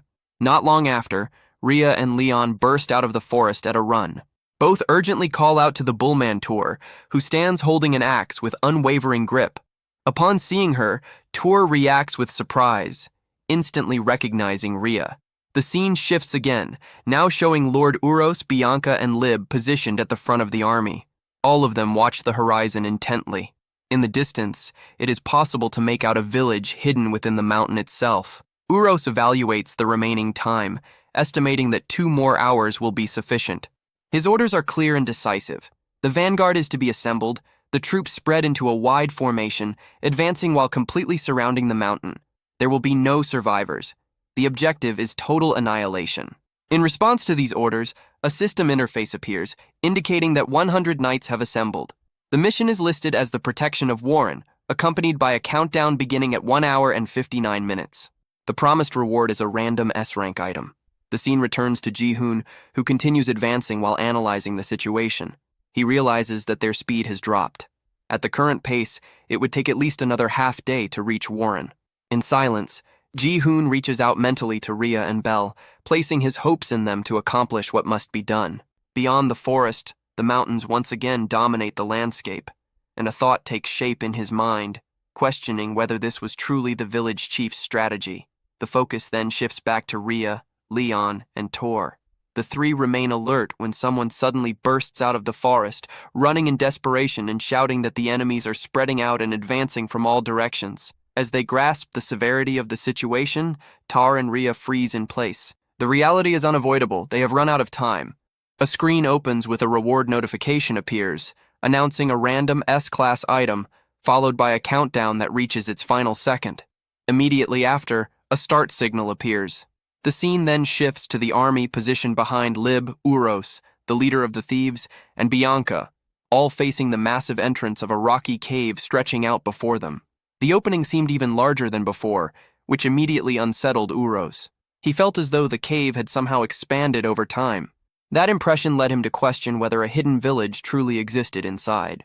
The thieves' leader, visibly tense, confirmed that there was indeed a village within the cave. He emphasized that the place had always been filled with traps, and that after so much time, new defenses had certainly been added. In response, Uro slipped a hand into his pocket and pulled out one of the cards he carried with him. The card displayed the symbol of a lightning bolt above the figure of a bull. As he looked at it, he frowned, irritated by the bad luck of drawing that particular card. He then turned to Lieb and ordered her to advance with the 50 Zubenli knights he had brought, assigning them as the front line. Lib accepted the command without hesitation. The thieves' leader reacted with concern, surprised that only 50 men would be sent forward. He questioned whether it would not be wiser to attack with the full force available. Uros, however, made it clear that this unit would serve only as a vanguard, sent to test the terrain and gauge the enemy's response before any larger advance. Uros remarked to Bianca that His Majesty might have overestimated the monsters, suggesting that if he was correct, the vanguard alone would be enough to eliminate them. Bianca, watching Lib draw closer and closer to the cave's entrance, considered that to be the best possible outcome. She stepped toward the blonde woman and gently placed a hand on her back, causing Lib to turn her face slightly. In her thoughts, Bianca wished for her safe return. At the moment of contact, a black shadow was silently conjured. Shortly afterward, Lib turned to the thieves' leader and ordered him to guide them. Completely caught off guard at being required to go along, the man twisted with nervous tension, yet ultimately agreed, despite his clear reluctance. Inside the cave, the scene revealed massive winding rocks surrounded by pools of water that reflected the faint light available. The terrain was uneven and treacherous, demanding caution with every step. The leader of the thieves warned the group to move carefully. Lib advanced at the front beside him, while the guards followed close behind. Some carried torches, their flames casting trembling shadows along the cave walls and lighting the narrow path ahead. The bandit kept his eyes on the ground, uneasy as he recalled a section of the floor that once had a different color. Now, that mark was gone.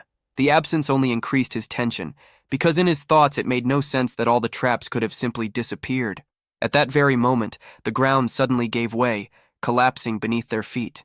The group began to plummet into the void. As he fell, the bandit felt his worst suspicion confirmed. He had known something was there. The drop was absurdly deep, and to make matters worse, sharp stakes waited at the bottom. Lib remained completely composed, even as she fell. She turned her attention to Shamari, who was beside her and already understood exactly what needed to be done. With an amused smile, Shamari pointed her sword toward the ground below. In her mind, she focused on the idea of reshaping the earth. Sand and small stones began to stir and spin around her, responding to her will. She then fixed her thoughts on forming a mound of earth, molding the terrain to stop their imminent fall. The ground, filled with massive spikes, was almost entirely covered by the shaped earth, creating a safe surface. At the front, Lib surveyed the remaining path stretching deeper into the cave and signaled for the group to keep moving forward. Still surrounded by the dust stirred up by the shifting soil, the bandit clenched his teeth, stunned at how easily that trap had been neutralized. Now walking behind the others, he froze when he noticed a crater opening in the ceiling of the cave, chunks of rock beginning to fall from above. Shocked, he realized that no such trap had ever existed there before. Beside Lib, Shamari lifted her gaze toward the falling rocks and took control of the situation. In response, a massive arm made of stone erupted from the ground and stretched up to the ceiling, sealing the crater completely. The bandit was left speechless, paralyzed as he witnessed the absurd scene unfold before his eyes.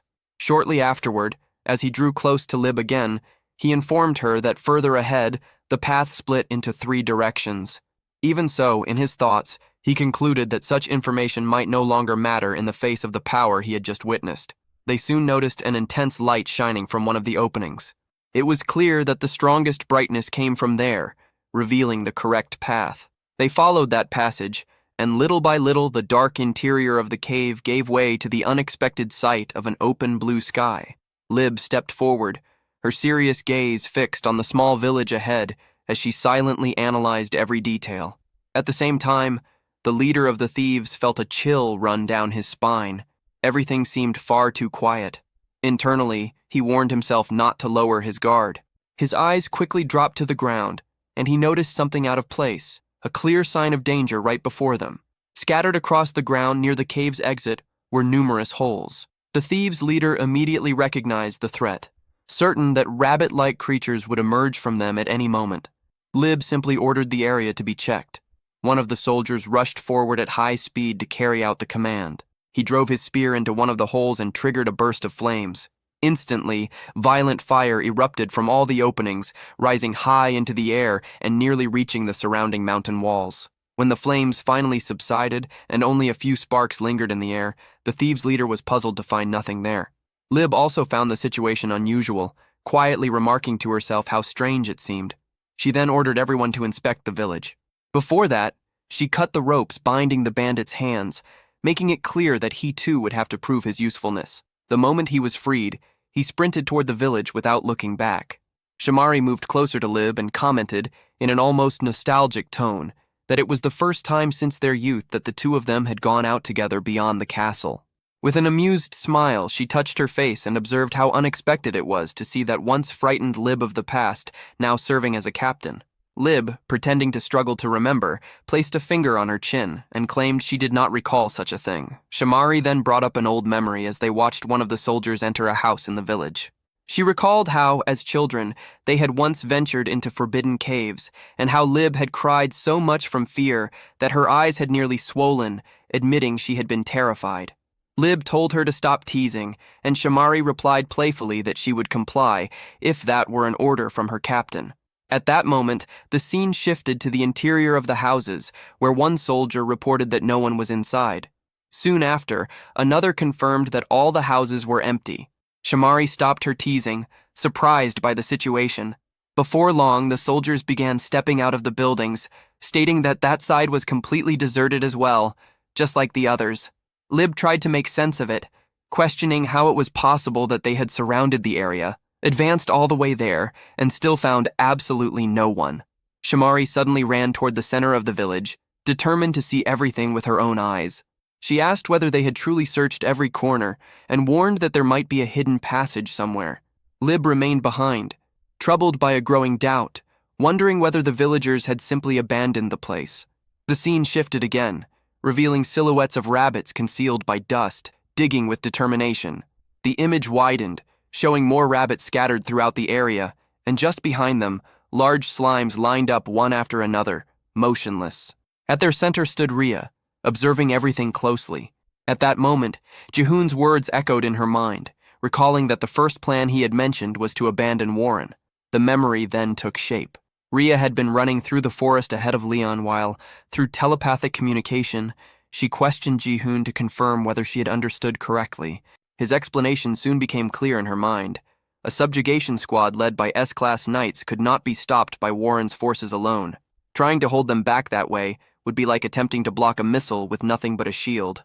Back in the present, the cave wall began to crack.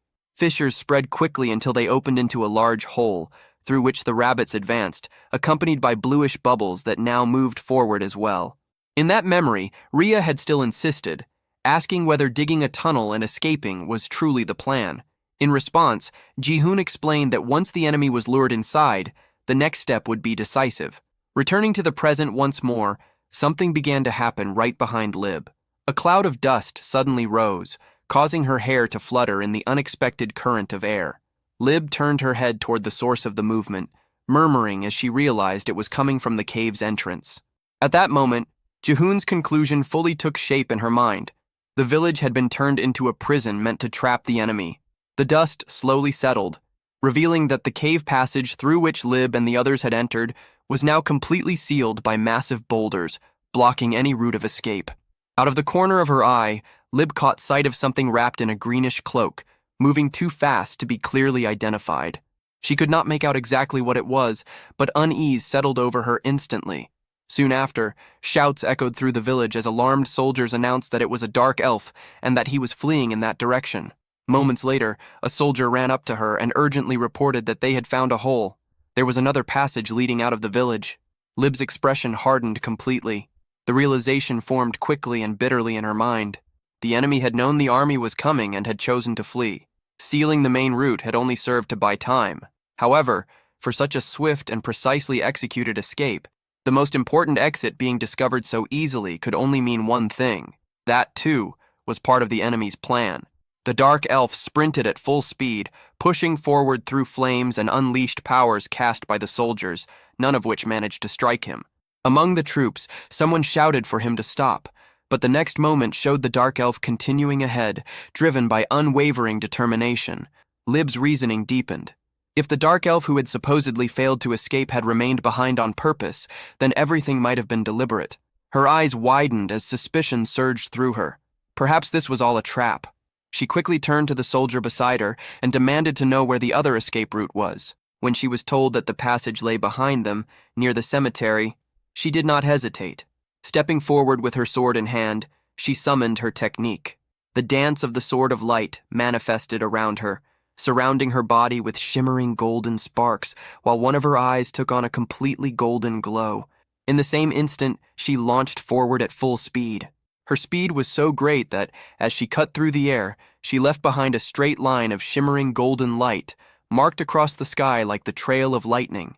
Meanwhile, the dark elf suddenly stopped running and turned to face the soldiers pursuing him from a distance.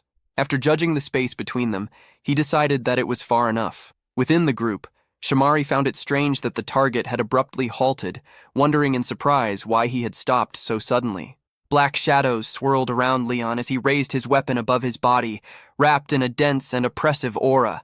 That weapon had been given to him by Ji-hoon, who had explained that its ability reached maximum efficiency when enemies were aligned in a straight line, which was why he had entrusted Leon with it. It was the Screaming Awl, a B-class weapon capable of drastically amplifying both physical attack power and magical attack power. Facing the soldiers in the distance, Leon silently acknowledged how much stronger he had become. Then he unleashed his skill, a dark slash that tore through the air and surged violently toward the squad. The soldiers tried to reposition themselves to respond, but the sheer pressure of the attack paralyzed them. Some could barely believe what they were seeing. It was a dark attribute strike on a level comparable to Lady Bianca herself. Others immediately understood that there was no way to block it. Amid the purplish dust rising from the impending impact, Shamari stood frozen, her eyes wide, unable to react. Instinctively, she called out for Lib. As if she had heard her, Lib appeared in that very instant, enveloped in light. Using the dance of the Sword of Light, she crossed the field like a golden flash of lightning, passing Shamari in the blink of an eye. Her flash strike collided directly with Leon's dark attack, and the darkness was torn apart by an intense burst of brilliance as light and shadow clashed in a blinding explosion. Without hesitation, Lib pressed forward, sword in hand, charging straight at Leon, who barely had time to conceal his shock at the overwhelming power before him. The attack came immediately, forcing him to raise his weapon to block the blow. The scene settled on the absolute contrast between the two blades. Leon's black sword, wrapped in dense shadows, and Lib's blade, radiant with golden light. Leon clenched his teeth as he finally faced the blonde warrior head-on. In that instant, he understood that she was exactly the person Ji-hoon had spoken about, the strongest among the knights. Leon and Lib kept their swords locked, the blades crossing between them in the shape of an X. Without warning, Lib vanished from his sight. Leon flinched when he caught only a streak of golden light flashing past his back. She struck from behind without hesitation, but he managed to turn at the very last second and block the attack. In the same motion, Lib reached for her sheath and began drawing a second sword, just as radiant as the first. Leon watched in disbelief and muttered in shock that she was wielding two blades. The scene fractured into a memory. Ji-hoon had once told him that if he ever faced a blonde knight who fought with two swords, Leon would be the only one capable of standing against her. The moment returned to the present, exposing the sharp contrast between them. Leon at level 19, struggling to hold his ground, and Lib at level 25, handling both swords with complete mastery. Memories rushed through Leon's mind at the exact instant Lib's blade stopped just a few centimeters from his face. Just as Ji-hoon had warned, she stood on a level far beyond ordinary humans. They continued exchanging blows in a rapid sequence that was nearly impossible to follow. Shamari watched the clash through clouds of dust and flashes of steel, unable to clearly track their movements. Dazed, she could hardly believe what she was witnessing. To her, it seemed unthinkable that anything could match the flawless dance of Lib's swords. Leon tilted his head by a hair's breadth, narrowly avoiding a strike that would have cut straight across his face. A faint smile curved his lips. He wondered whether that was truly all the strongest knight had to offer. Lib attacked again, and Leon dropped low, falling to his knees as her blade sliced through the air above his head. For him, the fight was still manageable. Leon kept the smile on his face as he began to activate his skill. The focus shifted to his hand, gripping the dark purple sword, shadows swirling around the blade. Black energy writhed and twisted in the air, moving as though it answered his call. A massive wave of violet power erupted, sweeping through the space like a crushing tide. The image focused on Lib's eye as she witnessed it, and without hesitation, she summoned her own strength, the dance of the Sword of Light. At the rear of the cave, the scene shifted to those who had remained outside, now thrown into confusion. Urus reacted to the sudden blast, demanding to know the source of the thunderous sound. It had been a tremendous explosion. Moments later, one of the soldiers came running from the direction of the forest, urgently calling out to Sir Uros. In an alarmed voice, he reported that there was a shortcut, and that monsters were fleeing through it. Hearing this, Uros's expression hardened completely. The scene cut to a flashback. A soldier was shown hidden among the bushes in the forest, watching from a distance as a giant rat, slimes, and other creatures escaped through another opening broken into the cave wall. He described what he had seen, explaining that a large group of monsters had smashed through the wall and fled that way. Faced with this information, Uros questioned whether they had abandoned the village. If that were the case, then the explosion from earlier could only be connected to that sudden retreat.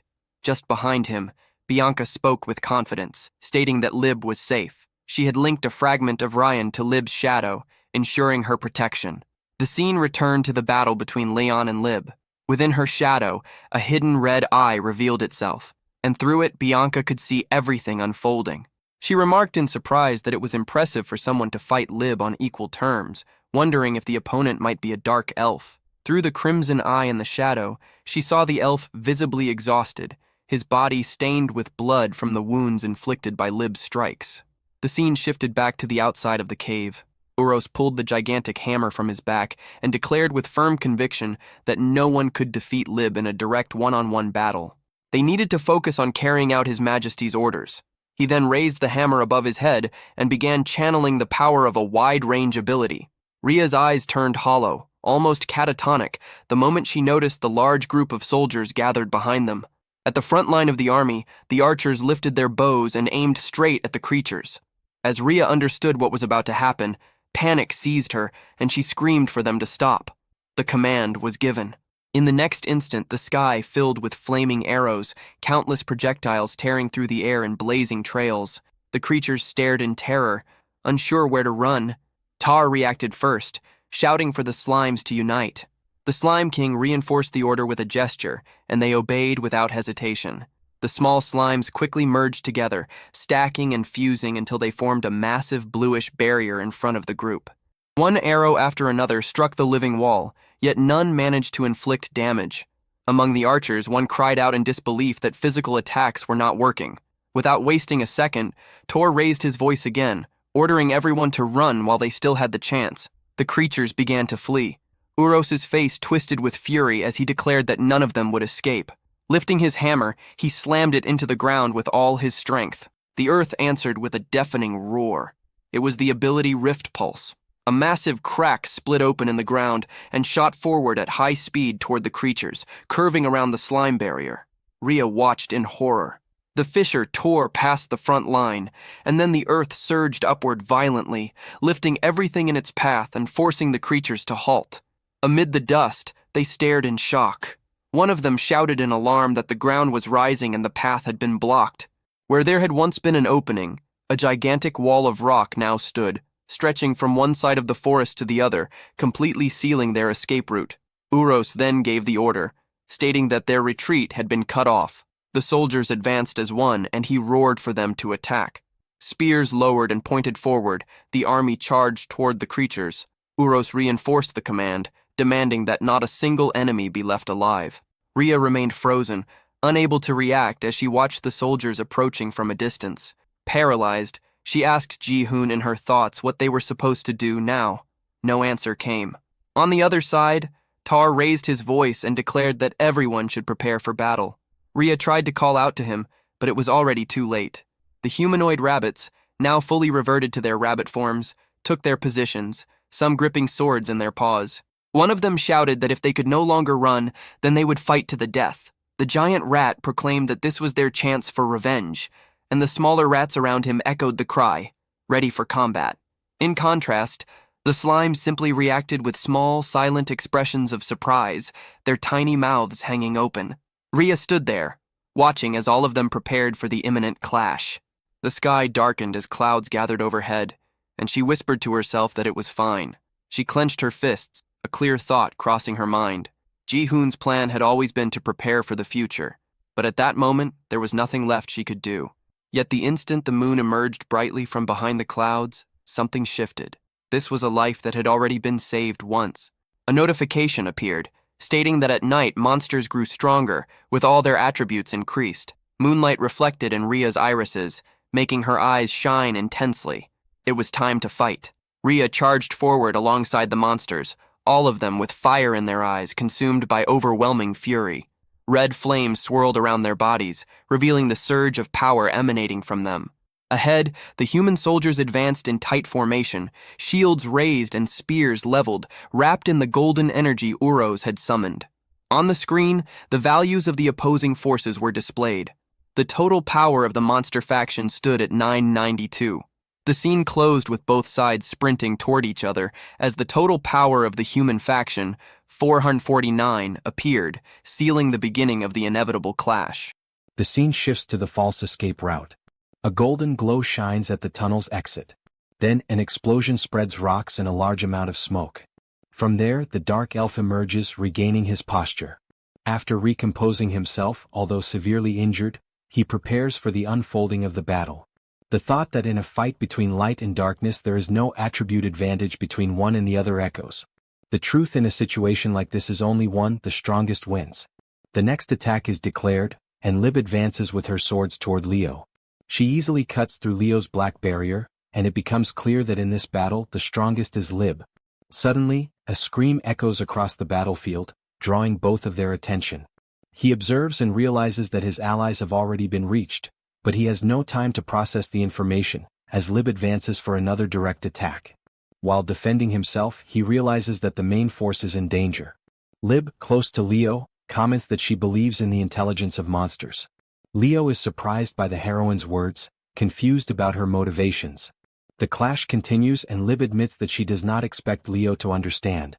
Until a voice manifests calling for the captain and both separate.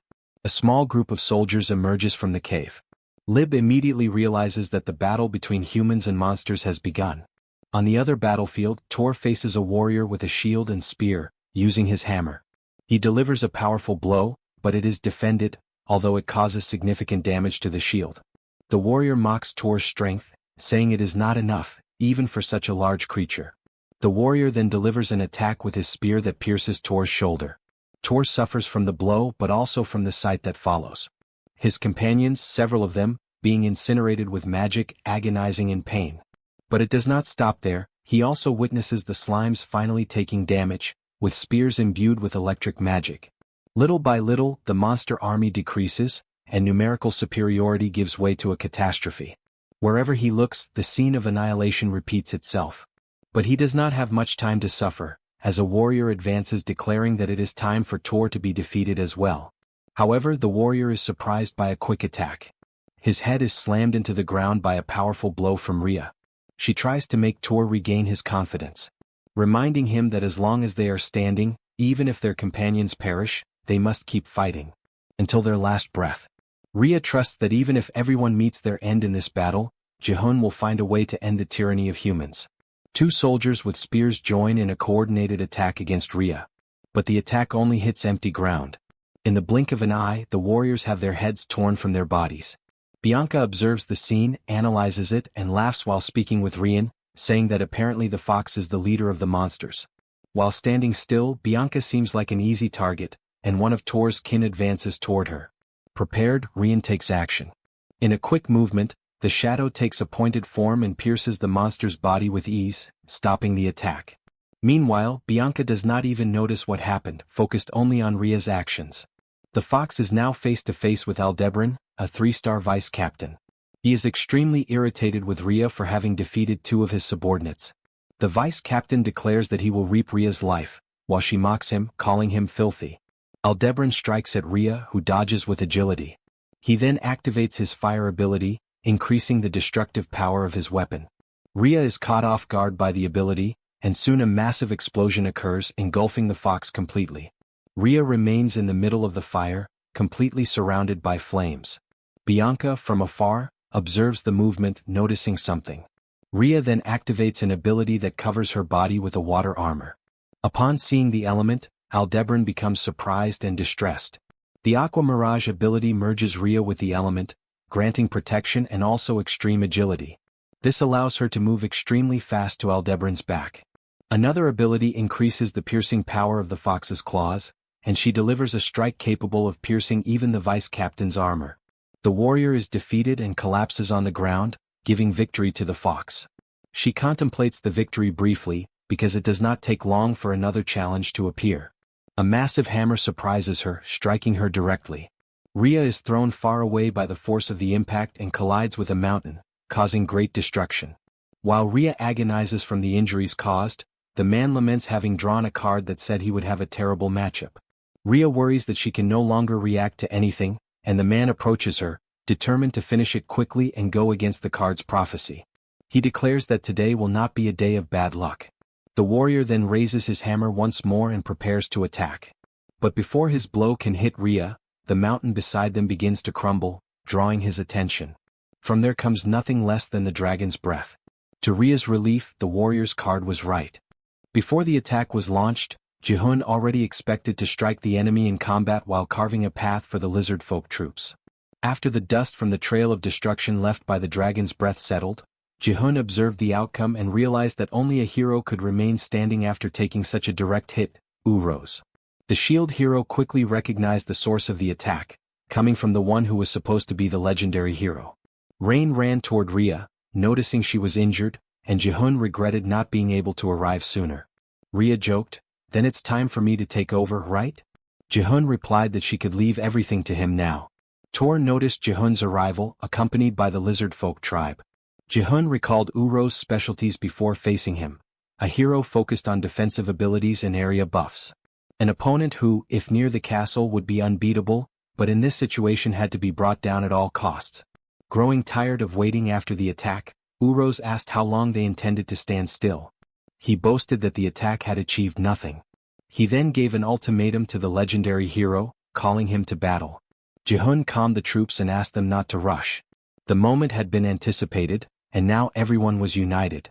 Urose ordered his army to regroup and reorganize their positions. At last, Jihun commanded the attack and all the lizard folk advanced. The human army prepared to defend. As they advanced, just before the clash between the two forces, Jihun issued another command, Ancient Ascension.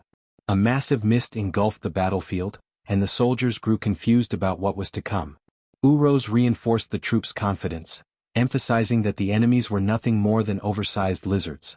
At the end of the ascension, one of the soldiers stood stunned and asked Urose what kind of lizard that was. It wasn't long before one of the soldiers was crushed. Urose was astonished upon seeing the lizard folk's transformation for the first time. The battle, which had seemed decided by the superiority of the human army, now took a dramatic turn.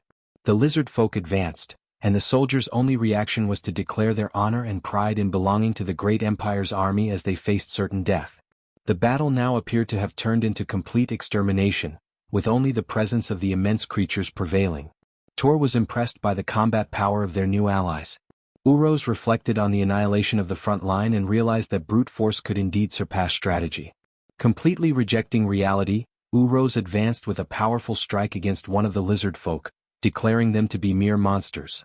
The struck creature was defeated in an extremely violent manner.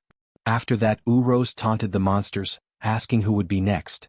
Several lizard folk prepared to attack, but Urose did not retreat and declared that he would finish them all. From within the group, a voice declared that they had realized Urose was the leader of those humans. Dirac stepped forward to challenge the hero. Although rank A, Dirac was level 42, while Urose was rank S at level 23. Meanwhile, Rain applied medicine to Ria. Ria asked how it had been possible for everyone to be there, considering they had left a day after her group. Rain then began to explain, saying that Jihun had used a new ability.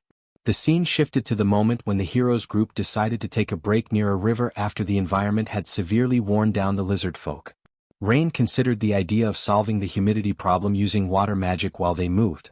Dirac replied that the lizard folk were not capable of using that type of magic, and Rain herself couldn't either. She used fire. Jihun reflected on the only one in the group with that affinity, but her focus was on compression. Then as he looked around, he noticed a creature in the water, with the silhouette of a woman. It was a mermaid, and that left the hero surprised. Curious, Rain asked where he had seen it, and Jihun pointed in its direction. Despite trying, Rain couldn't see it at all. Ria became curious about the fact that Rain couldn't see it, and Rain said that wasn't even the most curious part of that moment. She explained that, unexpectedly, Jihun began walking toward the mermaid, and suddenly, a massive vortex of water rose from the river.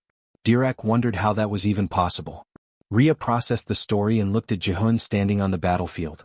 And it was there that he revealed that only he could see the mermaid for a special reason.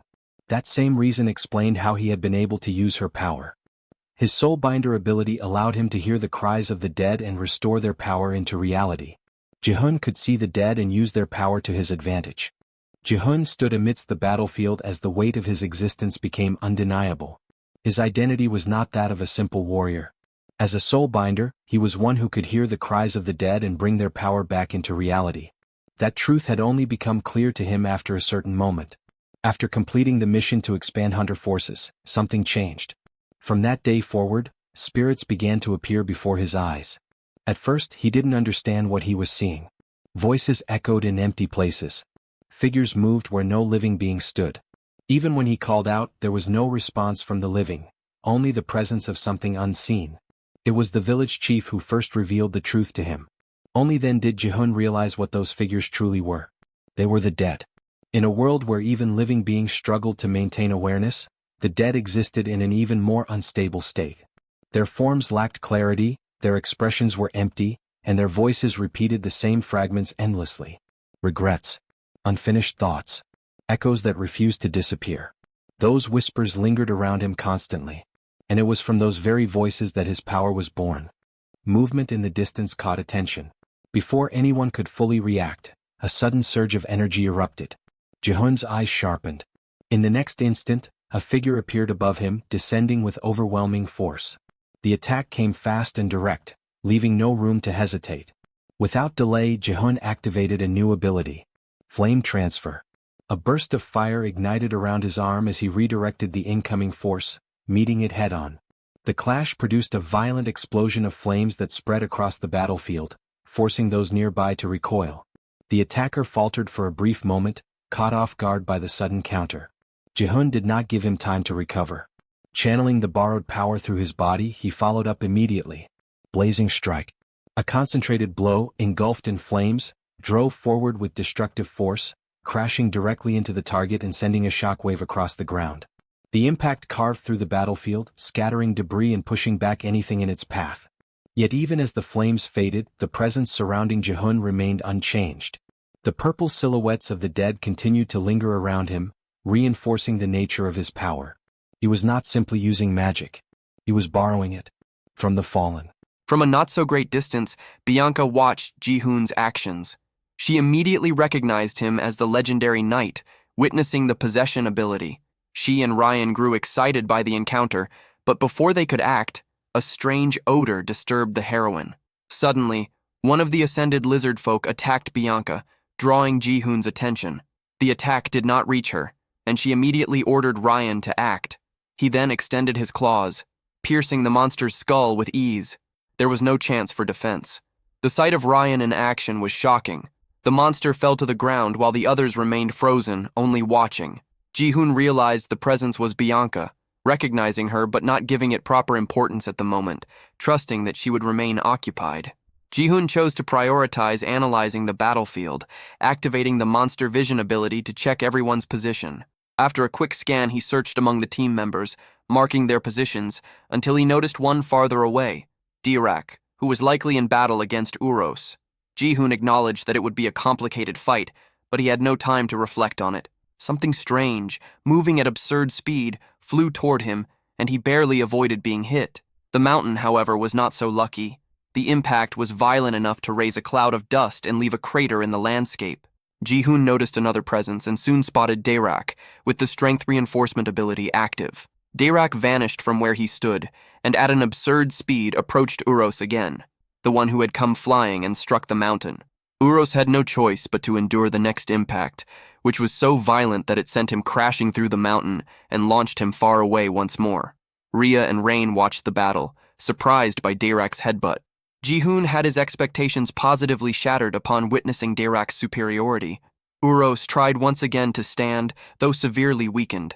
Dirac advanced again, leaping over the mountain, and Uros regretted having drawn the wrong card, sealing his fate. Ji-hoon observed Uros's fall, noting that even though it seemed like an absolute victory for Dirac, in the end, it had been a close fight. After all, Dirac finished the battle severely injured. Ji-hoon reflected that even though one of the heroes had been defeated, there were still 2 others he had not accounted for in his knowledge, which had been 4. Now there were 6, so he would need to consider worse scenarios later. Dirac dragged the defeated Uros closer to Ji-hoon. Bianca lamented the outcome, which had seemed unlikely, and decided it was time to retreat. Near Ji-hoon, Dirac spoke, emphasizing that he had never encountered a human so strong, and Ji-hoon congratulated Dirac on his achievement. Looking closely, Ji-hoon expressed gratitude that the number of heroes had been reduced by 1. He then remembered that the elf had not appeared yet, recalling that he had taken on the most difficult task, acting as bait. Although the elf was capable of dealing with multiple enemies at once, the situation felt strange. A doubt quickly surfaced, the possibility that there were more heroes, and that the elf might be facing one of them. The scene shifted to Leon's battle, where, facing imminent defeat, he apologized. He had not expected Lib to be as strong as she had proven to be. Lib disarmed Leon, and he reflected on the end of his journey. She then attacked, directing her blade straight at his neck. Ji-hoon picked up Uros's hammer. Before the blade could reach Leon, a crack spread across the battlefield, drawing the blonde's attention. The ground beneath her shattered, disrupting her balance. What had been a lethal strike turned into nothing more than a scratch. Ji-hoon arrived at the battlefield between the two, shouting that Leon must not stop fighting under any circumstances. The fissure created by Ji-hoon split the pair apart and pushed the other warriors of the human army away. Lib recognized the face of the new opponent, recalling the first time they met, and later learning who he truly was after the kingdom spread news about him. The legendary warrior now stood before her, preparing a powerful strike with an ally's weapon. The attack hit Lib, but she managed to block it, resulting in a massive shockwave. Ji-hoon felt pleased to encounter Lib, as he knew she was the key to the Empire's success against the monster offensive. He remembered how, after one of his defeats, he had grown frustrated and considered giving up the game. But after persisting and obtaining Rizzledrak's heart, whose dismantling produced the dragon's soul, he discovered the combination needed to defeat the 100th wave. The artifact's energy combined with Lib's synergy. With that in mind, the objective was clear. Lib had to disappear, so the Empire would no longer be able to defend itself. Determined, Ji-hoon prepared his next attack. Using the destructive strike ability, he landed a direct hit on Lib, who barely managed to block it. Even avoiding the full impact, she was launched far away, crashing into a rock. The scene shocked Lib's companion, who witnessed her master struck down amid the rubble.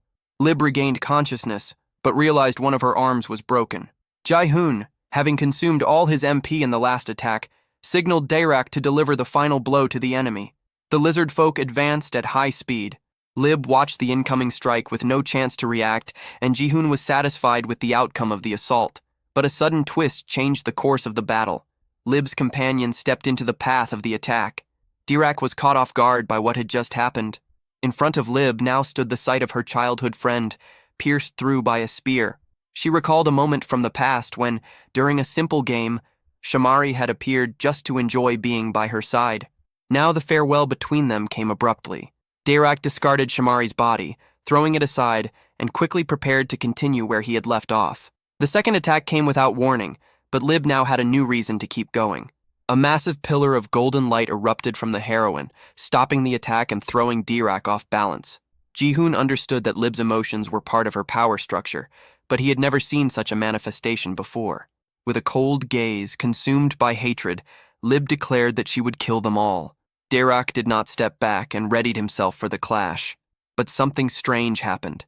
From Lib's shadow, Bianca emerged, urging them to retreat, an ultimatum. Bianca then used her mass withdrawal ability. The soldiers understood immediately and rushed toward the purple circle. Lib grew irritated with the decision, declaring that she could not leave things as they were. But in the very next second, everyone vanished, leaving behind only those who had fallen in battle and the monster team. At the hero's destination, Lib pointed her sword at Bianca, unable to accept the outcome of the battle. It did not take long for her to realize she had lost control. Then, after turning away and walking off, she apologized for her actions, and Bianca accepted. After all, Bianca knew that it wasn't just Lib who felt that way, but all the survivors. Acknowledging defeat, the human army continued their march back home. Meanwhile, the monsters celebrated their victory with intensity. Rain prepared to apply more medicine, and Rhea smiled after receiving intensive treatment. Everyone was savoring their first victory against the humans. Ji-hoon had fought his first major battle, but he remembered that for the monsters, this was only one among many. This time, however, with victory came something new: hope. Even so, the war was not over. A system window appeared, signaling that the emergency quest had been a success. Another followed right after, informing him that he had obtained a new S-class item. After retrieving the new item, a mysterious cloak, Ji-hoon declared that this time they would be the ones to attack. In another scene, Lib and Bianca returned defeated alongside the surviving knights. Among the civilians, some recognized the subjugation force that had departed a few days earlier. Others noticed that there were far fewer soldiers than when they had left. The spearman quickly climbed down from his post and approached the two women in terror, trying to understand what had happened. In the middle of the crowd, Lib did not even hear him. He called out to her and asked what had happened in that battle. But Lib gave no response. Then he noticed the absence of the commander who had led the expedition. Uros was not there. None of the soldiers answered when he asked about him. The spearman's eyes widened. Among the civilians, shock spread as they realized that Sir Uros had disappeared. One woman reacted in disbelief at the possibility of an elite knight dying in battle. As she passed by the spearman, Bianca explained that the monsters led by the legendary knight were on a completely different level from any creatures they had ever seen before. The spearman lamented that he should have gone in Uros's place. But Bianca coldly stated that even if there had been another soldier like him in that battle, the result would not have changed. She then headed toward the castle to report everything to His Majesty. The man still asked if she was truly all right. If monsters on that level really existed, then the entire kingdom was in danger. But Bianca calmly replied that there was no reason to worry. The difference was only that large. She then left Lib and the spearman behind. Later, Bianca stood before the king and informed him that out of the 500 soldiers sent with the subjugation force, only 36 had survived. She also confirmed that Commander Uros had died in combat. The king then called Bianca the daughter born from his shadow and ordered her to show him everything she had seen. Her shadow on the floor began to take shape and moved toward the king. Then the visions appeared before him. A lizard man holding a weapon, dinosaurs attacking the soldiers, fire spreading across the battlefield, and a white-haired boy standing tall in a victorious posture. The king then opened his eyes and murmured that this was the 13th ability of the legendary knight. Ji-hoon explains that a few days after the large-scale battle, they had transferred their base to Mudrak. As they walked through the dark area, Ray commented that the place was far too dark, while a rabbit boy complained that it was even hard to breathe. Ji-hoon then explained that Mudrak was not an ideal environment for the beast folk. However, at the very edge of the region, there was a narrow passage. After crossing that path, the other side of the twin mountains surrounding Mudrak finally appeared before them. It was a land filled with sunlight and flowing water. Because of that, they decided to build a new village for the beast folk there. On the other hand, Mudrak itself seemed to be the perfect environment for the slimes. In another scene, Jihoon handed a dagger to Leon. As he examined the weapon, Leon recalled that it had been broken before. Jihoon then explained that he now possessed a repair skill. After that, another scene showed Jihoon gathering Leon, Rhea, Dirac, and Lord Lorak to begin a strategic meeting. While displaying a map, Jihoon explained that the battle had made one thing very clear. Dirac, an A rank, had defeated an S rank. According to him, that had only been possible because of an overwhelming level difference. Jihoon said he realized this when he borrowed Dirac's power. Uros's final level had been 25. Because of that, they could assume that the kingdom's elite knights were probably on average in the early or middle range of the 20s. But Jihoon warned that the kingdom would continue growing stronger as it faced wave after wave of monsters, and eventually, that level advantage would disappear. That was why they could not give the humans any time. They needed to attack while their levels were still superior. Dirac then commented that the human he fought possessed an aura even stronger than his own. Even so, the difference in experience had decided the outcome of the battle. Jihoon agreed that it was a very accurate analysis. According to him, the kingdom could have as many as 11 humans on that level. Rhea reacted in shock upon hearing that. Lord Lyrak then looked toward Dirac and concluded that this meant there could be 11 warriors equivalent to him. Even so, Dirac claimed that he still remained above them for now. Leon then said that no matter how solid the human fortress was, they could destroy the humans' defensive advantage by using the dragon's breath to tear down the walls before advancing. Jihoon began to reflect on that.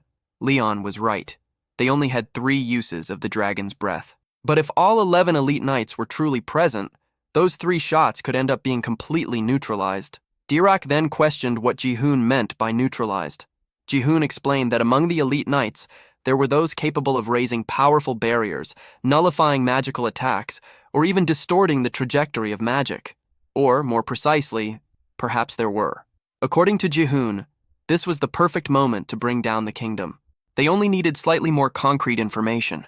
Lib remained alone watching the horizon as she whispered Shamari's name.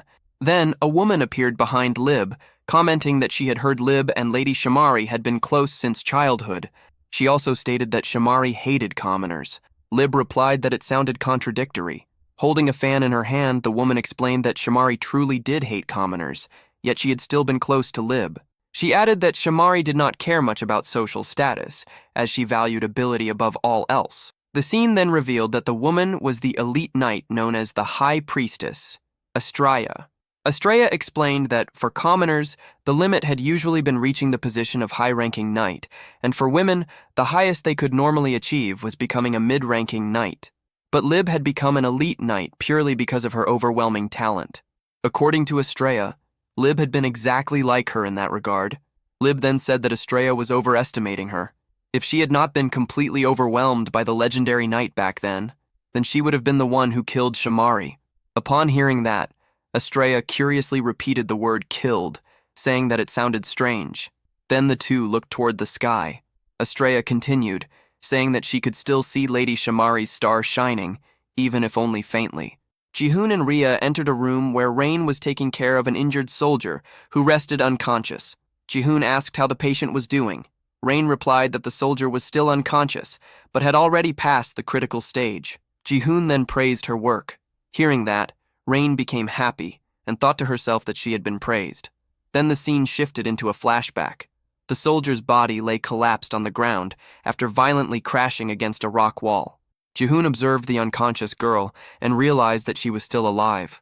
At that moment, Rain came running over while calling for the village chief. Jihoon said she had arrived at the perfect time and asked if she believed she could save her. Rain touched the soldier and explained that the injuries were far too severe for her to promise anything. Even so, Jihoon asked her to save that person, saying that he was counting on her. Rain became amazed when Jihoon called her the greatest rabbit beastfolk in the world. Returning to the present, Rain remained happy, her cheeks slightly flushed, while Jihoon left the room alongside Rhea. Rhea then asked why he had saved that night, but Jihoon replied that he had not saved that night. According to him, he had merely bought himself an extra life. Rhea commented that Jihoon had started saying strange things again. Jihoon then stated that before attacking the kingdom, they had already fulfilled one of the necessary conditions. After that, he declared that it was time for them to go to the prison. Jihoon and Rhea headed toward a cell where 3 prisoners remained locked up. Then, Jihoon looked directly at one of the handcuffed knights and said he had a proposal for her. He wanted the woman to accompany them to the kingdom. The armored knight, still restrained by chains, pointed at herself and reacted nervously, unable to believe that the proposal was directed at her. Before continuing, I'll treat the armored knight as a male one because the others don't know her identity yet. The scene shifted inside the cell where the 3 prisoners had been held some time before Jihoon's arrival. One of the men started complaining about how much longer they intended to keep them locked up. According to him, since they had not been executed yet, perhaps the monsters were trying to extract information from them. The bearded man then turned his attention to the armored knight and remarked that he did not even remove his helmet to sleep, asking whether that was not suffocating. Caught off guard by the question, the knight awkwardly replied that he never removed his helmet during wartime. It was a rule of his family. Even though he was imprisoned inside a cell, he still considered them to be at war.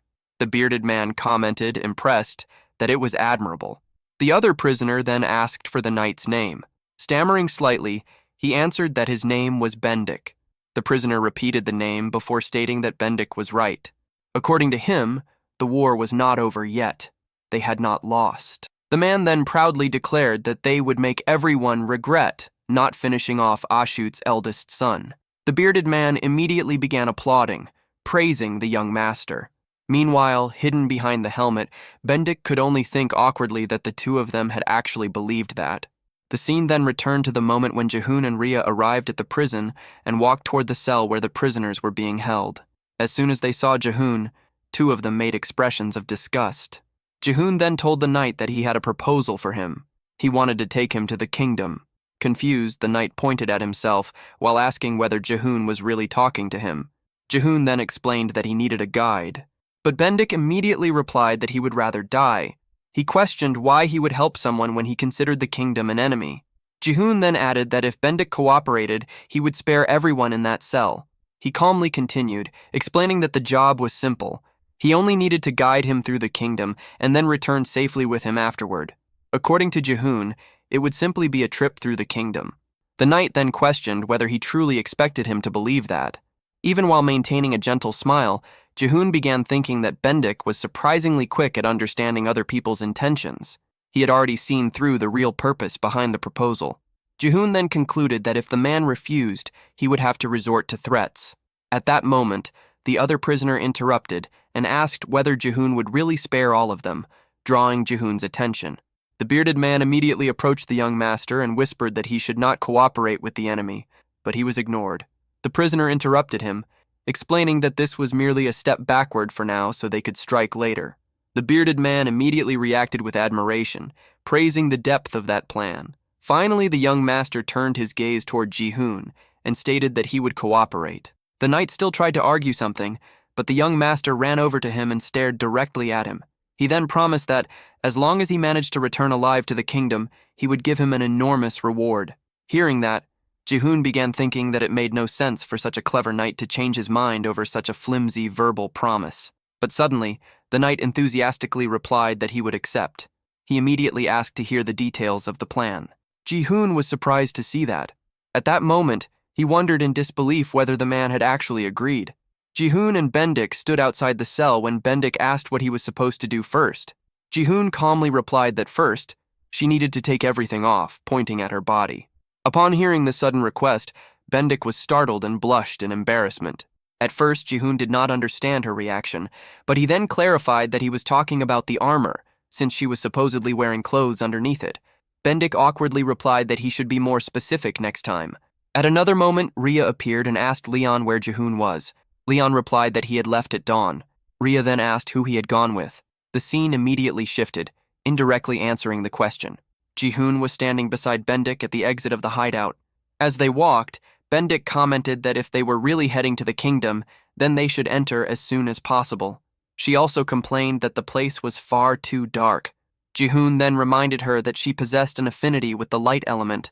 After that, Bendik finally lit the path using a magical item, and the 2 continued advancing through the cave. After walking for some time, Jihoon commented that it felt as though they had been walking forever, yet he still could not see an exit. Bendik replied that she had never seen such a long cave either. After some more time, she finally spotted a light in the distance. Jihoon immediately became excited when he noticed it. He then began reflecting on the situation.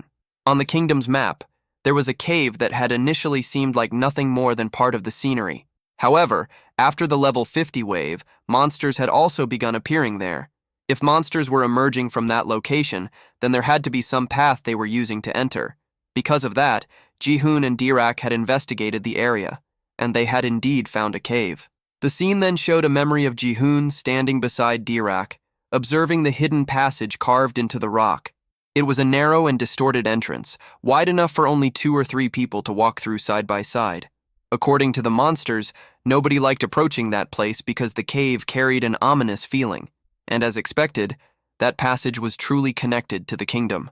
Back in the present, Jihoon and Bendik finally gazed upon the kingdom from outside the passage. The scene showed peasants going about their daily lives, completely unaware of anything unusual.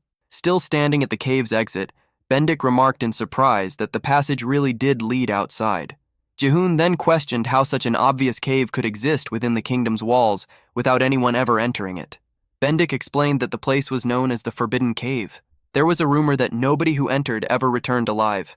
She admitted that she had spent the entire journey terrified, especially because of that frightening door located deep inside the cave. Jihoon then reflected that he could completely understand why. Countless souls of the dead existed within that place, and there was also that mysterious door. From the carvings decorating it, he could roughly imagine what lay on the other side. Even so, he could not afford to take any more risks at that moment. The operation was already underway. Jihoon recalled an earlier moment when they had still been inside the cave, standing before the mysterious door, and he had tried to say that they needed to leave, but Bendik immediately interrupted him, insisting that they should open the door. Driven by curiosity, she believed there was probably something valuable inside. Without giving her any room to argue, Jihoon stopped her by grabbing her clothes and dragging her away while repeatedly saying that they needed to leave. Even while being pulled away, Bendik continued insisting that they had to open the door. Returning to the present, Bendik stretched her body while commenting that they had managed to get out unharmed, so perhaps it really had been just a rumor. Jihoon then revealed that she had briefly been affected by a paralysis spell. According to him, if Bendik had opened that door, she would certainly have died. She was immediately startled by those words and, trying to change the subject, asked where she was supposed to guide him first. Jihoon did not answer. Instead, he asked what name he should use, since he could not use his own. She simply told him to use her name. She then addressed him as Sir Bendik and once again asked where she should take him. At that moment, Jihoon realized that her name was Bendik. She then admitted that it was only a nickname. Suddenly, Jihoon stopped walking and pointed toward a location in the distance. Bendik immediately became alarmed when she realized he was pointing at the royal palace, but Jihoon calmly replied that he had left something behind there. Back in the beastfolk village, Rhea appeared curled up in a fetal position while repeatedly muttering that now it would be just the 2 of them. Meanwhile, Leon began explaining the plan in Jihoon's place. He stated that, as soon as possible, they would launch their attack on the kingdom on the night 2 days from now. Someone then interrupted him, repeating the phrase, "as soon as possible," with a doubtful tone. Leon continued explaining that Jihoon would send the signal as soon as he recovered a certain item inside the kingdom. Until then, everyone needed to be fully prepared for the assault. He then began assigning roles. Rain would depart first alongside the Rabbit Beastfolk unit to establish a forward base for the army.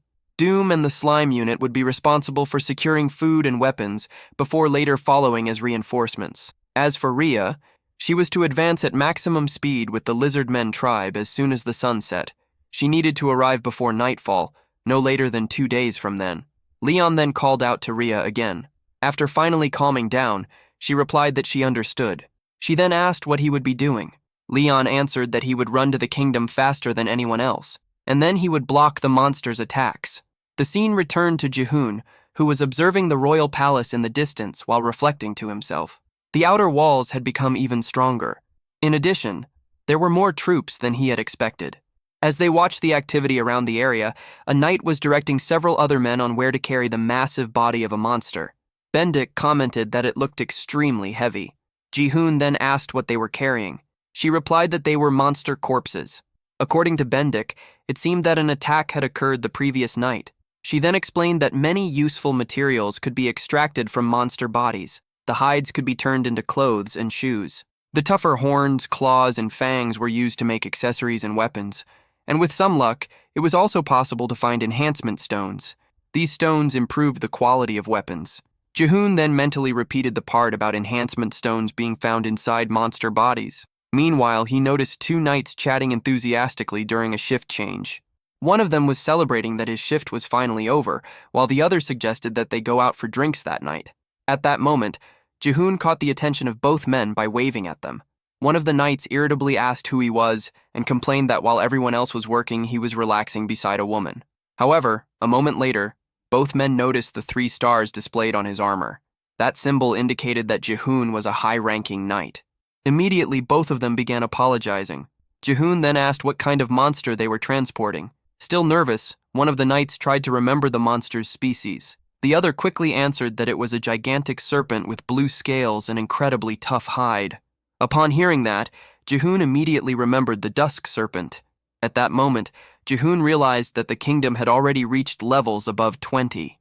Jihoon thought that, until he recovered Hellbringer, he would remain at Bendik's house in District 1 for some time. As they walked through the city, he and Bendik noticed a crowd gathered farther ahead. Jihoon wondered why so many people were gathered there. As they approached, they spotted a wanted poster with a person's face scribbled over with horns. Bendik recognized that it was Jihoon. He then asked if she did not know that he was wanted.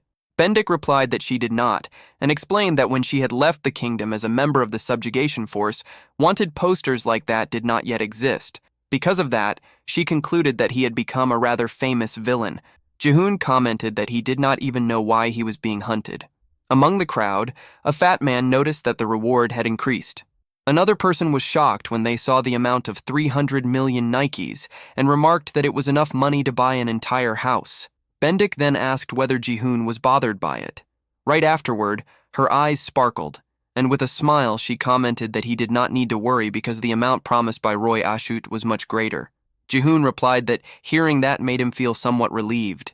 Excited, Bendik insisted that they continue walking. As he followed her, Jihoon thought that her overly cheerful reaction only made him even more nervous. Because of that, he concluded that he should not lower his guard.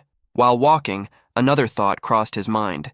If that was true, then a legendary knight was worth less than that explosion-headed guy. For some reason, he felt as though he was losing in that comparison. A short while later, something caught his attention. Several giant bears were chained as they were dragged along and whipped by guards. Nearby, children threw stones and shouted insults at the monsters. Jihoon watched the scene in silence. To him, it was impossible to say that hunting other races was truly justified, but he could understand why humans behaved that way. Suddenly, one of the black bears let out a fierce roar at one of the children who had thrown a stone. The child was immediately frightened. A guard then struck the bear with his whip and angrily shouted because it had dared to bare its teeth at the young master. Beside the boy, a girl encouraged them to keep beating the monster. As he watched, Jihoon noticed something strange. The ones consumed by hatred were not the ones suffering. They were the spectators. Even the small children displayed contempt. Unable to fully understand it, Jihoon asked Bendik why humans hated monsters so much when it was humans themselves who were causing them suffering. Bendik replied that it was because they had been taught that way. Jihoon then asked who had taught them. She explained that everyone grew up hearing that they lived within those narrow walls because evil monsters had taken over the land.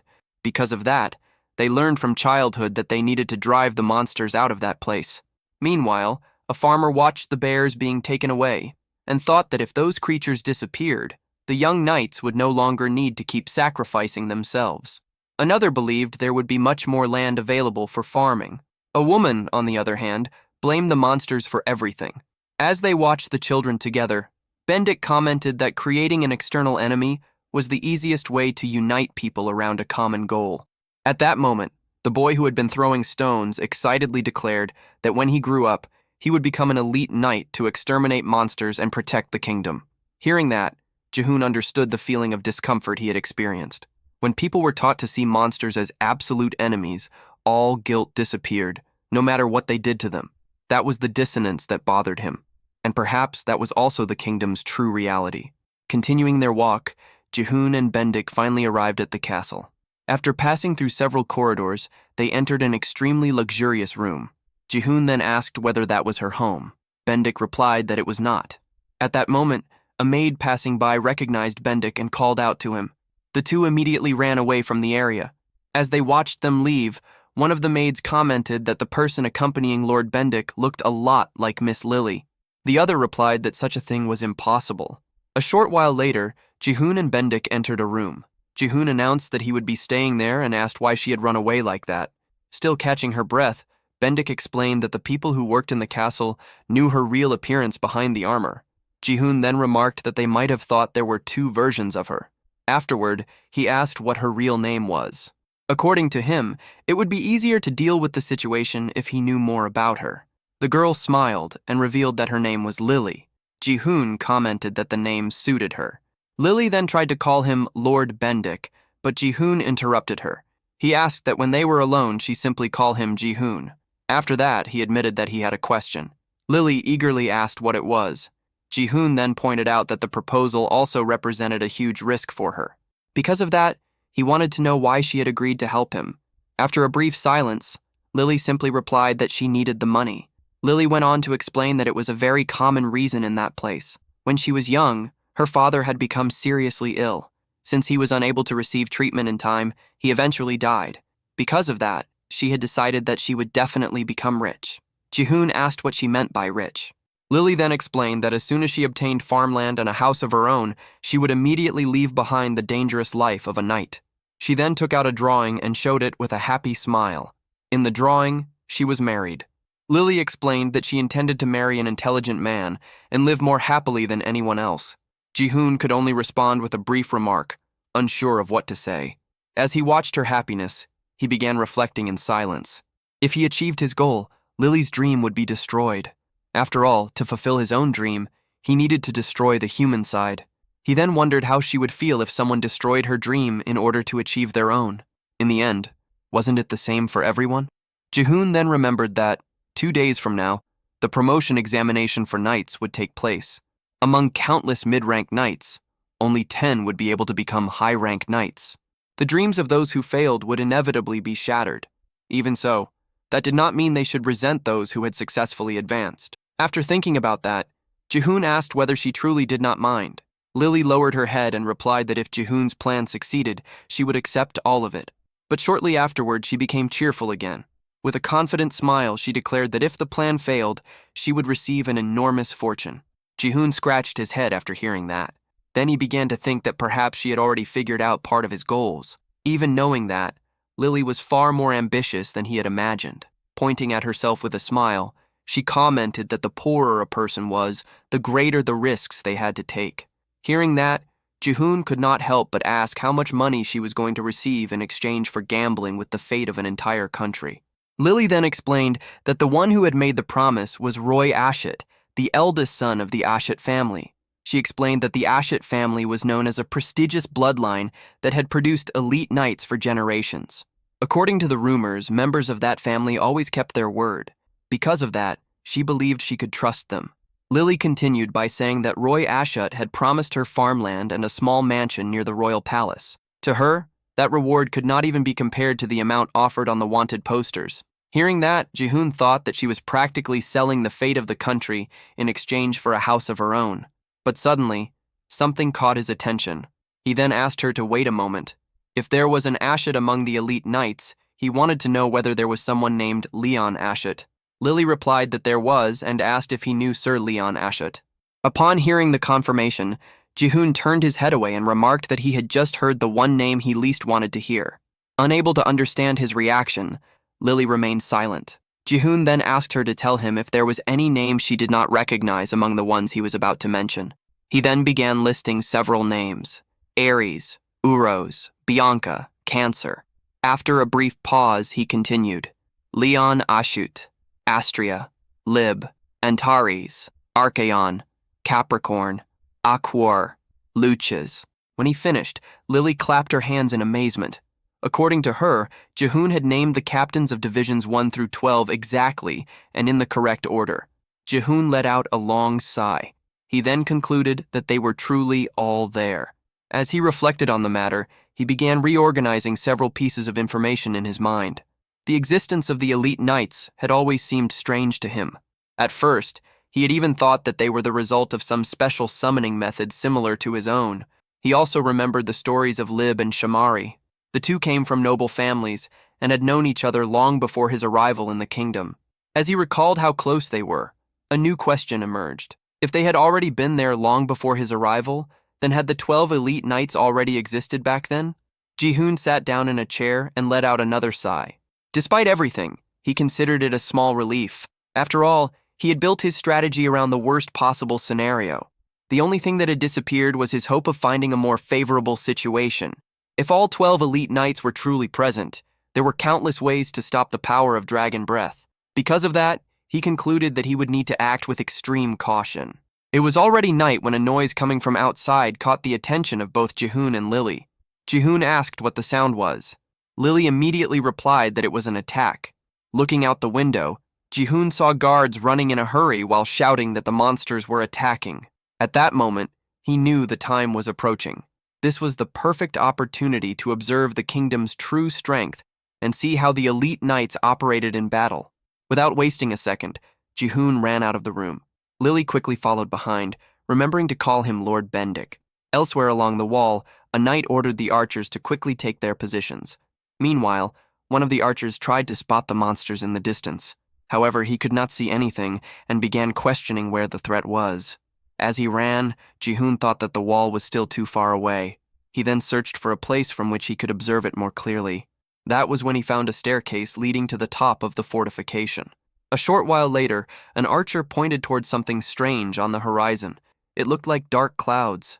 From a section of the wall, Ji-hoon watched it carefully. He remembered that the one who had attacked the previous day had been the Dusk Serpent. Therefore, the next wave should be... As he reached that conclusion, he clenched his teeth. The supposed clouds continued drawing closer and closer. Then the archers realized the truth. Those were not clouds. They were an enormous horde of ferocious bats advancing through the night sky. Shock spread across the walls. At that moment, it became clear that this was the 22nd wave, the horde of acid bats.